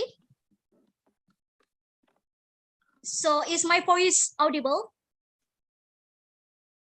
Yes. Ma'am. Oh yeah, ma'am. Yes, Ma'am Fentri Hernaning Sirwing. Probably you have a question, please. Okay, thank you very much, Ma'am Ima, and hello, Prof. I would like to ask questions. This is related to e-learning. Just curious to know that in Indonesia, especially in Makassar, I don't want to say old, but I say senior lecturer or senior teacher, they have difficulties in using like a e-learning methods right now. So it's quite hard to give like a training or workshop to teach them how to use new media. And how about in your country, in Kosovo? Do you have any experience also that the old teacher, lecturer, the senior one, they have difficulties also, and how to handle them? Okay, thank you very much, Prof. Thank you very much, Ma'am Fentri Hernaning Sirwing. Yeah. Yes, please, Professor Enkeledalula. Thank you, dear Fentri. Thank you for your great question. Really, I appreciate it. So I have experiences in some universities in United States because I am a guest professor, example Washington State University. But I will to speak or to talk more about for my country. So in my university, we have the Center of Teaching Excellence, and all professors, all staff, teaching staff, we have each month training for new methods, new technology, new programs, and we offer some trainings because we have so many relations with some universities around the world. So in this training, it's very, very important to increase as a professor, our quality for teaching and learning. So this is my recommendation for your country or another country to create the Center for Teaching and Learning environment. So this center at our university really has increased our mission for teaching and learning. So I was clearly for your question, dear Fentri. Yes, very clear, Prof, very clear, and it will be really nice suggestion for our university, for our place. Yeah, thank you very much, Prof. Thank you very much. Thank you you. very much. In my Albania, thank you is faleminderit. Can you repeat? Can you repeat this? So Yeah, difficult. yes. In Albanian, thank you is faleminderit. Faleminderit. Tegemindere. Yes, great. Okay, okay. So thank you very much, for Professor and Kaleda Lula. So, so this is the final session for you to present your presentation, and this is a very privilege for us, for you to come here in Sawerigading University, Sawerigading International Conference. So we do hope that we can meet again in the next international conference held by Sawerigading University. So thank you very much.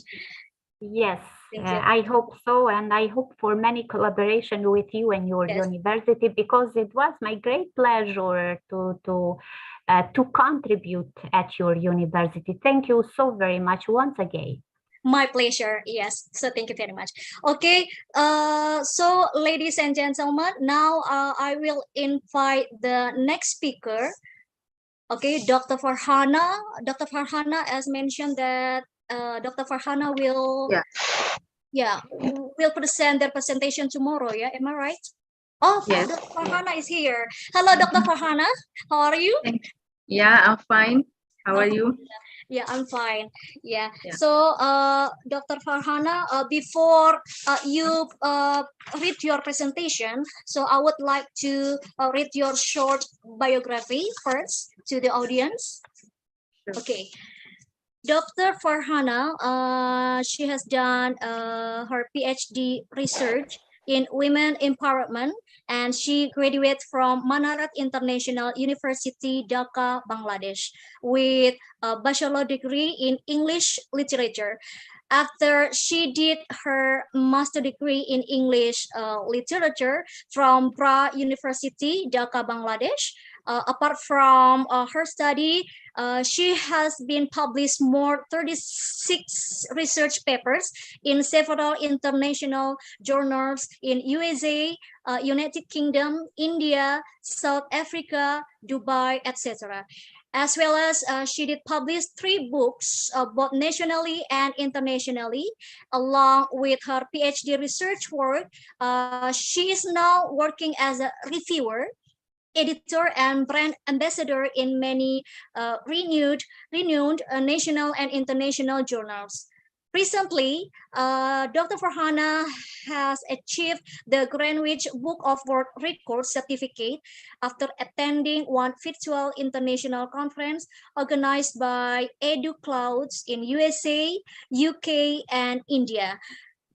And she also got selected as one of the jury members in UNICEF UK. And again, she got selected as one of the jury members in UNICEF for 2 times. Wow. And she also got certificates for writing poem in Word Earth Day, and she got certificate for planting tree for Word Earth Day, and she also currently active as a members in different research scholar groups. And therefore, she did attend more than 500 virtual international conferences, both as a keynote speaker and participant with other famous adjudicators from different countries. So, wow, you have a lot of achievement, Dr. Farhana, so proud of you. Okay, so Dr. Farhana, are you ready to present your presentation today? Yeah. Yes, so Dr. Farhana, time is yours. So yeah, thank you so much, dear Risma ma'am. If I'm not wrong, your name. And my heartiest thanks to Dr. Mutmaina ma'am and Dr. Andy, who today invited me as a keynote speaker. So I have done my PhD from Brunei, University of Brunei Darussalam. Now I am in Malaysia. Actually, I am working in MSU as a researcher teaching English as a second language. So recently I moved from Brunei to Malaysia. Now I am in Malaysia. So today I will talk about gender development, women empowerment. That my subject of PhD. I did women empowerment. So I think now I would like to share my slides. So yeah. Share it.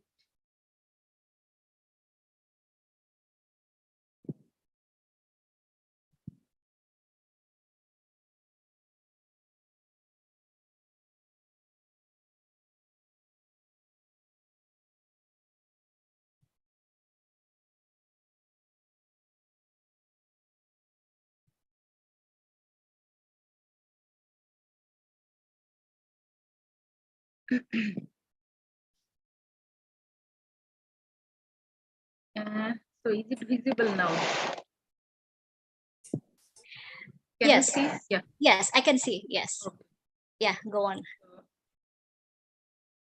So this is the topic I have chosen, that importance of women empowerment for development, women empowerment through participation.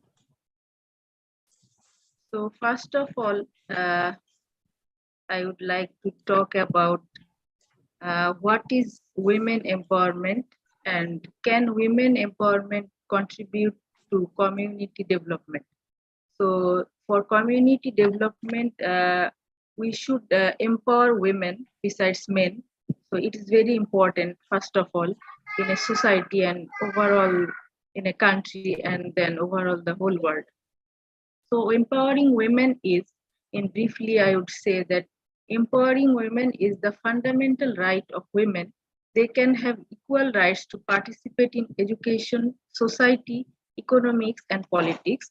They are allowed to have higher education and treated in the way like men. Like I said, that they should be treated and encouraged in everywhere like men are doing. So it is the main thing that we should encourage women from family first, then we will go to the society, then the overall country, and then we can make the better world with the men. Like beside men, women will be the integral part. So why is women's empowerment important for development? It is the this is very important question, that why women empowerment important for development. So women must possess a self-worth, confidence, and freedom to choose their needs and requirements. Still, women are paid less, as we can see in the workplace. They are facing the equality problem. They are not paid fairly. So men are getting much wages than women. So here we should concentrate about women's wages. Expected to cook and restricted by their family members. So still we think that women means they will look after family members and only cook and will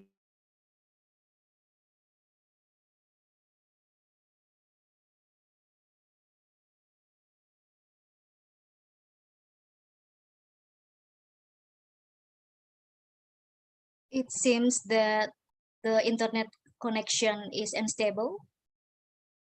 So, ladies and gentlemen, please be patient.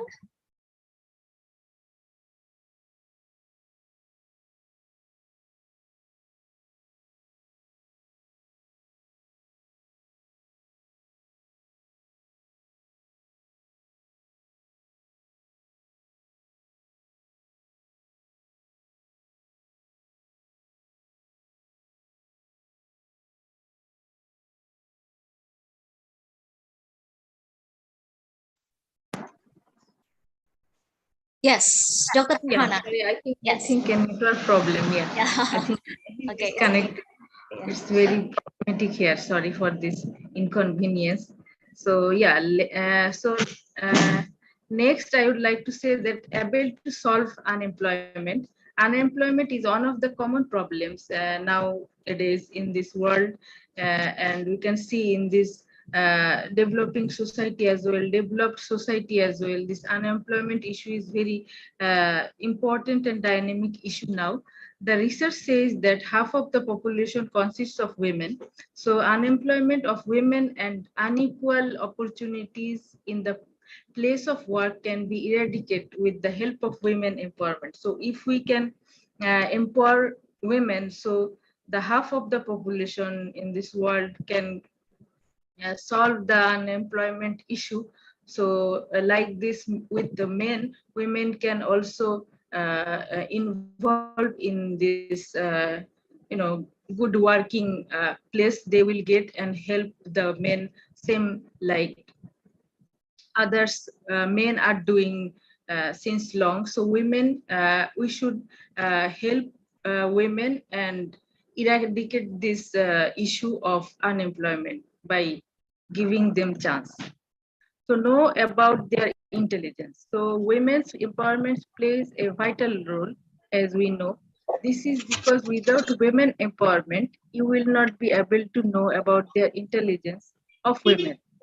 And making the presence in the work is extremely important and an advantage on.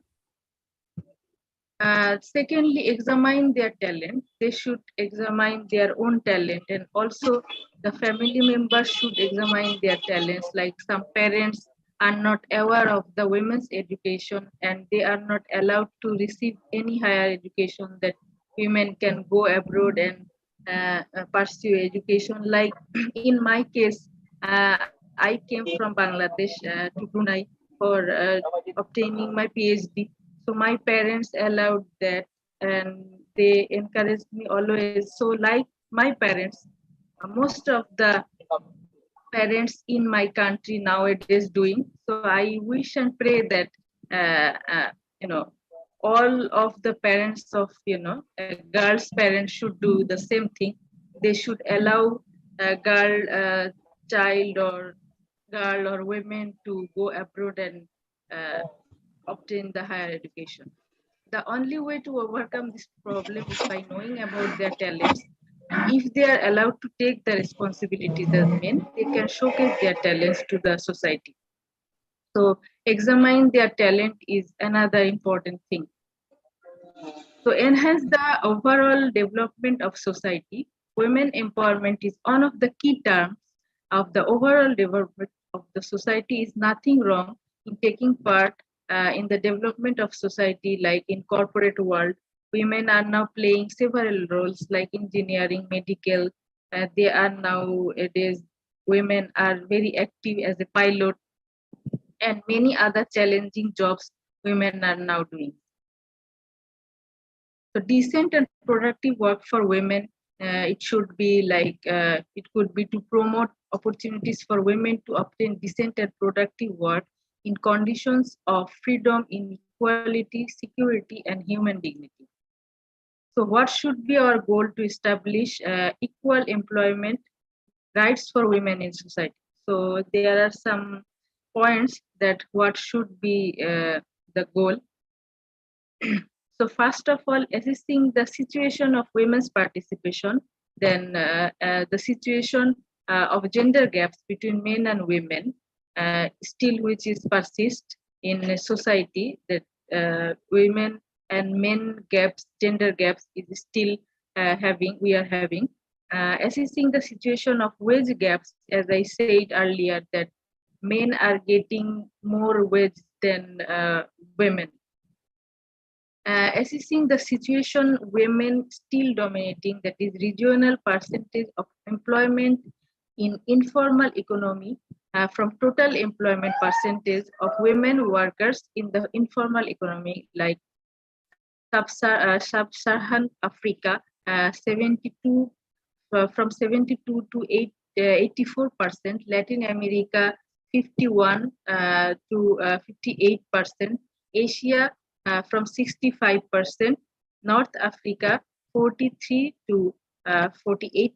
Like this is the ratio of economy.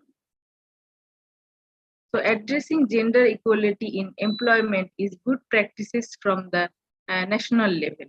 So improving conditions in the informal economy, national policy for street vendors in India, voluntary scheme for health and pension for informal economy in Costa Rica and Thailand, affirmative action to combat discrimination, women in public workers in Madagascar, civil service, gender and race equality quota in Brazil, terms of trade, improved terms of trade for coca beans, cooperative in Ghana, labor inspections and complaints mechanism, labor inspectors specialized in discrimination in Brazil and El Salvador, agencies with power to initiate investigations and legal actions in Ghana, Hungary and Egypt, representation and voice, National Union for Domestic Workers in Trinidad and Tobago, National Network for Home-Based Workers in the Philippines,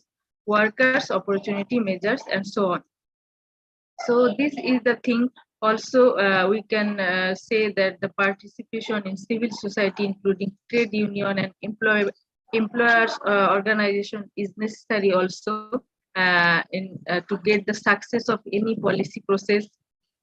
Then social dialogue will play a vital role and should be explicitly recognized. The trade union have a key role to play in empowering women and particularly through strengthening their negotiation skill, then decentralization through enhancing the role of the local authorities and actors in policy making.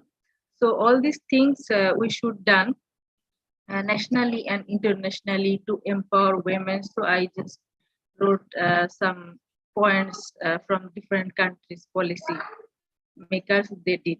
So towards the end, I would like to say that by now you can get a clear idea, as I said earlier, some brief thing for the importance of women's empowerment. Every good thing is needing an appreciation and honor. You can also honor the women who are playing a significant role in your life right now. So from your home, you should start to appreciate your women, and then you can get a better world, and those women can give you a better world. So you should honor and appreciate women more and more from now onwards. So that's all from my side. Thank you for having me and listening to me. Thank you. So thank you very much for Dr. Farhana to already deliver her presentation. So let me conclude that this is about the women empowerment. So women empowerment is a very crucial thing. As we know that this is the way for women to gain recognition and self-awareness of their potential. And beside the potential, women have to work in facing a world full of biased gender confrontation. Can I open the Q&A session? Because actually I have a question for you, but let me give another presentation, participants to give their question. Jadi let me say in bahasa. Jadi women empowerment tentang pemberdayaan wanita. Mungkin ada yang tertarik mengenai yang ingin membahas tentang pemberdayaan wanita. Silakan. And then I will help you in translating in bahasa.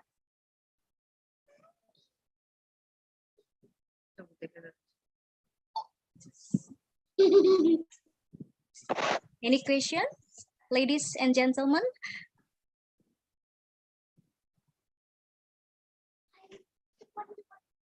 so this is the example of women empowerment as Dr. Farhana did.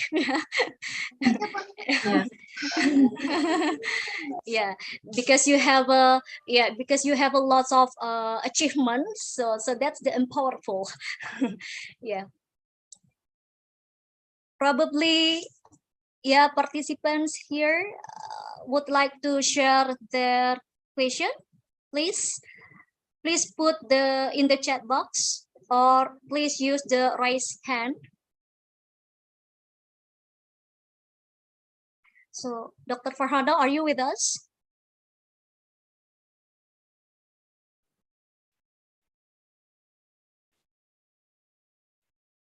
Jadi sambil menunggu karena lagi lag mungkin ya. So let me ask the question for Dr. Farhana. Yeah, Dr. Farhana. Oh yeah, yeah, Professor. Yes. Yeah. Sir, excuse me. It seems that Dr. Farhana facing the unstable connection, internet connection. So should we wait at the moment? She is not online now. Yeah. No issues. Yes. While waiting, Dr. Farhana, so yeah, I'm so sorry because you are the first participants, the invited speakers come on time. I mean, in the early afternoon. But as a rundown agenda, that your presentation will be held on the last session. So is it okay for you, Professor? Yeah. Okay.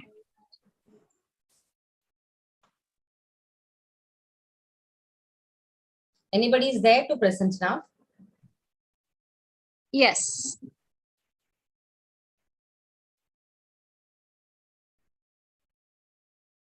Bagaimana Bapak Andi? Apakah shall we move to the next speakers?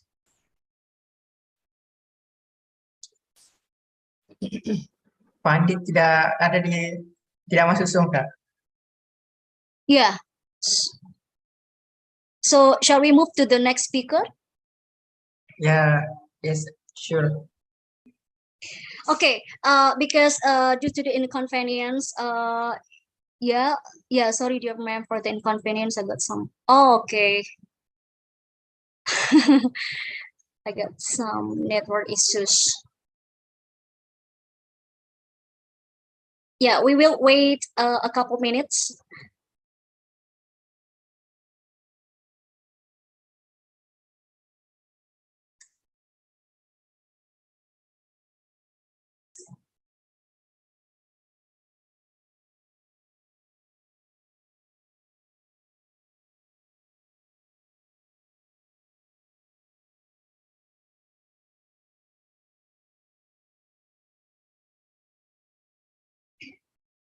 Okay, because we have a limited time, so now I'm going to move forward to the next speaker.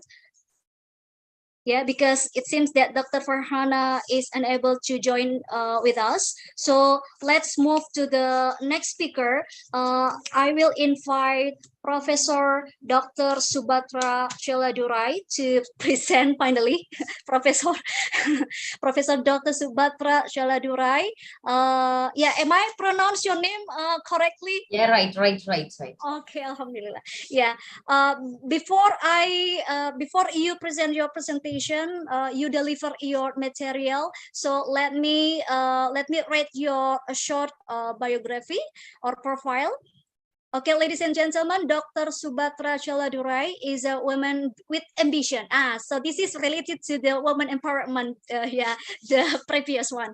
And she has graduated in commerce from SNDT Women's University, Mumbai, and completed a PG and Master of Philosophy in Commerce from Madurai Kamaraj University.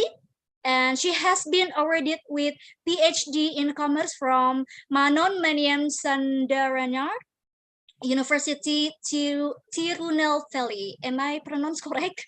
Yeah, Tirunelveli. Okay. Now, Professor Dr. Subhatra acting as a research supervisor and guiding master philosophy and PhD scholars. And she also completed Master of Arts Sociology, PGD, HRM, and Master Psychology. And she is working as an assistant professor of commerce in Pioneer Kumaraswamy College. Since 2013, she has 18 years of teaching and administrative experience in schools, colleges, and NGOs. She has participated in more than 400 national and international seminars, webinars, and training programs, and published more than 80 research articles and 21 books with ISBN. And she is an NLP soft skill trainer and counselor. And Professor Dr. Subhatra Choladurai also served as research person and delivered her expertise in the national and international seminars and conferences. And she had delivered several guest lectures for academic upliftment. And as you can see, you cannot see because there is no slide.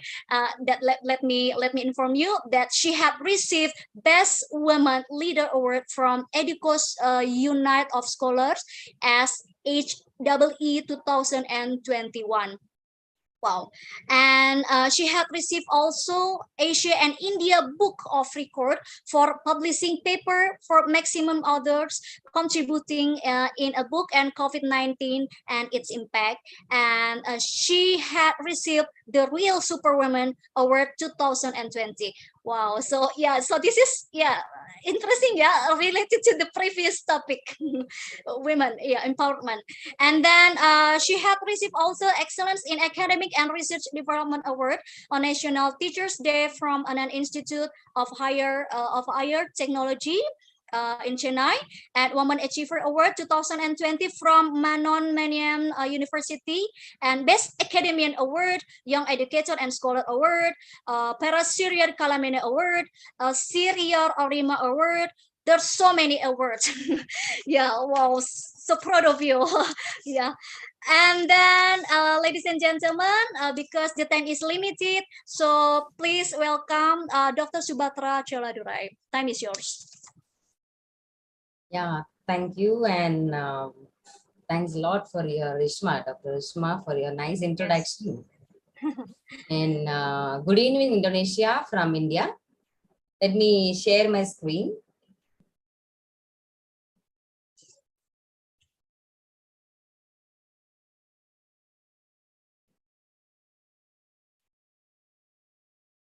Hope it is started now.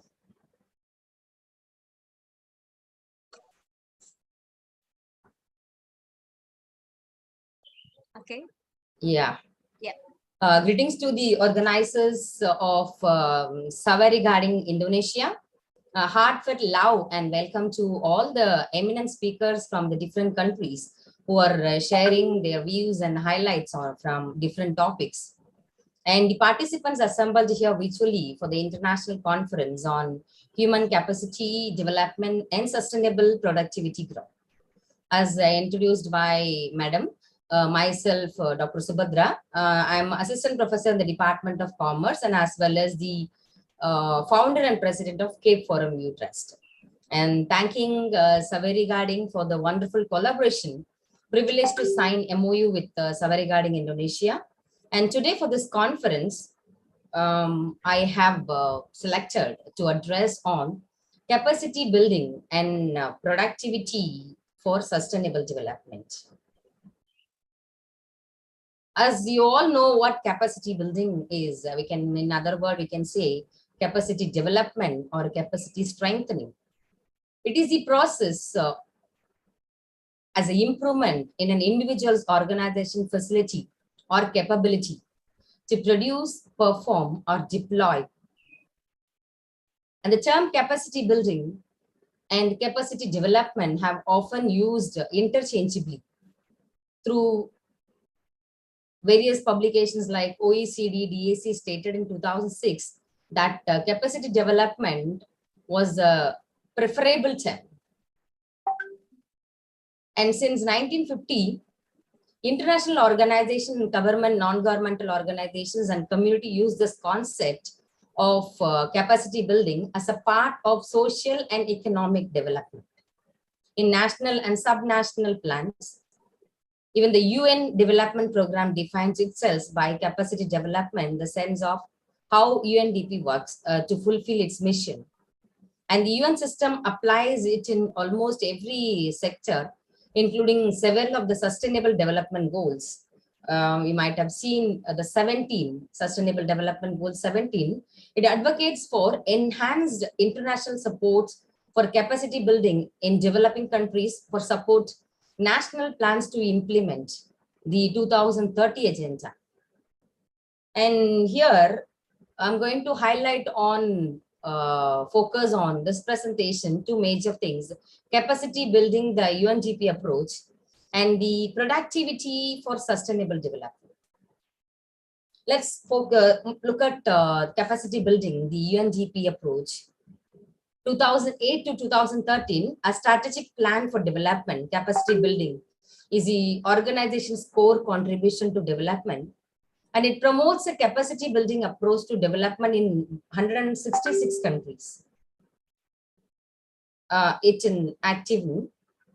It focuses on building capacity on an institutional level and offers 5-step process for systematic capacity building. And the steps are: engage stakeholders on capacity development, access capacity, formulate and implement capacity, then evaluate capacity development. Let's see one by one the approaches given. It says that we must engage an effective capacity building process, must encourage participation by all those involved.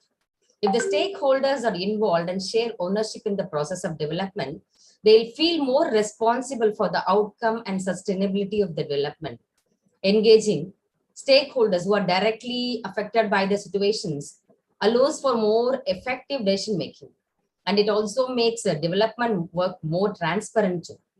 That UNDP and its partners use advocacy and policy advisory to better engage stakeholders. And the access capacity, it needs and assets. Assessing pre-existing capacities through engagement with stakeholders allows capacity builders to see what areas require additional training, what areas should be prioritized, in what way capacity building can be incorporated into local and institutional development strategies, which will not facilitate sustained result. And it's very important to formulate capacity development responses in case of institutional arrangements, leadership, knowledge, and accountability.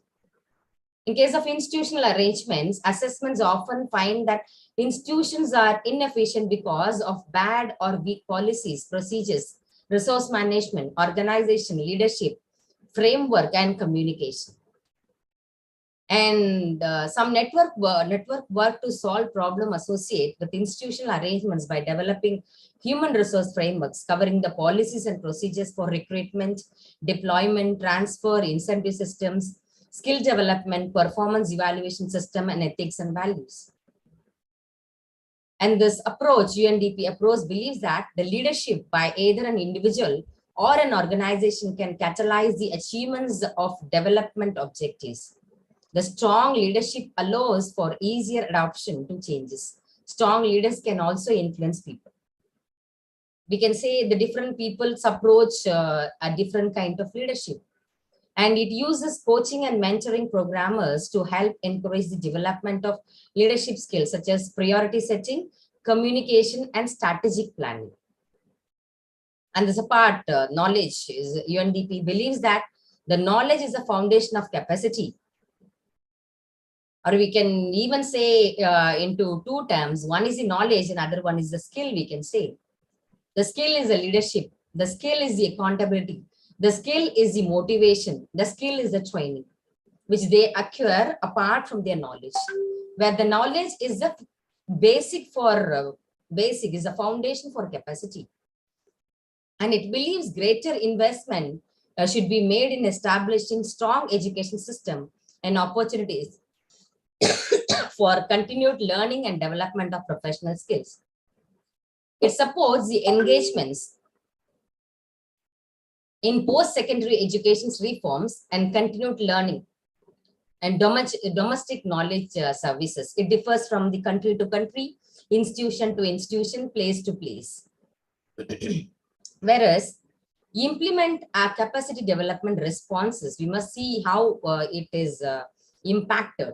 Implementing a capacity program involves the inclusion of multiple systems, national, local, and institutional. It involves continual reassessment and expect change depending on changing situations. Because when we enter into the offline kind of education to the online kind of education, what was more important is to see the impact on the students and how it is, we need to assess what is the change, which the change of situation made the change. It depends. So it includes evaluative indicators to measure the effective or initiated programs. And evaluate capacity development promotes accountability. Measurement is based on the changes in an institution performance.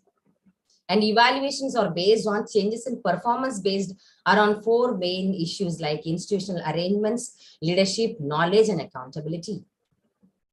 So once we focus on looking upon the capacity, we also should think upon the response and evaluate the performance, how effective it is. So the next concept which I was talking about is the productivity for sustainable development.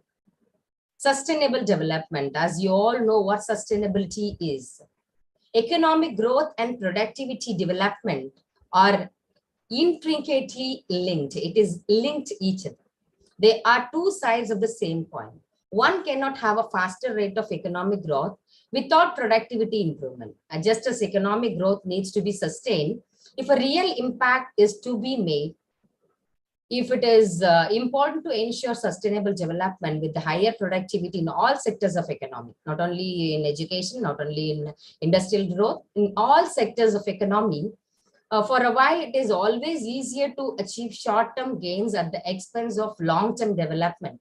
But quick fixes do not provide a free foundation for long-term productivity development. And if the sustainable development is to achieve its potential, it must be integrated with the planning and measurement system of the enterprises. It is not only companies, but also can be correlate with the education system.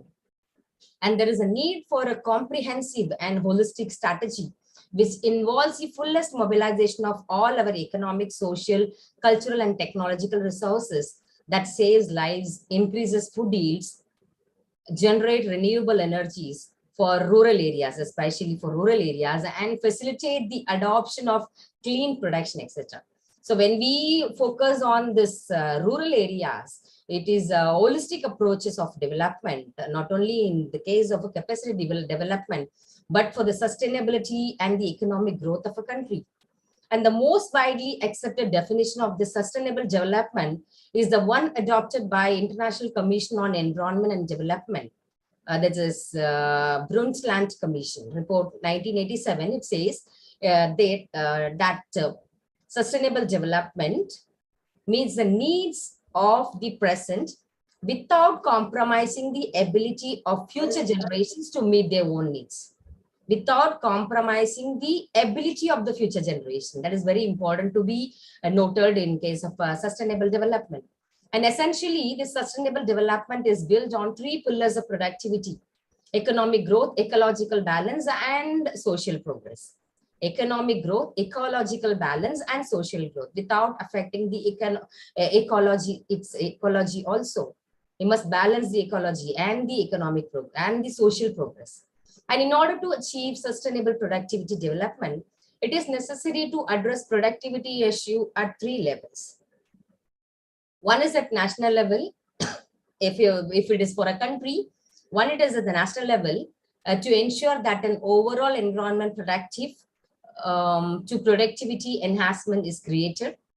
And at the sector level, to devise industry sector strategies to encourage the advancement of productivity. And at the enterprise level, to provide the necessary assistance for the improvement of productivity of units.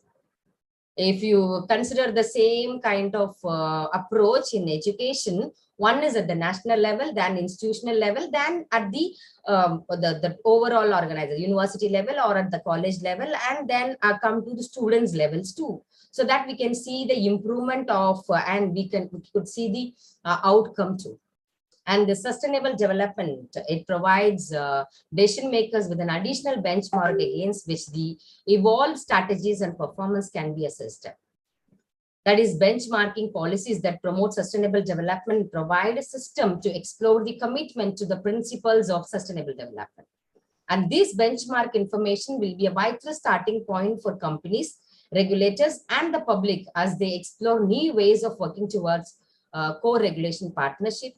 And the evaluation criteria, we can see a productivity linked sustainable development that includes environmentally sound products, processes, and services. Environmentally sound products, and integration of sustainable development and economic growth, extent of reduction of risk and hazards to human health and the ecosystem. Likewise, our the very first resource person speaker, Rajkumar sir, was addressing. He was telling that we must avoid using allopathy and go for the natural and the herbal kind of food items as well as the medicine. So this will help to reduce the risk and hazards of human health.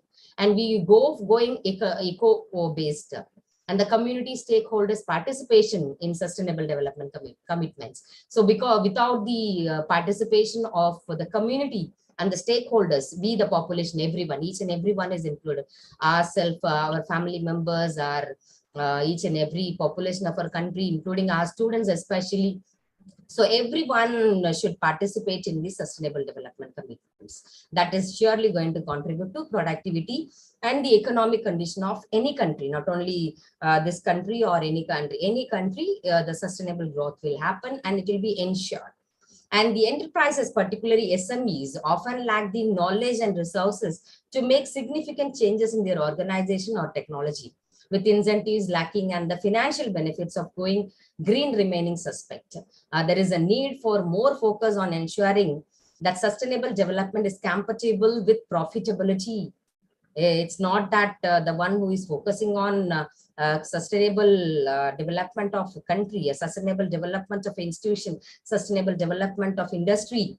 It should be a profitable one, compatible one. It's not against the objectives of the institution or enterprises. The growth of innovative programs and self-regulation are important indicators of change. The growth of innovative programs. That is what I'm coming to highlight in this presentation. The self-regulations are more important indicators of change.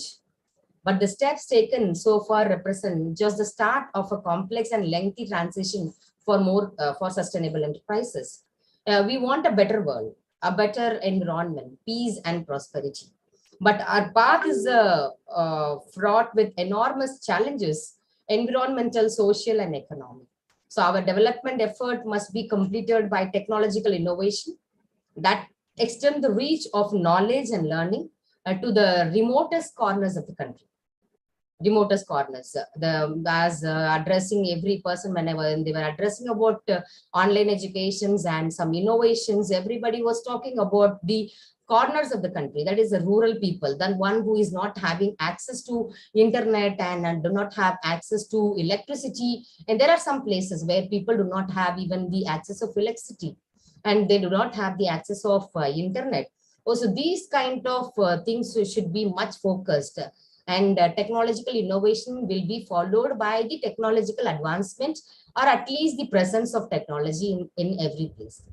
And as a majority of Indians workforce is employed in the informal sector, their educational and skill levels and resultant productivity are extremely low, which hinders the sustainable development of overall economy. If we focus and think much about the sustainable development, we need to focus on many areas: the informal sector, education sector, the skill level of the public, and the poverty, unemployment. Several factors should be focused on. To conclude with my presentation, to keep pace with the rapid changes, higher productivity through adopting innovative interactive process of changing is required. which would lead to sustainable social and economic progress. And for achieving existing economic growth of the corporate sector or the education sector or enterprises needs to look at sustainable development challenges innovatively, productivity, both at micro as well as macro level to be competitive in the changing scenario. So with this, I thank the organizers of Sawerigading International Conferences. And once again, heartfelt thanks to all the eminent speakers from different countries for sharing their views and highlights on different topics. And special thanks to Professor Dr. Andy Estefan, Dr. Abdul Ghafoor and Sister Mutmaina, and my moderator Rashmi ma'am, and to all my sisters and brothers assembled in the virtual platform from various parts of the country. Thank you very much, one and all. Nandri, Vanakkam, this is in Tamil, and Terima kasih in Indonesia. Thanks. Namaste. Thank you once Terima again. kasih. Terima kasih. Thank you so Terima much. kasih. My Yeah. pleasure. So thank you very much for a wonderful presentation delivered by Dr. Subatra. So Dr. Subatra, from your presentation, I have a beneficial input from your presentation and about the adapting, innovating, sustainable development, capacity building, like that.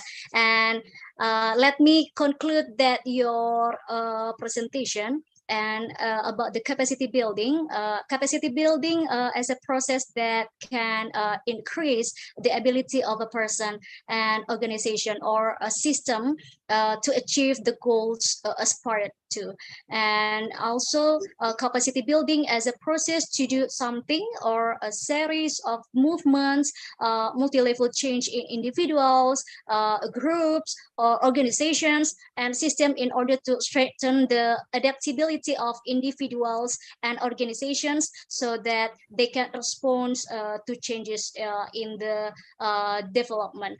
And then and then about the sustainable development also is a development model that seeks to integrate also aspects of development, namely economic growth, environment, sustainability, and social welfare.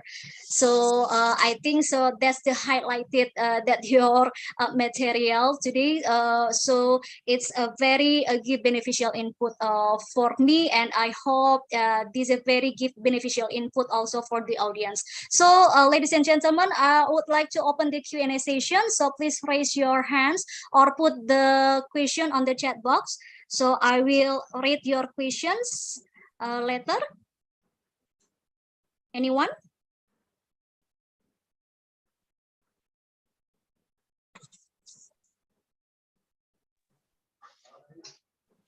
Maybe no more question. We are going to Maghrib. Oh, It's yeah, ma'am. Yeah, ma'am. Hi. Yeah. Okay. Okay. Dr. Subatra, I would like to ask you, what efforts should be made in sustainable development?